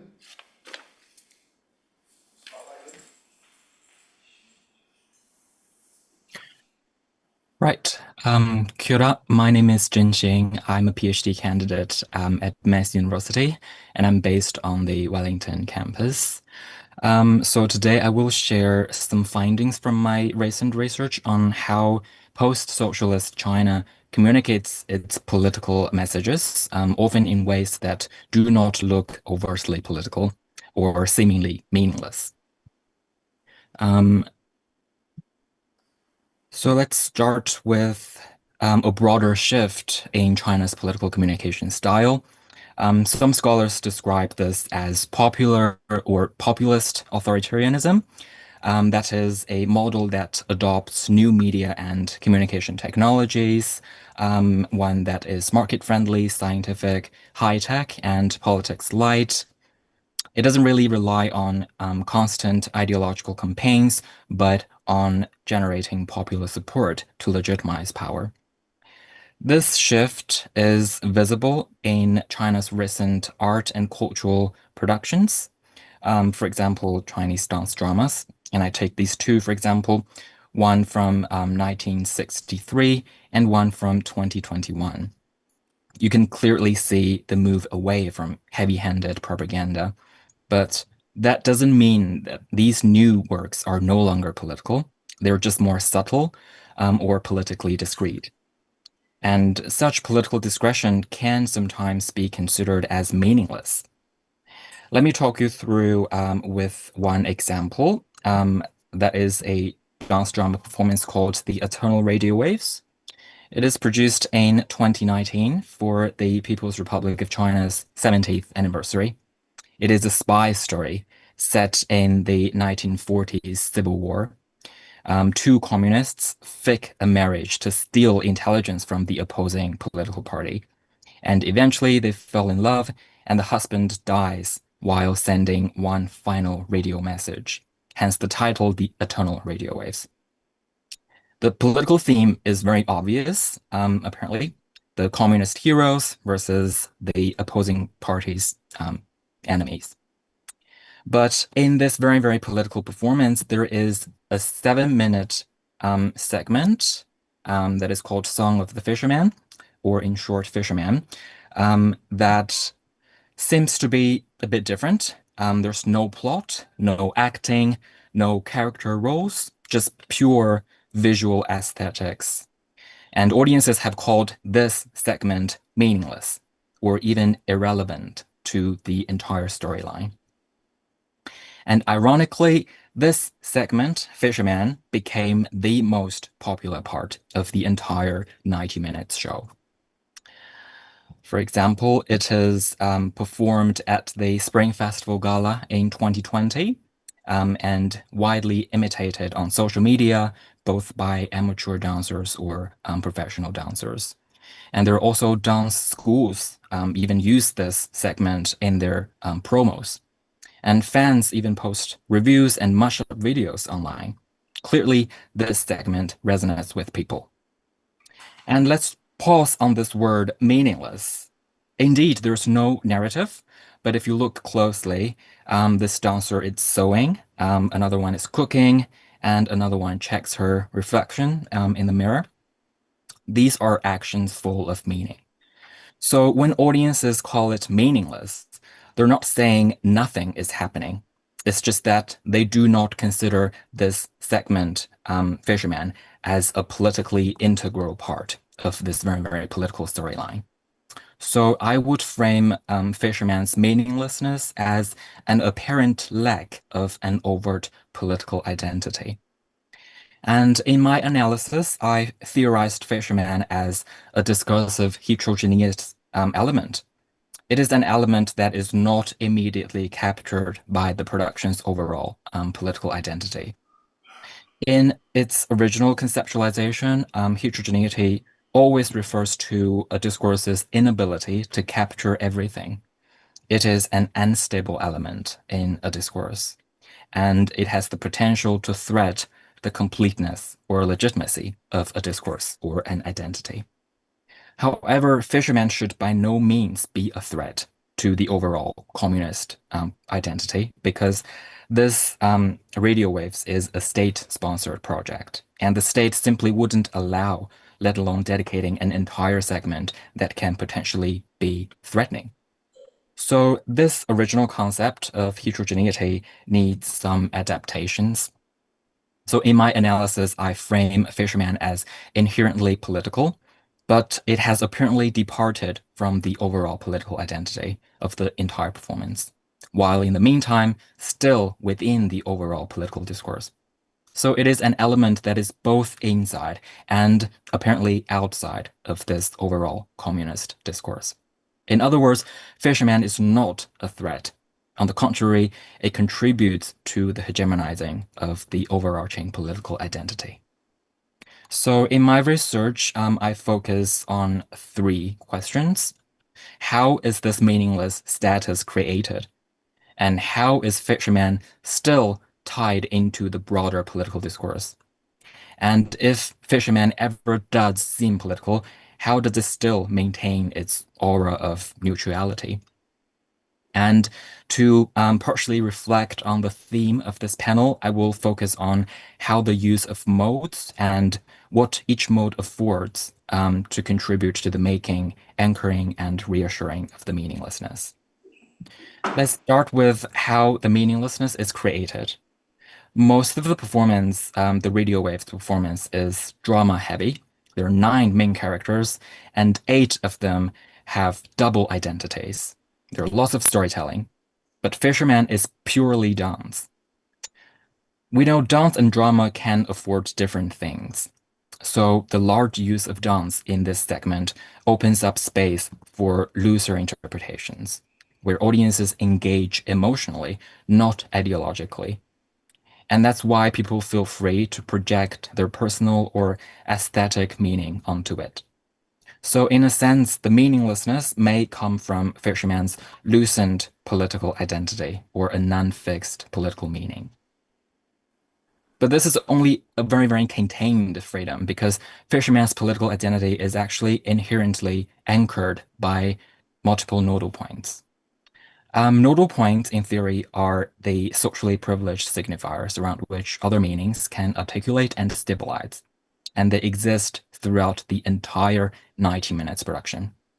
These nodal points are largely constituted by the use of words. Words as on-stage text is very rare in these dance drama performances, but in this Radio Waves performance, they appear in 6 segments in total. For example, at the end of the performance, the text, this dance drama is dedicated to the underground workers who sacrificed themselves for the liberation of a new China, appeared on the background screen. And since words can afford very, very specific denotative meanings, these on-stage texts can actually clearly indicate the purpose of this production and its political stance. The use of words in collaboration with other modes has also contributed to the construction of antagonism. For example, these words appear in the form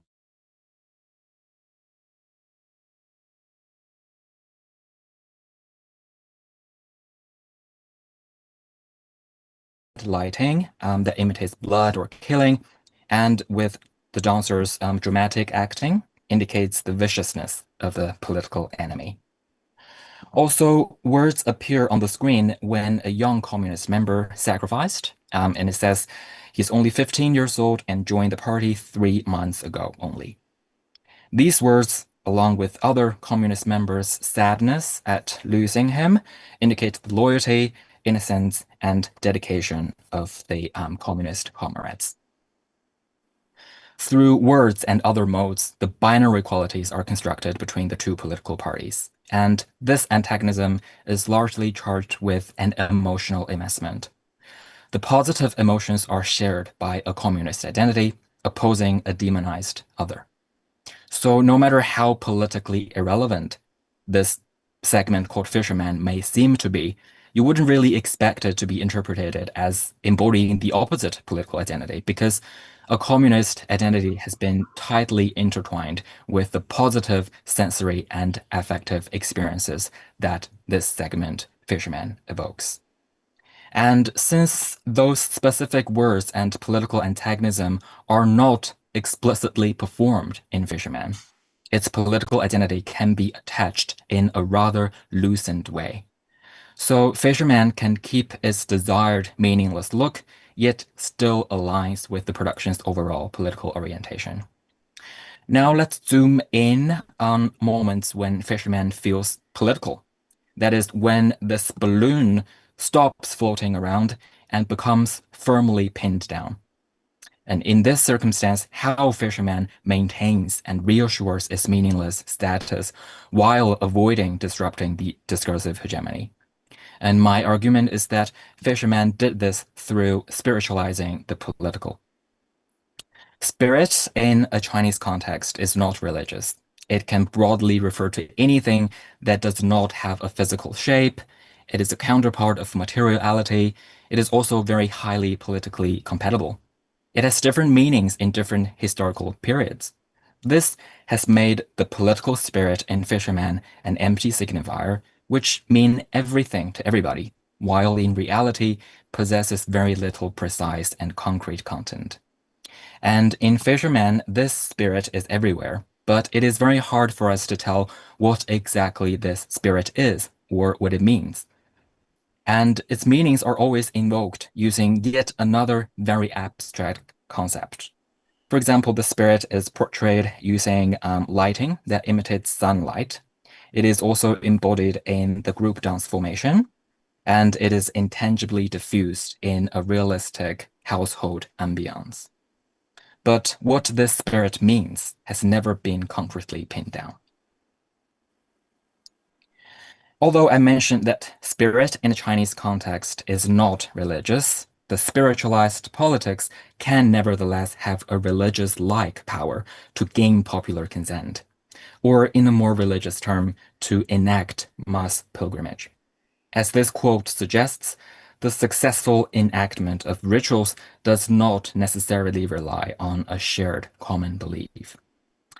And in these audiences-made adaptations of Fisherman, these audiences' creators must have very different purposes and their own interpretations of the political significance, or lack of thereof. But apparently, this absent common belief did not disrupt the popularity of this segment, Fisherman. So again, Fisherman's meaninglessness is reassured by the spirit's religious-like power that renders a concrete political consensus unnecessary. And to conclude, in China's current political model, art and cultural productions can at times look meaningless. And by meaningless, I mean they do not apparently serve an overt political agenda. However, as my analysis showed, the seemingly meaninglessness can still be tightly articulated in a dominant political discourse. And it is this very meaninglessness that actually has the great power to gain popularity. And that is all for my presentation today. Thank you very much. I'll just stop sharing.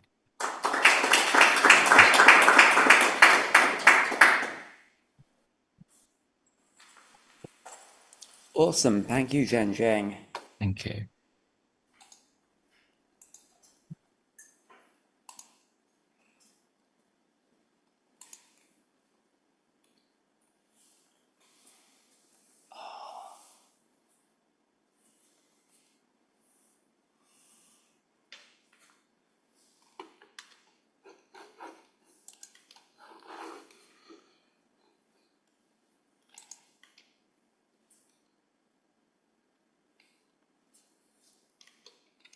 Why are you coming up like that?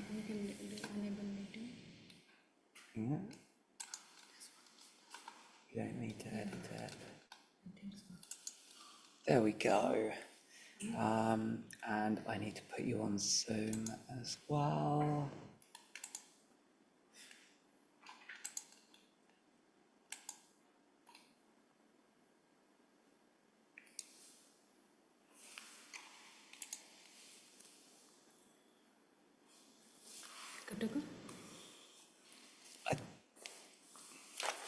Thank you. Hi, good evening, everyone. I'm also presenting on behalf of my co-author. She is not well, so she was not able to join. But what we are talking today is about our ongoing work, which is about generative AI and platform casteism, and the title which you can read. And I'll start with some, probably I have to move the slide. Okay, so these are few screenshots from the news articles, and this is part of our literature review as well, where they are talking about how the social media and different platforms are, promoting in a way casteism, for which scholars like Dr. Ambedkar and many other scholars after him has talked about how we can make these places inclusive. So our larger debate is about whether these digital platforms are inclusive or exclusive. So we are putting this argument in both ways, that digital platforms are inclusive in a way because they are providing a platform, or I would say a way of putting their conversation, which is very difficult to put it in the mainstream media. So the premise of the research, which is like 3 years after Dalit Life Matters hashtag, which was trending on social media within India, protest broke out against Twitter over allegation of a systematic denial of the blue tick verification to the handles belonging to the Dalit and backwards community.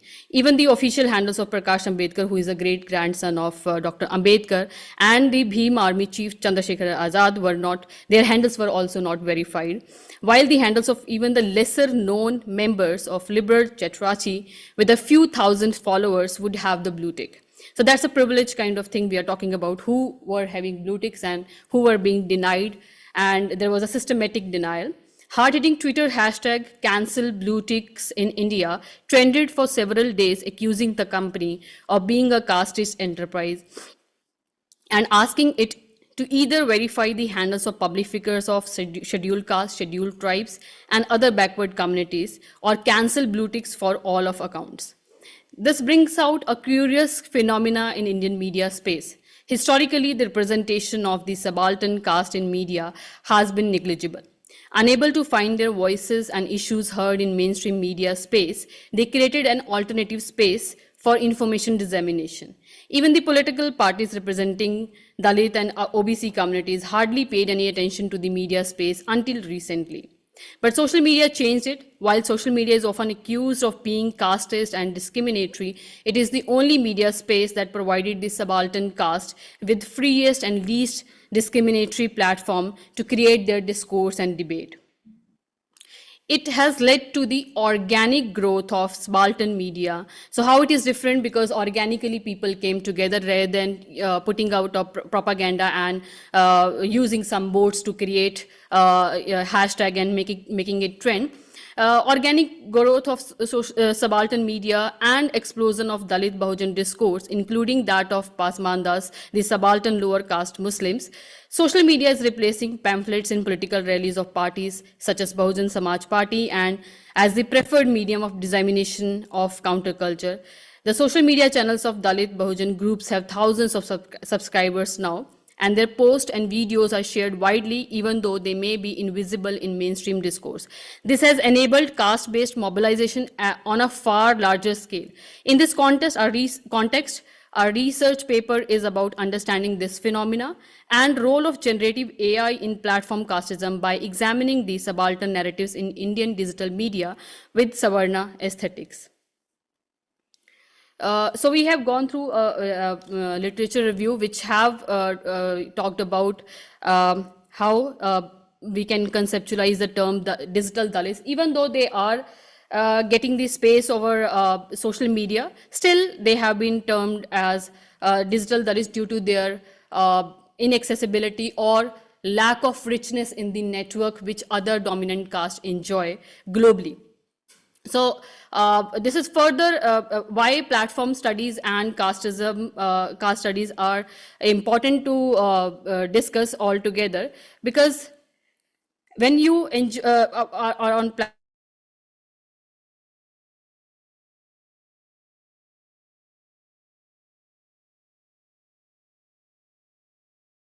are coming from these particular communities, they also have a weak cultural economy compared to dominant caste.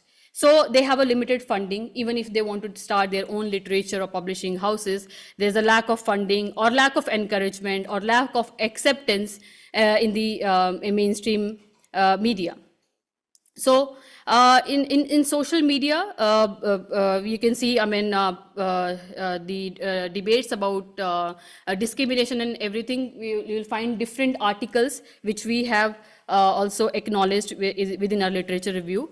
However, the notion of accessibility of platforms work also to be interpreted in relation to caste-based advantages and disadvantages. Does this affect really when you are on a social media, which is considered to be a space where people from different income groups, diverse society, diverse community, it's an open space. You simply need a digital device to access these platforms. But once you are on these platforms, can you enjoy the same advantages with which other communities are enjoying? So that's also a question. So considering these reinforcing the existing inequalities online, our research aims to bridge the gap in understanding caste, digital platforms, and social mobility. These works have studied caste and digital media in broader aspect, but they have not covered subaltern digital sphere perspective, which is missing, and the use of generative AI tools to moderate the content on the social media, which is basically broadening or maybe expanding the whole problem, because once your account is blocked, once your post is hidden, you have to fight back, and there are many content creators from these particular communities, those who are fighting because their accounts have been abruptly suspended, and they are fighting back to regain their accounts. So how it is affecting the subaltern digital sphere,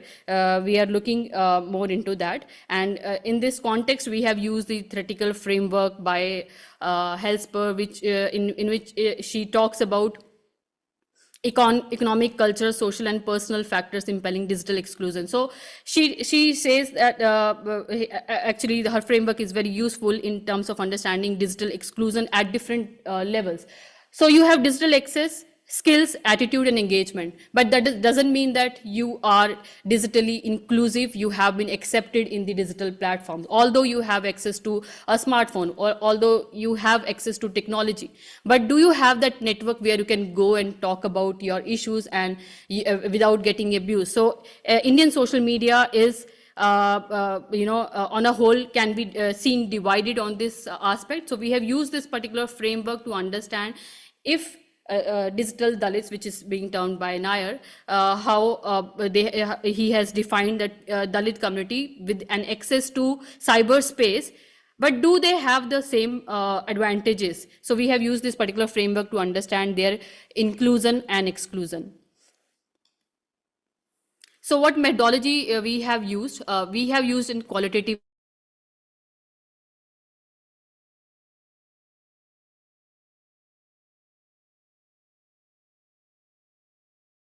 thematically categorizes the content post has observed over a period of time on the platform X and Instagram. The study supplemented with the transparency reports, that is a mandatory norm by the Indian government for social media intermediaries. So what was the criteria for selection these for the content creators? The authors did, basically we are doing a digital ethnography from past more than 6 months now, in which we identified people, or we can say content creators from these particular communities, or maybe representing these communities, who post consistently on the issues of caste discrimination or in general about the issues of casteism. At initial stage, certain keywords were used to find out the accounts, such as Dalit, Dalit Lives Matter, because Dalit Lives Matter was a hashtag trending after Black Lives Matter. They use a similar kind of hashtag to highlight or probably gain the prominence in the global sphere. Ambedkarite, Jai Bhim, Bahujan, these are some keywords which we use to identify, and initial recognition and the most time we spent on the platform, we were able to identify similar accounts, and the author's engagement with the content in the first month helped in getting similar content recommendation. So why it is important to use this criteria? We made sure that they identify themselves as the content creators who belongs to these particular communities. Why? Because identifying Dalit or Bahujan publicly is a stereotype, and that brings shame as they belong to so-called lower social groups as per the Indian social system. So once you started identifying, this is a change which we saw, that they are asserting their identity as the Dalit or Bahujan or backward communities in the online spaces, which is considered more elite in its nature. And then we also reviewed the transparency reports, which is made mandatory by the Indian government. Now, for the social media intermediaries, it is being used by the government. So what is significant social media intermediaries is platforms with over 5 million registered users. So these reports, this is being mandated by the government. These reports must detail the number of user complaints received, actions taken, and the number of links or posts removed proactively through automated monitoring. So basically, platforms are governing your content, and in what ways they are doing this content moderation is not a very openly or transparent mechanism. So before I move to the further slide, the Dalit counter public sphere or Dalit mobilization on social media, as identified by Thakur 2019, he actually identified many social media accounts after the this upsetting Rohit Vemula's suicide in the university campus because of the discrimination, institutional discrimination being faced by him. He committed suicide, and that led to the protest all over the country, and especially on social media. They used the hashtags this particular hashtag was trending, Dalit Lives Matter. So this is one hashtag which identified the mobilization, and after that, there were numerous accounts that propagate subaltern narratives. But 3 years after that, we looked into some different hashtag trending, hashtag caste census and all. So we put that thing as the base, the work by Thakur, which has identified, but we are not limiting ourselves to the news organizations. We are limiting to the individual accounts also, because that is really important that they are coming out and propagating their ideas in the public sphere. So through digital ethnography, we identified some 30 accounts, including journalists, activists, artists, comedians, academics, or academicians, and collective media platforms that actively advocate anti-caste thought, Ambedkar ideology, and empowerment of Bahujan community. So their posts typically focus on caste atrocities, constitutional values, historical resistance, Dalit and OBC identity assertion, and critique of Brahmanical hegemony that challenges the mainstream silences on caste. It is interesting, unlike religious texts, these communities consider Indian constitution as their sacred text because it gives rights and equality which they are deprived from centuries. So here we are presenting few case studies to give you a deeper context to the content created on social media by these. I'm using DBA, Dalit Bahujan Ambedkarite content creators. That is a popular term now being used by themselves. Their posts are available publicly. However, the caste issue is sensitive, so we keep the identity of the account holder hidden. Now, if you look into this particular account, he is an artist who majorly draws art representing the Dalit community, and his profile mentions artist, illustrator, storyteller, and unapologetic Ambedkarite. So these are his a few of the artwork which he. So this is a picture of Rohit Vemula. And he dedicated it on his death anniversary, and he created the picture of Savitribai Phule, who is also known as the feminist in India, who advocated for the women education, fought for that. And then interestingly, what is coming up in these artwork, they're posting it. So there are comments in solidarity, obviously, we are acknowledging that. But apart from that, if you see how AI is moderating the content. So below this particular post, someone commented, and this comment was hidden. Show additional replies, including those that may contain offensive content. But when I clicked on this particular comment, this is the screenshot which you can see. So it says, tribute to my struggle dedicated to women's education and empowerment, and below they are just wishing birthday to Savitribai Phule. So there was nothing offensive in this content, but AI moderated this content by hiding it, and then probably you have to choose you want to see this or not. Similarly, obviously there are many accounts. They are the comment. If you read this particular, this is a comment posted below the photo. This is clearly offensive because just because this person created a poster for Rohit Vemula dedicating him on his death anniversary, this person is terming him as anti-Hindu hatred. So and then whatever he has written, it's visible on the screen. It is clearly offensive, but there was no warning by the AI. Moderation or whatever ways they are using, the algorithm platform algorithm failed to flag or issue any warning against it. Then this particular artwork was shared by Varun Grover, who is a renowned comedian and lyricist, and so that particular post garnered some 33 comments below that. While most comments expressed solidarity, one of the comments mocked Ambedkar by referencing India's caste-based reservation system. So whenever you have to, these right-wing, I would not say right-wing, but those who comment against these particular, communities, they use Ambedkar as a reference because Ambedkar is known as the maker of the Indian Constitution, who played a major role in the designing and developing the Constitution. But what happens, because he also recommended the reservation for the scheduled caste communities in the jobs.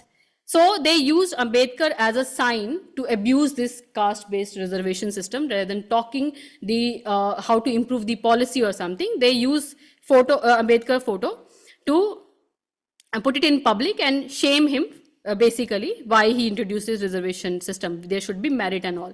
Another post linked to an article that portrayed Dr. Ambedkar as a loyal sepoy of British, because he took education and everything in foreign university. So they use these kind of terminologies. So such responses are common on social media, where posts about Dr. Ambedkar frequently becomes target of criticism of India's caste-based reservation system. I guess I covered that. The account posting such offensive content typically use pseudonames or pseudonyms, lack credible sources, and misrepresent historical facts. So that's a very common nature on these particular accounts. Second account, now people, those who have education from elite institutions like IIT, IIM, they are also using these particular platforms for presenting their analysis and all. So this particular account talks about how reservation system is being misused, where candidates from scheduled caste are getting higher marks in written exams, but they are being given low marks in the interview. Now, interview is very subjective, so he wrote a particular post, and he just not wrote about it. He just he also pulled out the data, and based on that particular information, he came up with certain analysis. And then he is also using AI to translate his post in different languages, not just Hindi, in other languages also, to make his reach wider, whatever he is writing. So he mostly advocates for technology, literacy among the marginalized communities, which is an expansion of Dr. Ambedkar's ideas of getting educated. Through his post, he demonstrates solidarity by highlighting discrimination, attacks, and atrocities faced by the community. How much time I have? You're technically over time. Okay, I'll just wind it up. 2 minutes more. So these are a few observations I was taking. And now another case study is about the hashtag for caste census. So in India, they're talking about the census should be based on the caste, so that we can know how many people belong to which caste, so that policies can be framed in a way which will be applicable and useful for each community. So for this particular hashtag, there were posts in solidarity, but then there were posts against the call, and how they are mobilizing people from the general category that you have to come together, otherwise they are going to use this. And they're mocking Indian government that how China is doing, some other AI related kind of development or innovation, and we are doing caste census. So these are very common issues. Again, the same problem I highlighted here. The comment was again hidden, but nothing offensive was there in the comment, but then AI moderated it. But if you see, this is clearly very offensive, very foul language has been used to refer to particular community, but where is the algorithm moderation? This comment was nowhere hidden, no issues were flagged for this particular comment.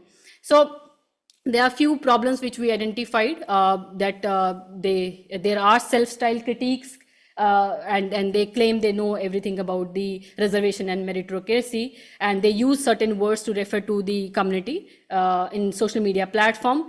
And we acknowledge that many abusive comments come from anonymous accounts using pseudonyms, targeting even renowned scholars. So these commentators often have no genuine interest in the discussion. They are simply seeking engagement and popularity for their accounts. So we do acknowledge that, but then where is the AI? If you are using AI for the content moderation, so that's a problem we are talking about. And in the end, I'll just wind it up. These are some transparency reports screenshot, which is submitted by the platforms like Facebook, Instagram, and Google.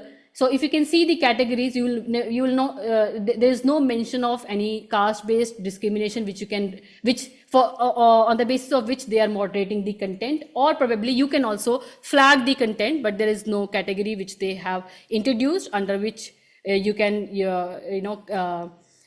flag the discrimination or the hateful speech based on the caste. So we are looking into these aspects, and this is a work in progress. And this research spotlights the subaltern digital sphere in India and the prevalence of caste-based discrimination, emphasizing on caste-inclusive digital policy for the marginalized to leverage the opportunities provided by online platforms to strengthen their social movement and pursue their political agenda. So we are working on it, and probably we'll come up with some good observation in the later stage. Thank you so much.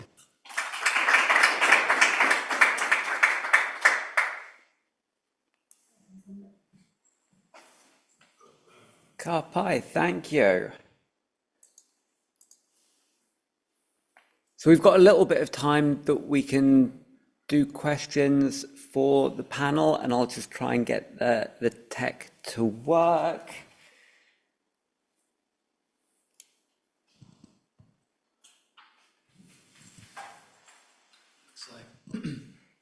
I have a question for Lewis.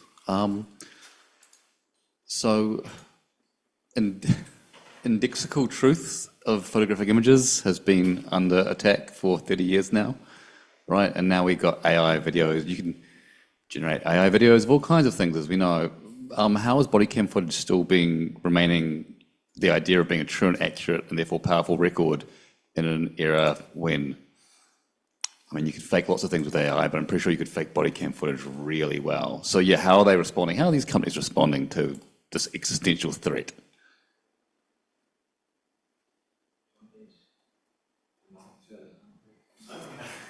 Sorry, I was Thank you. I think in I don't know. Firstly, I don't really know. I think in the it certainly matters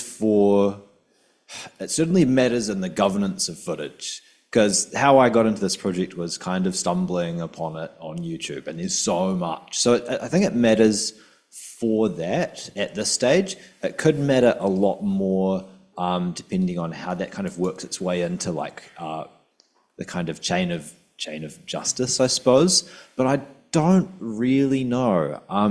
The vibe of that event that I went to was really about like AI is everything, the future is AI, where like, you know, just celebrating all things AI in terms of, yeah, embedding it into their existing technologies. But yeah, I'm sorry, I don't know. I don't think they are, from what I've seen so far, they don't seem to be dealing or even maybe wanting to deal with that just yet. I could be wrong though. I could be wrong. From what I've seen so far, yeah, sorry. Bad answer. So we've got a few questions that have come through on the Zoom chat. So Zhenxing, there's one that's come to you from Jiang, which says, in your research, have you noticed that the Chinese government's aesthetic education policies have long incorporated political concepts such as patriotism and loyalty? In dance dramas, are political expressions that are meaningless to the audience a common means for the government to manipulate people's consciousness and promote patriotism? Yeah, right. Thank you. Thanks for the question. So for the first one, I do not really study Chinese government's aesthetic education policy, but I do study Chinese long-term developmental art and cultural production policies, and it is very apparent that the word like patriotism and loyalty have appeared in these policy documents quite a lot, but I wouldn't really say it is their main approach. Rather, on aesthetic education, I would say these policies have used a lot of disciplinary tools. Like they tend to tell people what is beauty, what is ugly, and they tend to construct this binary relationship between beautiful and ugly and ugliness. So by doing so, I think the people's mind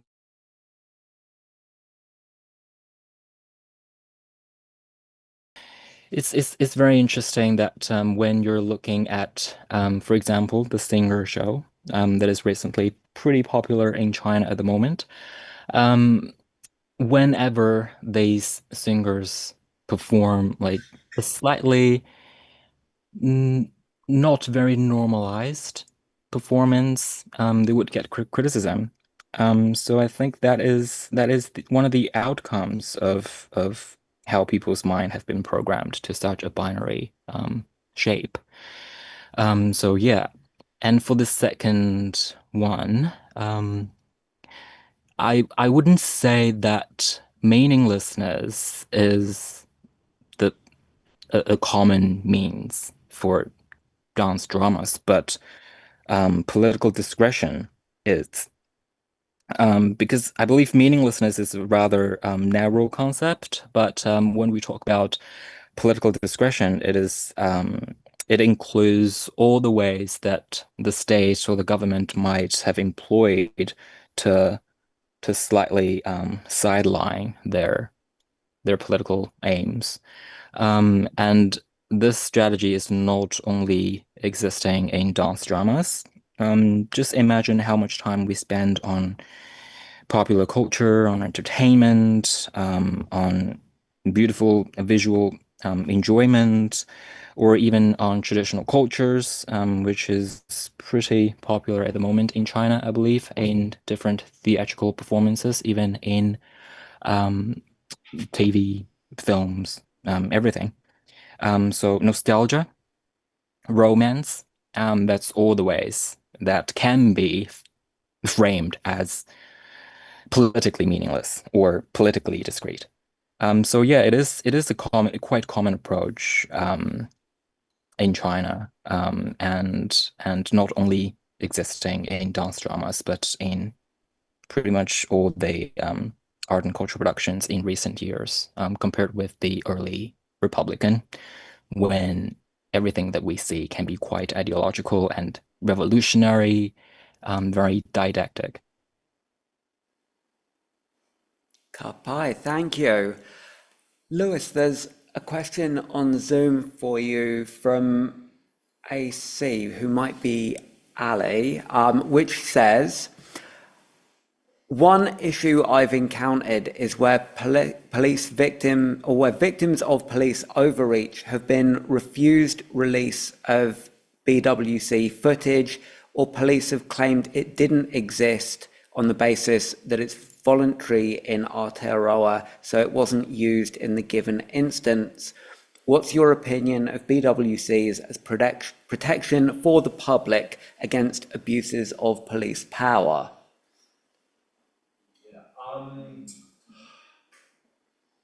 I should say that I'm kind of in a couple of different minds. Oh.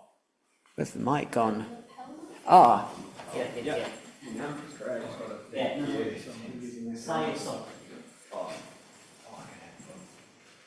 Thanks. So I'd say that I still don't have like the final kind of word or answer on body cams, but I'm kind of in two different minds about that. One part of this. It's on now. Okay, start again. So I don't have all the answers on this, and I'm in a couple of different minds about body-worn cameras. So one part of this research that I'm going to be trying to do will be to be getting in touch with people who have tried to have their footage either deleted, or they've tried to retrieve their footage from police, or get it taken down from YouTube. There's all these different kinds of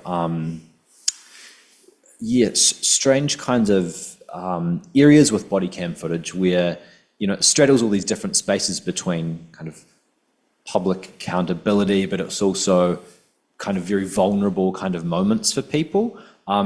A lot of the footage, depending on where you are in the US and in other places, is accessible through essentially Official Information Act requests. Some police departments just upload all of their footage.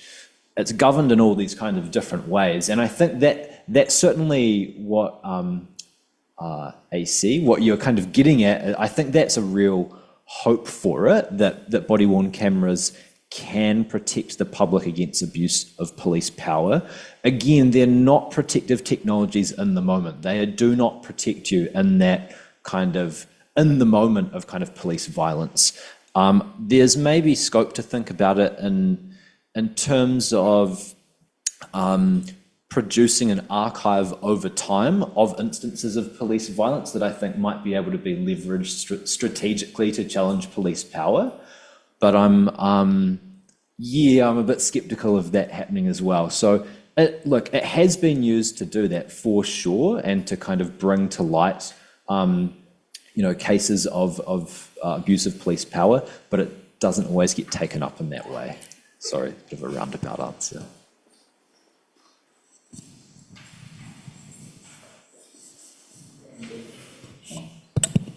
A question for Geeta. Is it Geeta? Yeah, Geeta. Yesterday you had a presentation about how the internet offers both challenges and opportunities for Māori to have their voices heard. And you seem to make sort of a similar argument around AI. So there's some challenges, but also some opportunities for the Dalit movement to voice their grievances and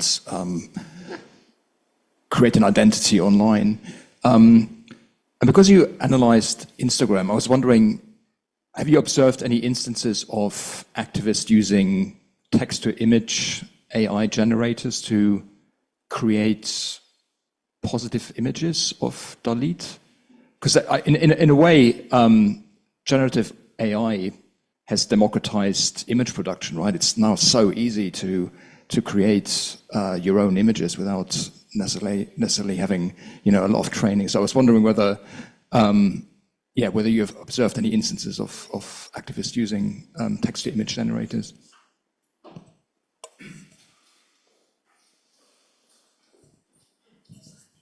Yeah, actually, on this Ambedkar Jayanti on April 14, we have seen a lot of images coming up where they were wishing Ambedkar birthday, and then they have created AI-generated images to give a kind of tribute to the maker of the Constitution. So yes, they are also using AI-generated images, showing some solidarity and in a positive way. Yeah, that's true. Yeah.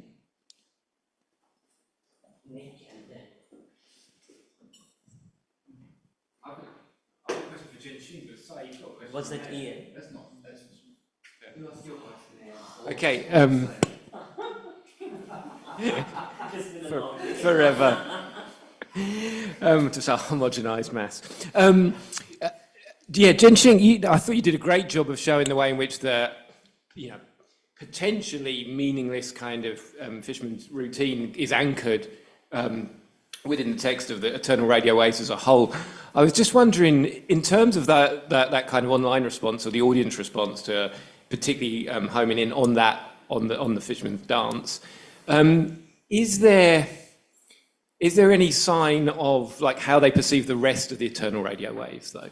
So obviously we don't want to overstate its kind of oppositionalness or its meaninglessness, but for the fact that they've homed in on that element more than anything else, is there any kind of discourse in which there's some kind of ambivalence about the rest of the dance?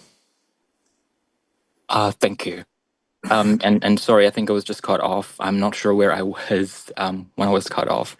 But for this specific question, for audience's response to the rest of the show is apparently very, very political, and I don't think there's any issues with for audiences in terms of interpreting the political meanings of the performance. Most of the audiences are pretty in favor of the major goal of the performance, which is to a very strong testimony of the Communist Party and the great triumph of the Communist Party. So, but I do find most people do not really comment specifically on that political meanings. Most of them would just comment on dancers' performance and how much they emotionally resonate with the characters. And most of their engagements are observed in their interactions with the fisherman segment. So, yeah. Yeah, no, cool. It was just because I was interviewing Chinese in New Zealand as opposed to in China, but it was intriguing when I was doing research in terms of film audiences.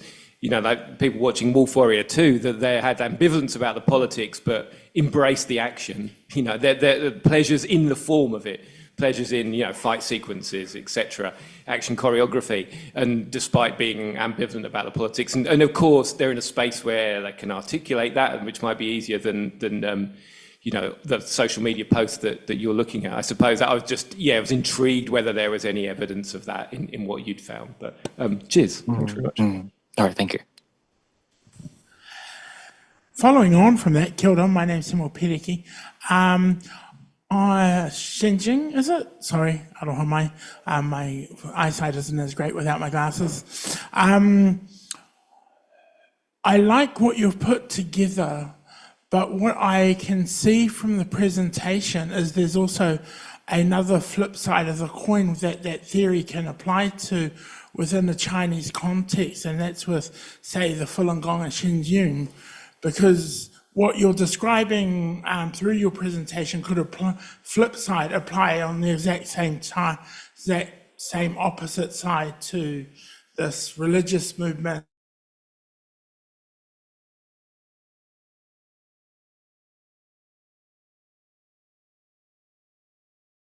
Can you say the question again? I'm not sure really if I follow. So the idea of, say, political ambivalentness and having a dance that may seem non-political, and what you've described and put together in that context could also apply on the flip side in the Chinese context to Falun Gong and more so their dance show, Xinjiang.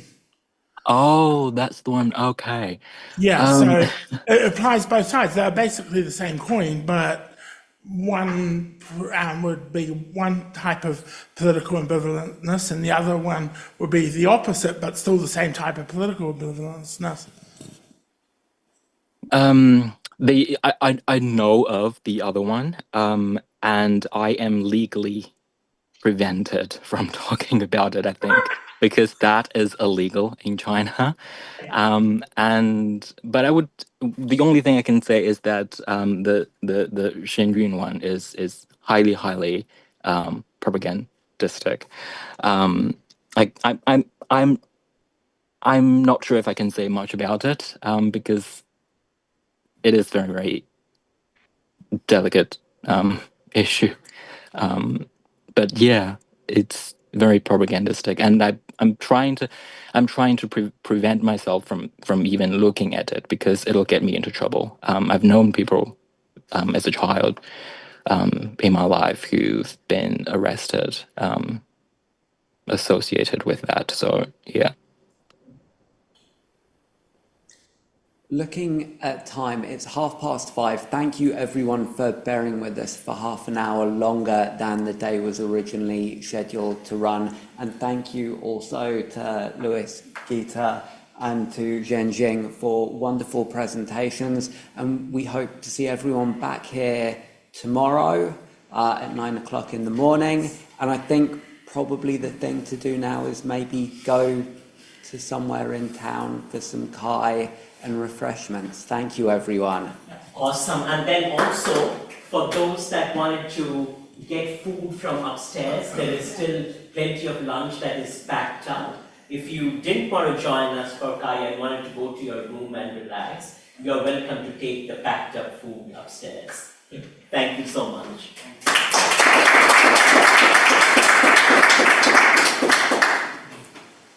So the venue for the social conference?